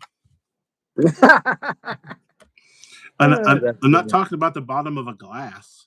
Maybe something that rhymes with glass. Giggity. Giggity. That was a major giggity. That's what she said. He said? You said? Me said? Yeah. That's what people say? Hmm? Upside down pound cake? An upside down... My aunt used to make a tremendous pineapple upside down pound cake, but I don't think she was thinking of yeast infections. I didn't ask her, but I'm pretty sure she wasn't thinking of. But it was a tasty cake. But now when you say pound cake, I think of hashtag cake. Oh god, I got another one right here. Oh, we're You gonna got love this another one, yeast man. infection? You better ask your doctor about those yeast infections, Matt. You want to All right. control. Question. Queen. Why are you moaning like that?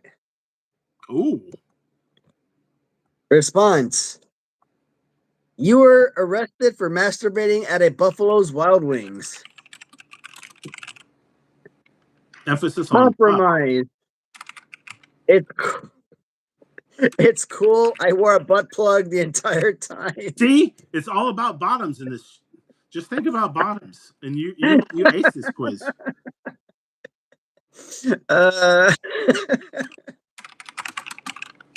What the hell? You know, in freaking South Park, the freaking kids are like, why is this writer of Game of Thrones always writing about freaking Johnsons and stuff? That was And a I'm good like, episode. I'm going through this, and you brought it up, and now that I'm seeing it firsthand, I'm like, now I'm paying attention. Yes, like why is this guy always writing about butt plugs and all this other stuff? That's pretty funny. I didn't think to draw the correlation between the South Park. What was the guy that Game of Thrones? Yeah. R or something. R Martin. R never gonna finish this. That's what that stands for, I think. He's never gonna finish those books. He's never gonna finish them. George R. George R. Martin. George R. Coxon Martin Chicken Cock. What's his name? I forget. Martin. George R. Martin. George R. You going to the mall? What movie is that from? I'm a big fan of movie references. Hey, Corey says, I like a good bottom on top. That's funny. I feel like our demolition gear could come into play on one of these. Anyway. BDSM, that's what's up right there.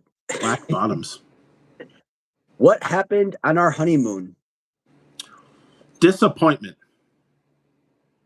I caught you sending creepy texts to your stepbro.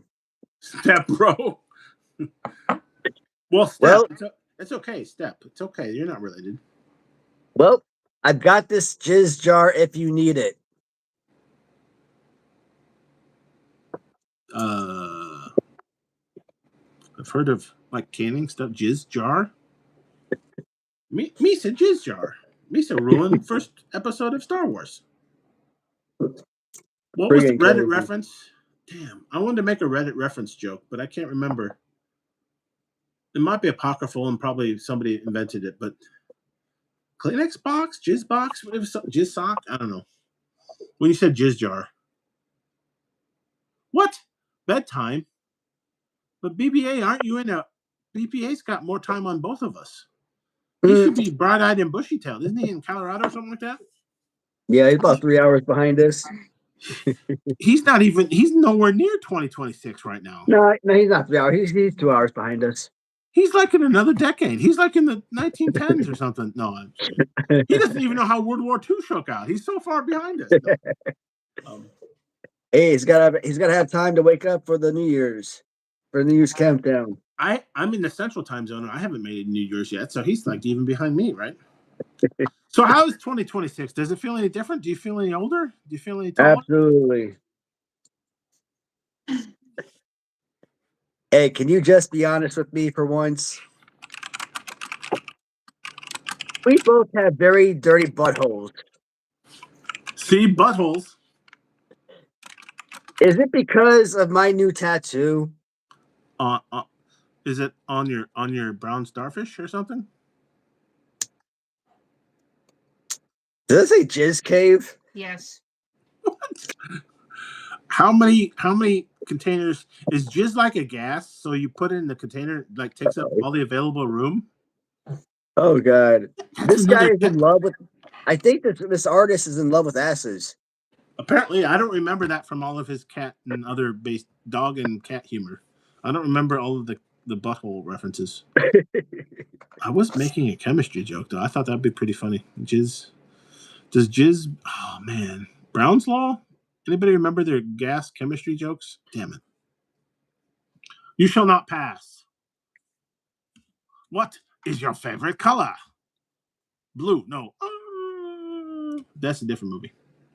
Yeah, I don't know who suggested these cards. This is a game. What's the name of it? Couples therapy? What's Bad it called? Buttholes? What horrible couples. Horrible couples. It's called Nothing But Buttholes from The Oatmeal. Matthew Inman, I think it is his name. INMAN. Did I remember it correctly? Yeah, it's kind of a weird game. The Oatmeal is funny. The comic strips and stuff I think I saw on Facebook and other friends and stuff posted to me. The Oatmeal's got some funny stuff, but I don't remember him talking about buttholes this much. Maybe that's what he veers into butthole territory in the card games. He's got like a cute game I think about cats, kittens. He's got a cute game I think about throwing burritos, and then he has this butthole based joke. And I'm buttholes are funny, but like not every joke has to be about buttholes. We could mix some other things in, like maybe the inside of the knee, maybe the back of the elbow, maybe the behind the ear, maybe behind the ear jokes, maybe. I don't know. Mix it up a little bit. Well, let's see. Are you thinking what I'm thinking? Is it about buttholes? It's got to be about buttholes. Well, I'm a lesbian now. Because of the buttholes? Is that too many buttholes? I'm a lesbian now. Please tell me you got a video of that. You could probably put that on OnlyFans, make it killing. You could raise some capital for your action figure line if you put that lesbian video on OnlyFans. You could probably make some money. Backdoor Santa. Backdoor Santa. Backdoor Santa. There's got to be some. There's got to be some Santa-based porn. I haven't looked. There's got to be. There's like, isn't that the rule of 34 or 27 or Hike or Omaha? One of them numbers. Oh my gosh. Is that still the 115 proof, or what are you drinking there? Same stuff. Same shit, different day. The bourbon whiskey wouldn't go. Hey, you can say that. Same shit, different day, because you are in a different day. Right? You're in January. Oh, wow. I don't think he's coming with me on that. You shall not pass. Gandalf the gay? Gandalf the tranny? No. I think that might have been the final punch. Fruit punch? I always liked the good fruit punch. You giving up on us? All right. You still got. Why are you making me go to therapy? Ooh. Because of my obsession with buttholes. I stole your underwear. Still could be butthole related. Well, let's wait for the compromise. This sounds like the perfect time to start pumping my ping. Pumping your woo was what? Penis. Every other word Matt can say. penis is the clinical term. I've I been don't saying, like that word. Like it's just a stupid word, and I hate the word. how about cock? Yes. See, I feel like cock's a worse word, but I can get away with it because I've got chicken cock next to me.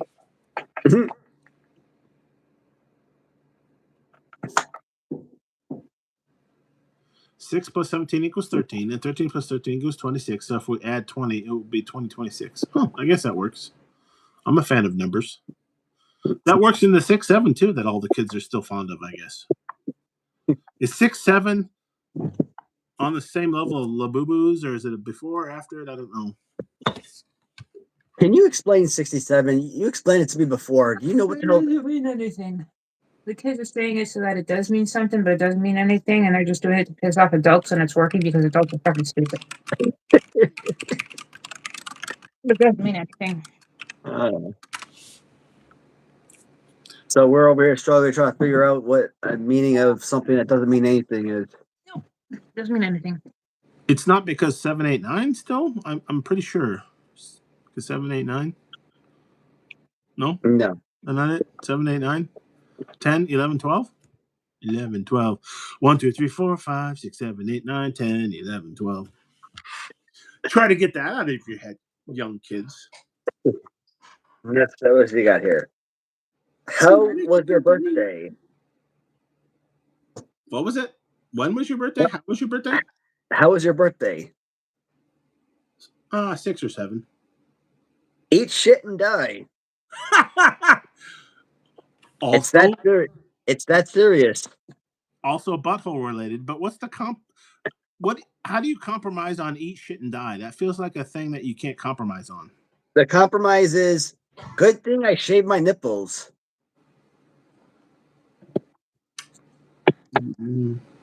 Eh. Yeah, hair. Well, eat shit and die. How about I just eat shit? Is that the compromise? What if I just like roll it around and then I spit it out? Is that what's the compromise for eat shit and die? I don't. Shaving my hairy nipples doesn't feel like the compromise to eat shit and die, does it? What kind of game is this? This is wacky. If y'all don't say doo doo fart, I will cry. If y'all don't say doo doo fart, I will cry. So I can say anything else then. 27. Is that good? 20. I didn't say doo doo fart. Just don't say doo doo fart. It is funny that butthole. I mean, I guess poop humor, fart humor. That's all. That is still kind of funny, but I just don't remember him relying on, all this like fart and poop based jokes. But I mean, I guess it is maybe supposed to be more of an adult themed game. I don't know. I'm used to his dog and cat based humor and stuff like that. Absolutely. All right, let's see what we got here. Oh, we got a Valentine's Day one. What happened on Valentine's Day? Oh, the one gang killed the other gang in Chicago. The Valentine's Day massacre. That's what's up. That's But probably no. what I'm talking about, though.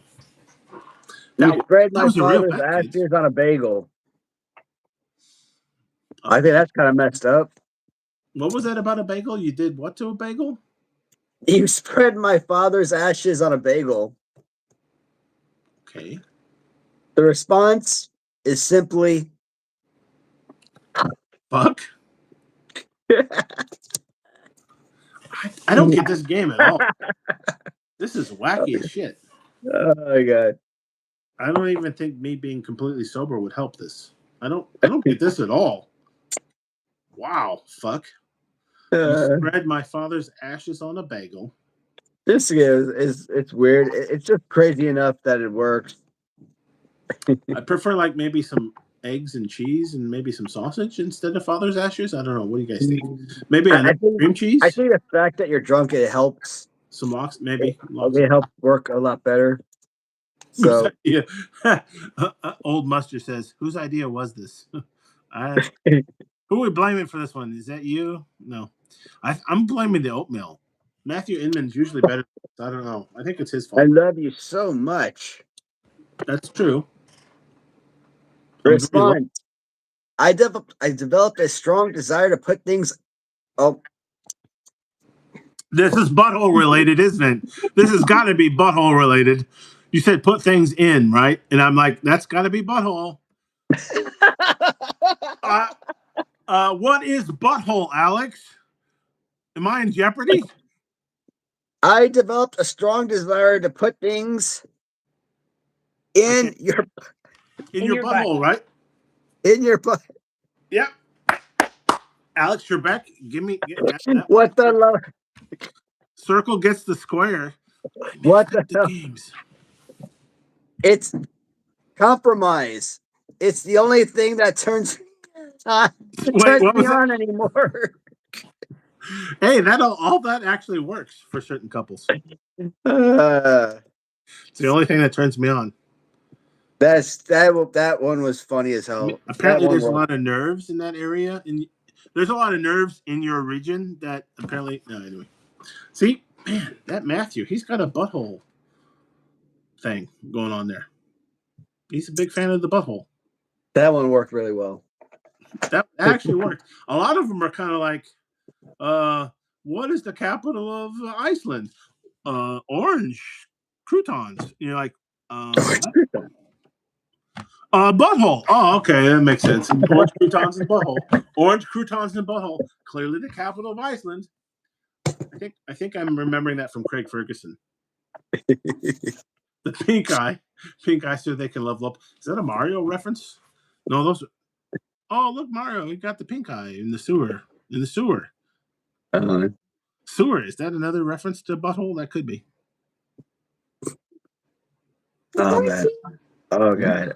Too I'm soon? glad I got these cards, man. I'm so freaking out of it. Like right now, this is like my only saving grace. And who would have thought Cards Against Humanity would be a safer game to play? This seems like it's worse than Well, Cards this Against Humanity. is actually the horrible couple card game. Doesn't this feel almost worse than Cards Against Humanity? I mean, there's some epic Cards Against Humanity, but this feels. I mean, Cards Against Humanity. We could definitely do this like another time, but because this is fun right here. I mean, I've never played Cards Against Humanity, but I've heard of the fun things that happen. This feels worse, and I was not expecting that. I thought Cards set a pretty high bar, or low bar, depending on your perspective. This one says, "Do you remember what you said to me the night we met? You challenged my stepdad to a sword fight with your pain." And then you spread him on your bagel. I hate that damn word. This sounds like a job for a gas station boner pills. I don't know. I just can't say the damn P word. Like it's just a damn stupid word, and I just hate the word. I can't say it. Farfignugan? Does that begin with a P? I think it did. Did Farfignugan begin with a P? I remember that. Volkswagen, say the word Farfignugan. I went from penis to Farfignugan.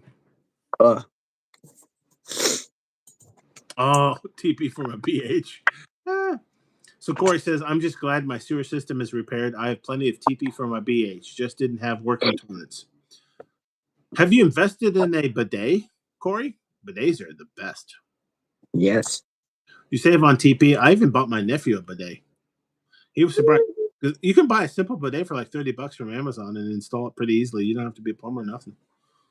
Even in the wintertime, the cold. I'm gonna step away for a few. Uh-oh. Okay, everyone make fun of Waddy while he's gone. Oh, Awesome. Waddy, he sure likes to talk That's about right. buttholes and stuff. No, but really, bidets are nice. I enjoy the bidet. It feels weird pooping anywhere else. I just instinctively reach next to me. I'm like, oh, there's no water. What am I going to do with my butthole now? There's no water to clean my butthole. Would you like to see my butthole, Bungholio?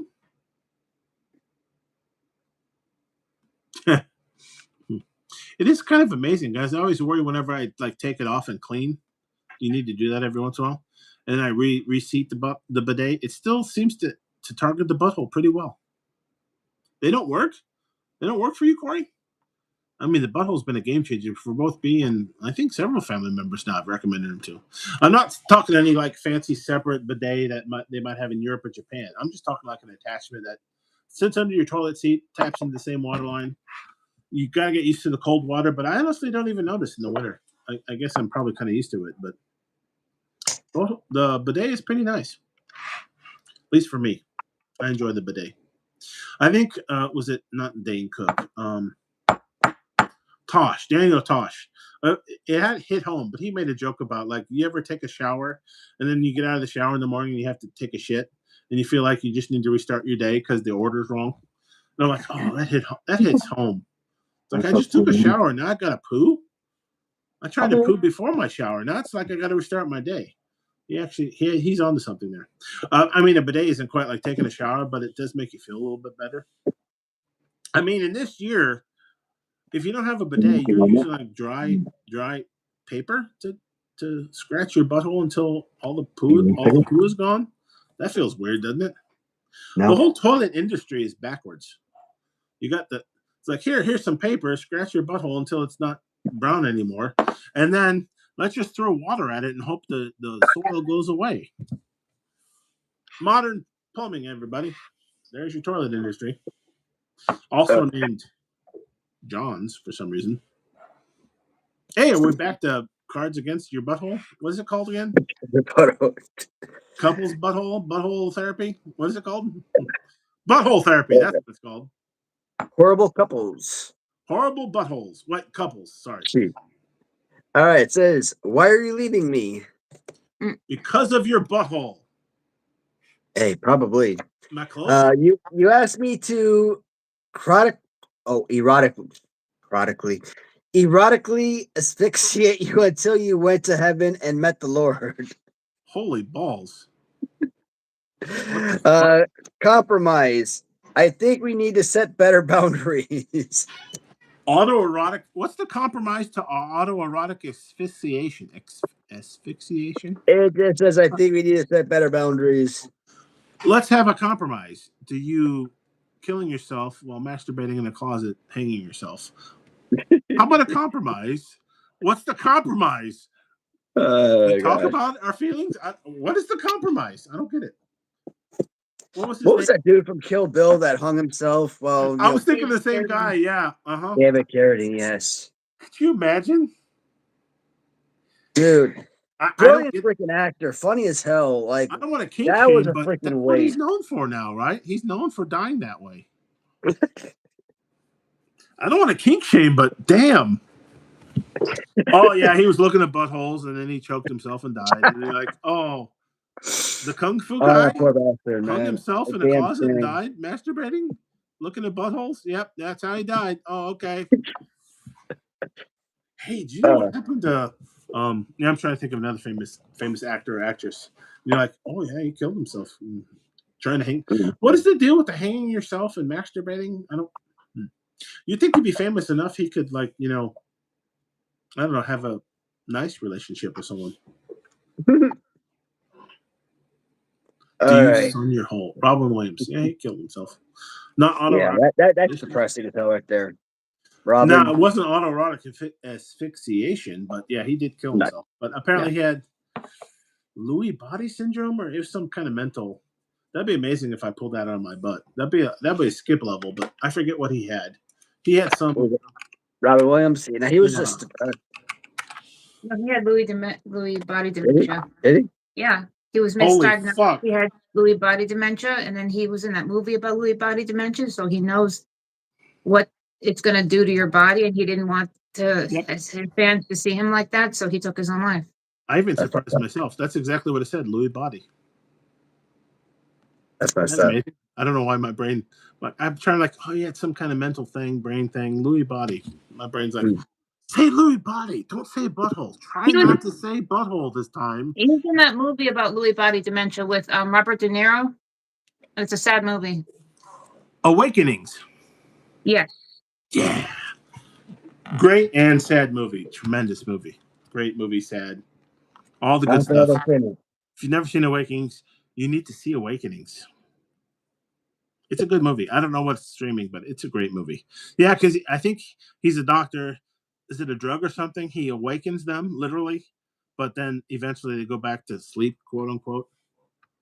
And so for a while, like Robert De Niro's character and the rest of the people are like actually alive and have a life, and they can meet people and talk with people and that sort of thing. And then eventually, though, they go back into what happened to them before, and you're just kind of like, they're back to vegetable land. And you're like, yeah, wow.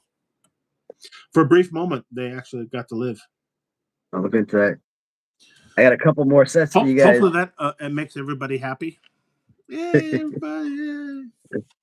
All right, next set. What happened at the Drake concert? Uh-oh. You spent the entire time talking about your ex. Compromise. Dear Diary, my wife is the cute. Oh, wow. Dear Diary, my wife is the cuntiest of all the cunts. Sounds very British. They like to use that word. Next one. It is. What happened at the Post Malone concert? Oh, another one. Post Malone concert. Nothing. I'm wearing a hidden camera and uploading everything to Pornhub. Damn it, what happened? Wow. We're going to need trash bags and an alibi. That kind of follows. Though I've never been to a Post Malone concert. That follows. But apparently I need to go to a few more Post Malone concerts if it's that kind of party. If it's going to be that kind of party, I'd stick my dick in the mashed potatoes. Oh, God. Oh, shit. You know what? I made myself some damn... mashed potatoes? Well, kind of. I mean, I made myself some country fried steak. Country fried chicken, whatever you want to call it. Lie. No, I mean it's country fried steak. I mean it's chicken. It's not steak, but you call it country fried steak, even though it's just chicken. And when I made the gravy, it looks like mashed potatoes. So I made it really thick. A little thick. So I kind of screwed up the gravy. But I made that like several days ago, and I haven't had any since. So I really should eat that crap before it goes bad. I like it thick. And that's what she said. And the gravy too. Yeah, that's what I was going. No, I mean, thick gravy isn't bad. I've noticed that it's been chili season, and I've made some chili, and then I've gotten some canned chili, and I've noticed just how thin the canned chili is. You know what I mean? When you get lazy and you just like warm up some canned chili, it's like super thin. I'm used to like when the chili says, "Oh, you put in like 2 cans of beans." I'm like, "Oh, 4 cans of beans? Yeah, sure." And tons of meat and all the other stuff. So my chili is usually thick. My chili brings all the boys to the yard, if you know what I'm saying. But a canned chili, I'm kind of like, man, is there any meat or beans in this? Like, what is in this? What am I eating? Yeah. Too thin. So thick gravy is an easier problem to have. Thin gravy, that's the problem. I got the next set for you. Speaking of buttholes, what were you doing in the bathroom just now? Buttholes. No? Kind of. I'm close. I realized that you kissed the dog more than you kissed me. Uh-oh. Compromise. Oh, God. Uh-oh. Compromise. Oh, God, you devil, part 2. Go ahead, say it. Electric Boogaloo. No, I want him to say it. He already knows. Is it butthole related? Butthole. Is it? Now, pay attention to my butthole. Pay attention to my butthole. Wow. I didn't realize he was that into buttholes. Oh my God. That's not a value or a judgment. It's just, I was surprised. I'm more surprised. I've never seen his butthole. I haven't seen a lot of butthole jokes in his oatmeal comments. Oh, God. Wow. Pay attention to my butthole. I mean, teach their own. I mean, hopefully 2 consenting buttholes. Wow. I mean, it's funny in the first like 75 times, but after a while, you're kind of like, okay, you need to see a therapist. Couples therapy, or no, it's bad couples. I keep thinking therapy is in the name of this. Let's see if we look at more buttholes now. And then when we're done, we'll play the card game. What's your love language? Oh, it's got to be buttholes. I drank an entire gallon of Kirkland Signature vodka. Costco reference for you kids out there. Costco. Kirkland. The FBI is listening. The FBI is listening because I prefer vodka from Costco rather than name brand Blue Goose vodka or something, or some other vodka. Some other Tito's vodka. I've heard that's all the rage, but I prefer my vodka from Costco. Cole. Question. True. It's not a question, but question. I have a problem with this. Questions that aren't questions. Let's hold hands. Let's hold hands? Response. I slept with someone else. I slept with... Is this on the same card? I don't get this at all. What is going on here? Compromise. What year is this? Now it rubs the lotion on its skin. Oh, or else it gets the hose again. Yeah, Silence of the Lambs, everybody. Oh, man. Ted Levine, Buffalo Bill. Now that was perfect. Tremendous. Ironically, Silence of the Lambs, I don't think there were any buttholes in that movie. There's some fava beans and a nice Chianti, but I don't think there were any buttholes. I think there were 0 buttholes. Though, so I always remember, I don't remember later on, but somebody had to remind me because he's into that weird stuff. I am kind of too, like serial killers and that sort of thing. But Ted Levine, he plays Buffalo Bill in Silence of the Lambs. Later on, he's Captain Stottlemyre in Monk. Have you ever seen Monk, the TV show? Dude, no shit. Same guy. Is that who that is? Same guy. Damn. Ted Levine. Monk. Damn, what is his name? He was also in the remake of Hills Have Eyes. I think so, yeah. That sounds right. Damn it. Tony Shalhoub. Green Bay, Wisconsin, everybody. We mentioned Green Bay earlier with the football. Because I used to go, they're still open, but local chocolate shop called Cerrugi's. And apparently they're related to Tony Shalhoub. I didn't realize that until one day I was just buying Christmas chocolates or whatever. And I'm like, well, that's freaking Monk up there. That's Tony Shalhoub. What's the deal here? I was like, oh, yeah, I think he was born somewhere else, but he was, I don't want to say imported, but immigrated to the United States. Maybe he was adopted. But he grew up, went to Green Bay High School and all that sort of stuff. Tony Shalhoub, Monk. So there you go. Apparently related to the Cerrugi family from Green Bay, Wisconsin. Home of the Packers. Not to be confused with fudge packing, which is what Matthew Inman apparently is interested in with his Bad Couples, butthole-based card games. We're talking about buttholes, everybody. Oh, dude. Everybody poops. Sometimes. Almost 5 freaking hours on the stream, and you know what I've never done today? Acid? I would love to try some freaking acid. Buttholes? Is that 2? Did I get 2 right? Acid, but dude, buttholes? I didn't talk about tomorrow's freaking tournament, or technically it's New Year. It's already freaking New Year's Day. So for you, it's today, but for me, it's tomorrow. I know. I already live in the future. How mind blowing is that? Give me the lottery ticket. Give me the lottery numbers. Come on, dude, I want to gamble. Help me out. Viewers that are watching the Thursday 7 p.m. Eastern time.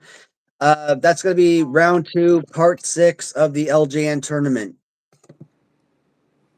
That one you guys are going to want to watch. I haven't filmed it yet, so I'll probably film it sometime Thursday afternoon. But when I finally do post that video, I don't know. Whenever I post that video, it's not just going to be whatever that video is. So if that video is 33 minutes long, if it's 45 minutes long, it's not just going to be that video. I'm also going to include a second video that I'm going to attach. So if it's a 45-minute tournament video, it's going to look like it's 59 minutes. So it's going to be a 2-in-1 video clip. And I said it before, the whole reason that I'm not doing, 2 separate videos, 2 reasons. Number 1, I don't want to interrupt my tournament. I just want straight tournament videos, one tournament video after the next, up until the tournament is complete. The second reason, anybody that's tuning in and watching the tournament videos, I want you guys to have first opportunity to see what's going on. One of somebody that's familiar with my creation of the Maniac Riot Wrestling line has issue with the fact that I'm not creating an action figure of him.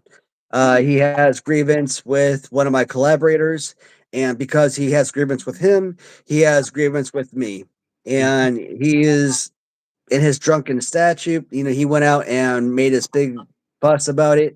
I took a screen capture of that drunken statue, and I had made this little small response. We're not talking anything crazy. Like, I didn't go off on him. I just made like these little small cameos in response to his responses to me. But I'm gonna kind of attach that his little rant video as well as my little response at the end of that tournament video. So for those who tune into that tournament, you're gonna want to stay tuned to watch that at the end. I think that tournament is actually, or I think that rant video is probably gonna be more important than the tournament itself. But I think it should be kind of fun to watch. January 1st, what time? 7 p.m. 7 p.m. Eastern. Yeah. Mm-hmm. End of summer. End of baby. So look forward to that in your grocer's freezer. Next to the frozen pizza, maybe some frozen peas, maybe some maybe some fine tater tots, maybe, or what else do you like frozen food wise? I don't mind some frozen foods. Maybe a nice frozen butthole or two, maybe. Maybe some that's funny. butthole. Lance says Matt and L. I'm boss. Lance says sub boss man. I feel like Lance maybe went away and came back. We've been going so long. I do got a couple. Yeah. Can you see the chat? I can't see anything. My stuff never popped back up again. Damn it, Jim. I'm a doctor, not a pool man. I don't think we missed too much. Robin Williams, don't go full Carradine. Crunchy Zebra said that. Hulk should be alive. He had a surgery botch, Corey said. I think I did hear that Hulk, I think they had a surgery before he passed away that maybe they messed up. I mean, I can't imagine performing surgery on someone, but you'd hope they would do a better job than I would. But I guess that's that old joke, what do you say to someone who finishes last in medical school? Doctor? Mm-hmm. I don't know if that's true. I don't know if you can finish last in medical school and still be a doctor, but the point kind of stands that not everyone is graduating top of their class in medical school. Mm-hmm. Lance had some adult beverages. What did you have, Lance? What have you been drinking? Mm-hmm. Oh, Crunchy Zero's drunk on Costco champagne. There's another Kirkland Signature reference. We referenced that earlier, didn't we? Kirkland Signature. Kirkland, Washington, home of Costco, everybody. Members Mark is Sam's Club. Kirkland Signature is Costco. I don't know about BJ's. Well, it's a different, We're talking about warehouse clubs. I don't know about BJ's, but no. We might talk about BJ's means two different things, depending on what you're talking about. Yeah. BJ's means totally something different in couples, bad couples. All right. I got another couple sets here for you guys. All right. So next one. It says, why are you friend zoning me? Response. My therapist told me to dump you. Oh, wow. The therapist is kind of a bitch. Only compromise. Only on my Tuesdays. My therapist said the same exact thing. Oh, wow. Yeah. So the therapist, both their therapists are telling them to dump the other one. Both the therapists are bitches. I'm thinking of Celebrity Jeopardy, and when you say therapist, I think the rapist. Yeah. Have you seen the show you watch with the rapist? SNL. That dude in prison. Yeah, I don't know. It had Stanley Tucci in it. Ooh. Yeah, that was a good game. Stanley Tucci's pretty good. But I was thinking of like the SNL Celebrity Jeopardy, skits they'd have with Will Ferrell as Alex Trebek. And I'm trying to think of who would play Sean Connery. And for some reason, they decided to have Sean Connery be like a dirty person. And so it'd say like album covers, and he'd say like anal bum covers. It'd say therapist, and he'd say the rapist. He always talk about, oh, that's what your mother would say, Trebek or whatever. I don't know why they got that from Sean Connery, but what is his name? Pretty good player. Yeah, but the actor, the comedian, Who was the SNL comedian who would do Sean Connery?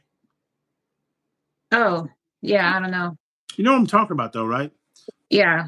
Fairly famous. Him and Alex would get into it, and then they'd have one time they had who was the Canadian actor who passed away early due to cancer? He used to do Weekend Update. Norm Macdonald? Yeah, until they fired him from too many OJ murder jokes. Norm Macdonald. He did a Burt Reynolds. Like, I got a big hat. Funny. It's funny. I got a big hat.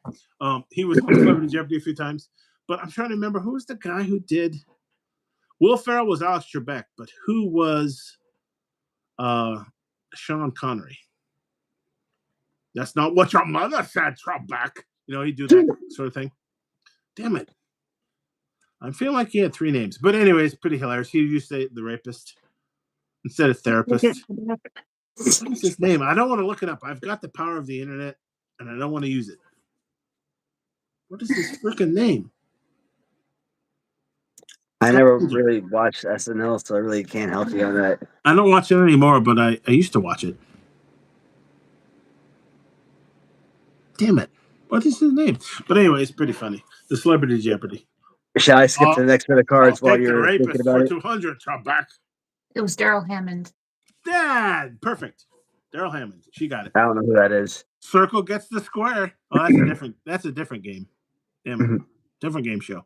I take Oprah Winfrey in the center of the block. No Hollywood Squares. Anyone? Hollywood Squares. Hollywood Square. The SS Minnow, James. The SS Minnow.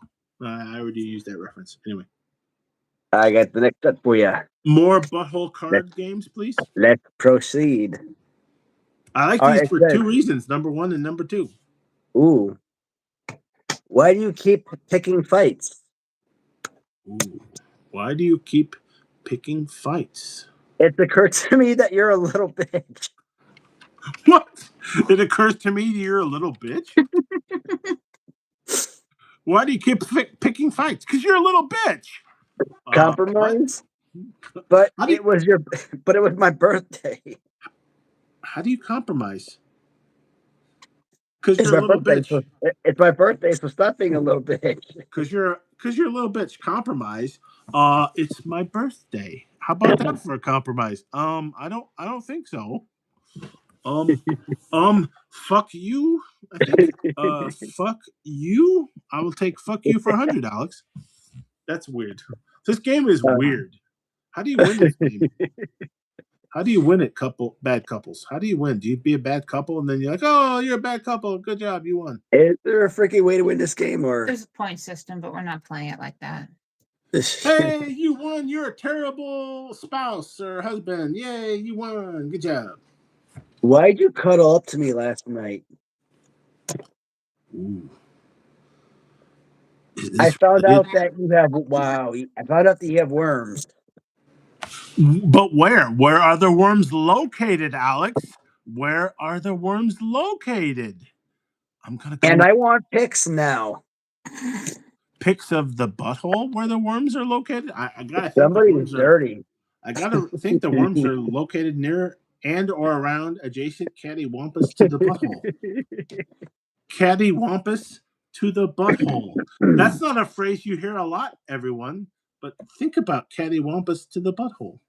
Maybe adjacent, next to, bordering the butthole.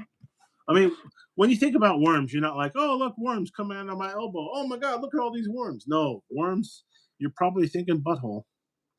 Sorry, Matt. Matt's thinking, that's your name. It says, why'd you kiss me yesterday? Ooh, is this worm related? Is this butthole related? It says, you're my best friend and I love you. Aw. That's not funny. Which is why you must bend the knee. I feel like there's a Jim Ross Missy joke in here. She bend the knee when she anyway. Bend the knee, or is this a Game of Thrones thing? Hold the door, Hodor and stuff. Ruin the show on the last season. Ruin the show. When I watched that, that freaking brought a tear to my eye. That made me sad as hell. Such a great show until it wasn't. Oh my God. Do you remember the first time we kissed? Me and you? I found out that I'm dying. Well, that's sad. Oh. What? Well, that's fucked up. Hey, at least he didn't say buckle. Oh god. That's freaking that's dark, dog.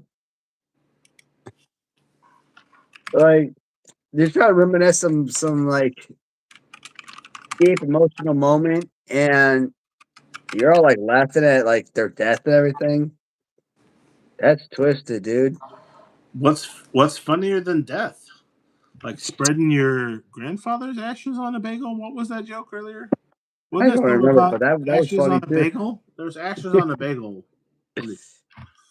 Why are you looking at me like that?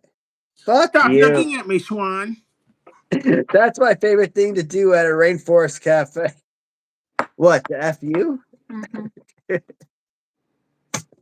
Oh god, this thing, man. I don't follow this game at all. You know what? I think we gotta actually jump into these other two games in the future stream. This stuff is actually pretty fun.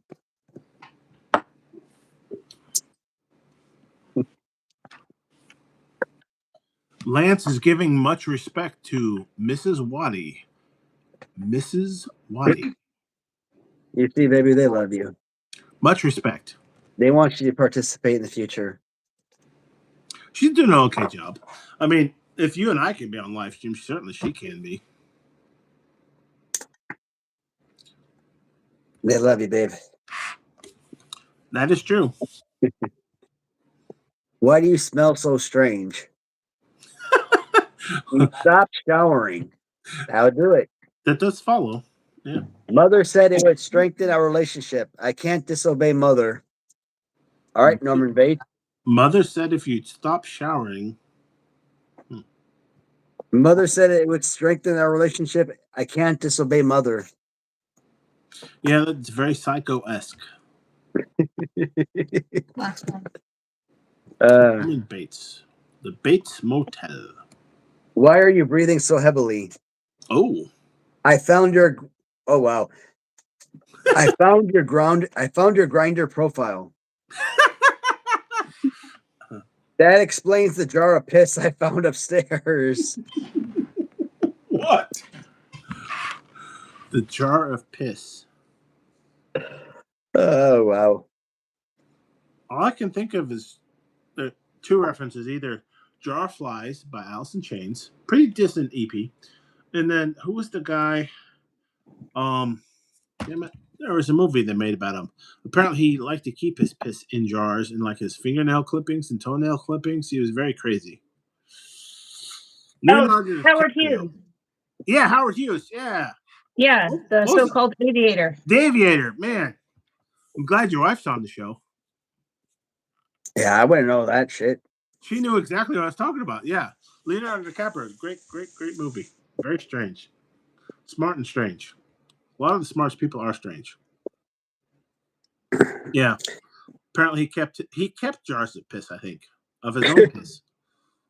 Not to be confused with Jars of Fly, the extended play, the EP released from Alice in Chains for all you grunge fans. How many Howard Hughes Aviator Alice in Chains jokes do you know? I only know of the one. Zero? Do you zero? Zero. If I would, could you? Alice in Chains. That was the first band I really enjoyed. I was not into music as a kid because my sisters both wanted to watch, like, was it MTV Top 20 or whatever? I'm like, no, I want to watch G.I. Joe or Transformers. Right, I was a lot younger, so I got annoyed at them, and I vowed to never listen to music ever.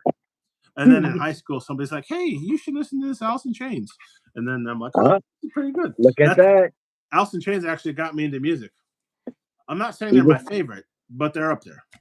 And you just got New Year's. What'd I do? You just got New Year's. New Year's? Oh, I did. Yeah, I feel so different. Yay! I don't feel any different at all. Yeah. Don't tell anyone. You have met me in the future. Hey, Wow, it's so weird knowing all the lottery winners and all the stock market picks and who to bet on in football this weekend. I feel like there should be a Back to the Future reference in here somewhere.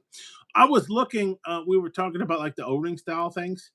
Super 7 has, not to get back to action figures, Super 7 has a line called Reaction Plus. And apparently there's like some Back to the Future figures I was looking at on the Big Bag Toy Store, but I haven't bought yet. But they look like they're like G.I. Joe figures, but it's like, oh, Marty McFly with a guitar. And I think they have one with him with a skateboard. And then they have Doc Brown. I don't know if he has an accessory. But I'm like, oh, that looks kind of neat because they're G.I. Joe figures. They're actual O-ring. I think they're O-ring style. I don't think I have any Super 7s yet, but I was thinking about dipping my toe in the pond. But I haven't yet. But there's your Back to the Future reference. Figure, the action figure, cross-reference. I don't know. 1.21 gigawatts. Well, now that it's New Year's for you, Calvin Klein. I guess that's time for.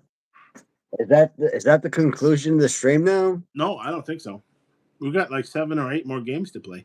Weren't we supposed to do like a 7-way with BBA or a 4-way or 3-way or 7-way? I don't know. I mean, that's got to be like a future stream, man. That's like we got to jump on his live stream for that. They're probably sleeping. They didn't even make it this far. Wusses.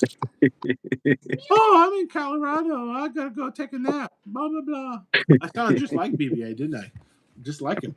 Put a mask on, you wouldn't even know me from BBA. You'd be like, oh, that's BBA right there. It sounds just like the guy. You know what? It'd be funny as heck though. Oh, I'm BBA. I got a mask. I would love to see that and see how many people you could fool actually.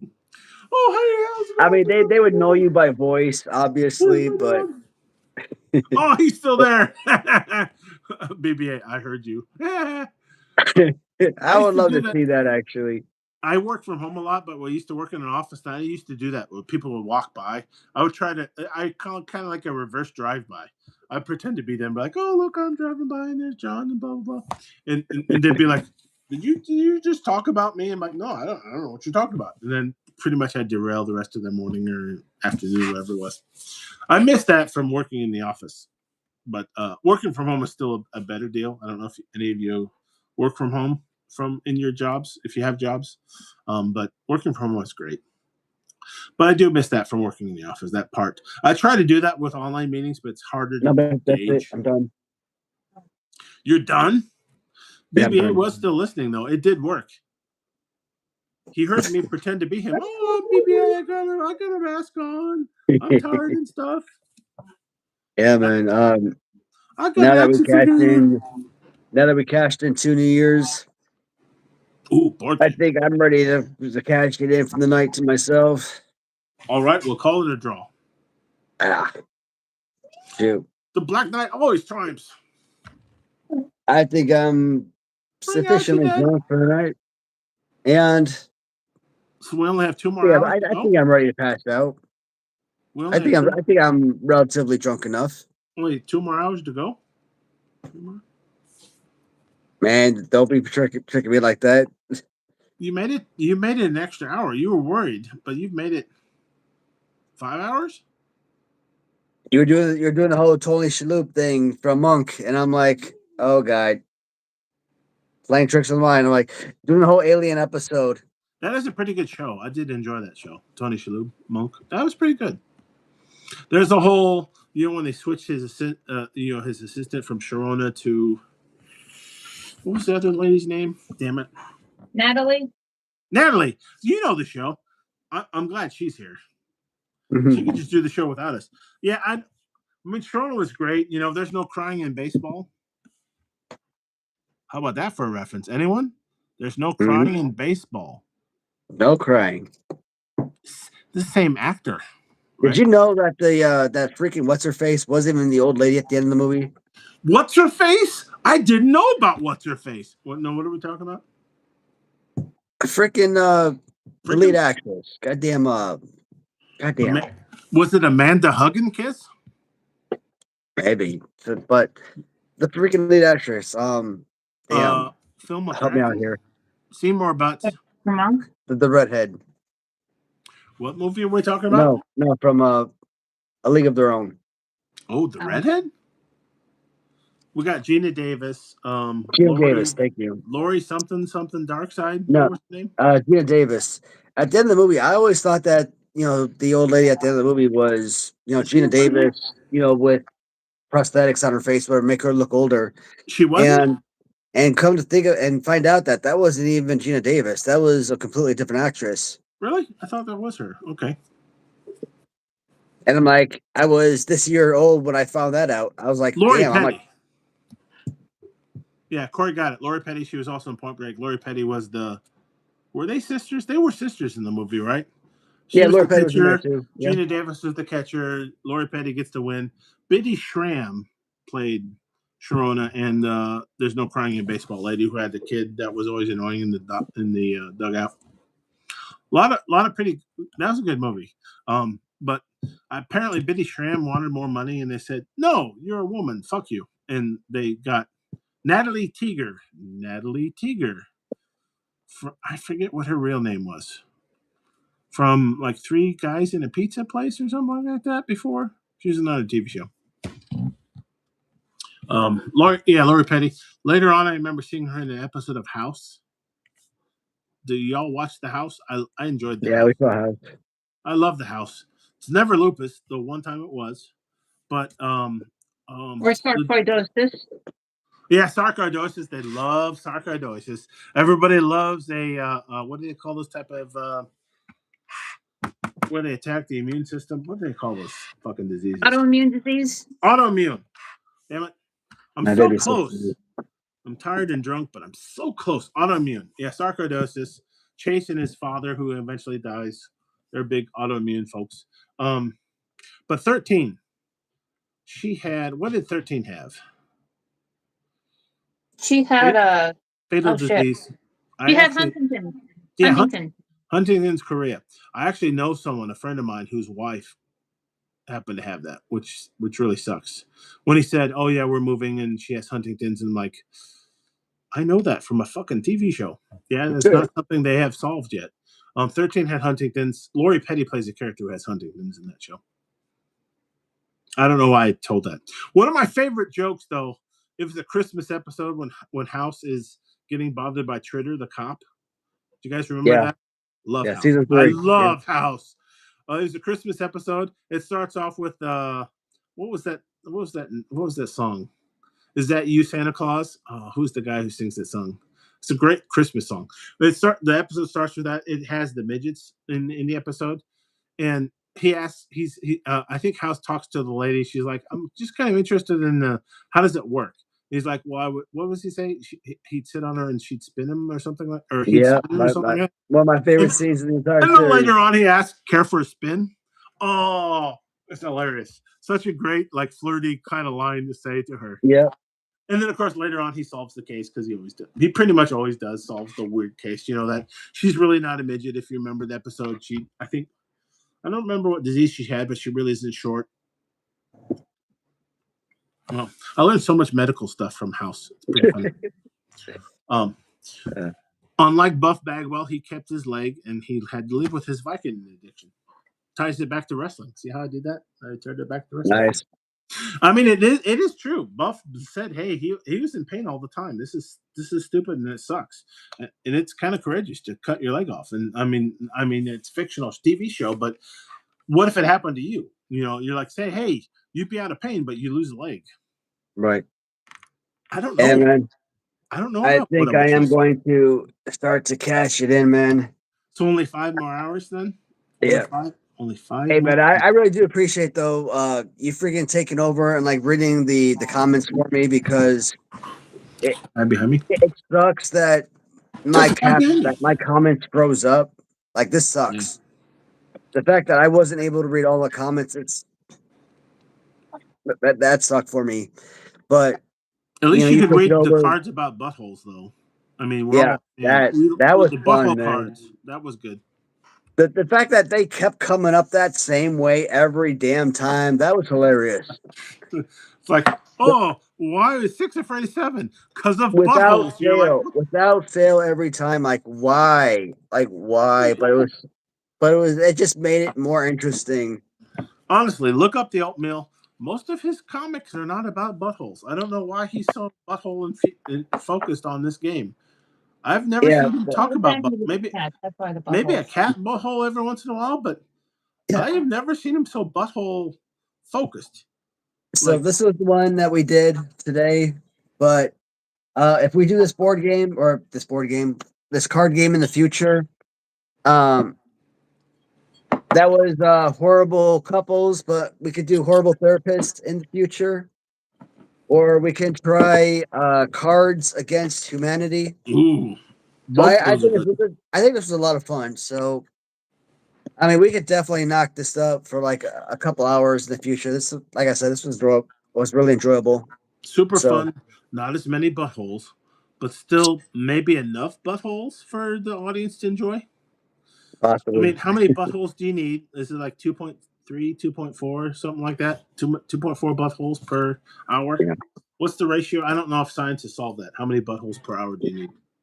Yeah, and yeah, man, my phone, and I am cutting off just in time because my phone actually is just about at 10% right now. So, dang, we're not going to make 4 more hours then. No, and I don't understand because, like I said, this sucker's plugged in. You're plugged in, yeah. Well, like I said, on my surge protector, one of the USB ports doesn't charge, the other one does. I haven't looked that close to know why, but I like move it over. I got a new computer this fall, and even some of those ports by default, I think it's a European thing, and a lot of the USB ports won't charge if the computer's off. And I kind of got used to plugging in my phone or I've got Bluetooth speakers that I like to use a lot when I'm listening to stuff. And I got used to, and my mouse is wireless. I got used to plugging that in even with the computer on, and it wouldn't charge. And I had to figure out the first week that it's a BIOS setting, the basic input-output system. When you first boot up the computer, I had to go in and turn on like USB charging, or I forget what the setting was. It's kind of weird though. Like you just kind of get used to, hey, I can plug USB in and it'll charge, but not all the USB ports are created the same. I mean, not all buttholes are created the same. I mean, this would have like cut me out at like 3 hours or so. So the fact that this allowed me to go like 5 hours plus, this actually helped. So, but I don't know if I'll be doing in the kitchen in the future. I mean, I'll probably do it in the future a few times, but if we're doing card games, yeah, we'll have to do it in the kitchen. This was nice. So we should figure out a way. Have you ever played euchre? I haven't, but Spades? I never played spades, but that feels like an army game. Yeah, I've never tried spades, but spades. I'm going to end the stream, guys, and I gotta get headed to bed though. So I'm gonna say good night to everybody. Happy New Year, everybody. Thanks for another great stream, everybody, and I'll talk to everybody soon. Check out tomorrow's tournament video, everybody. Same bat channel. All right, guys. Good night, everyone.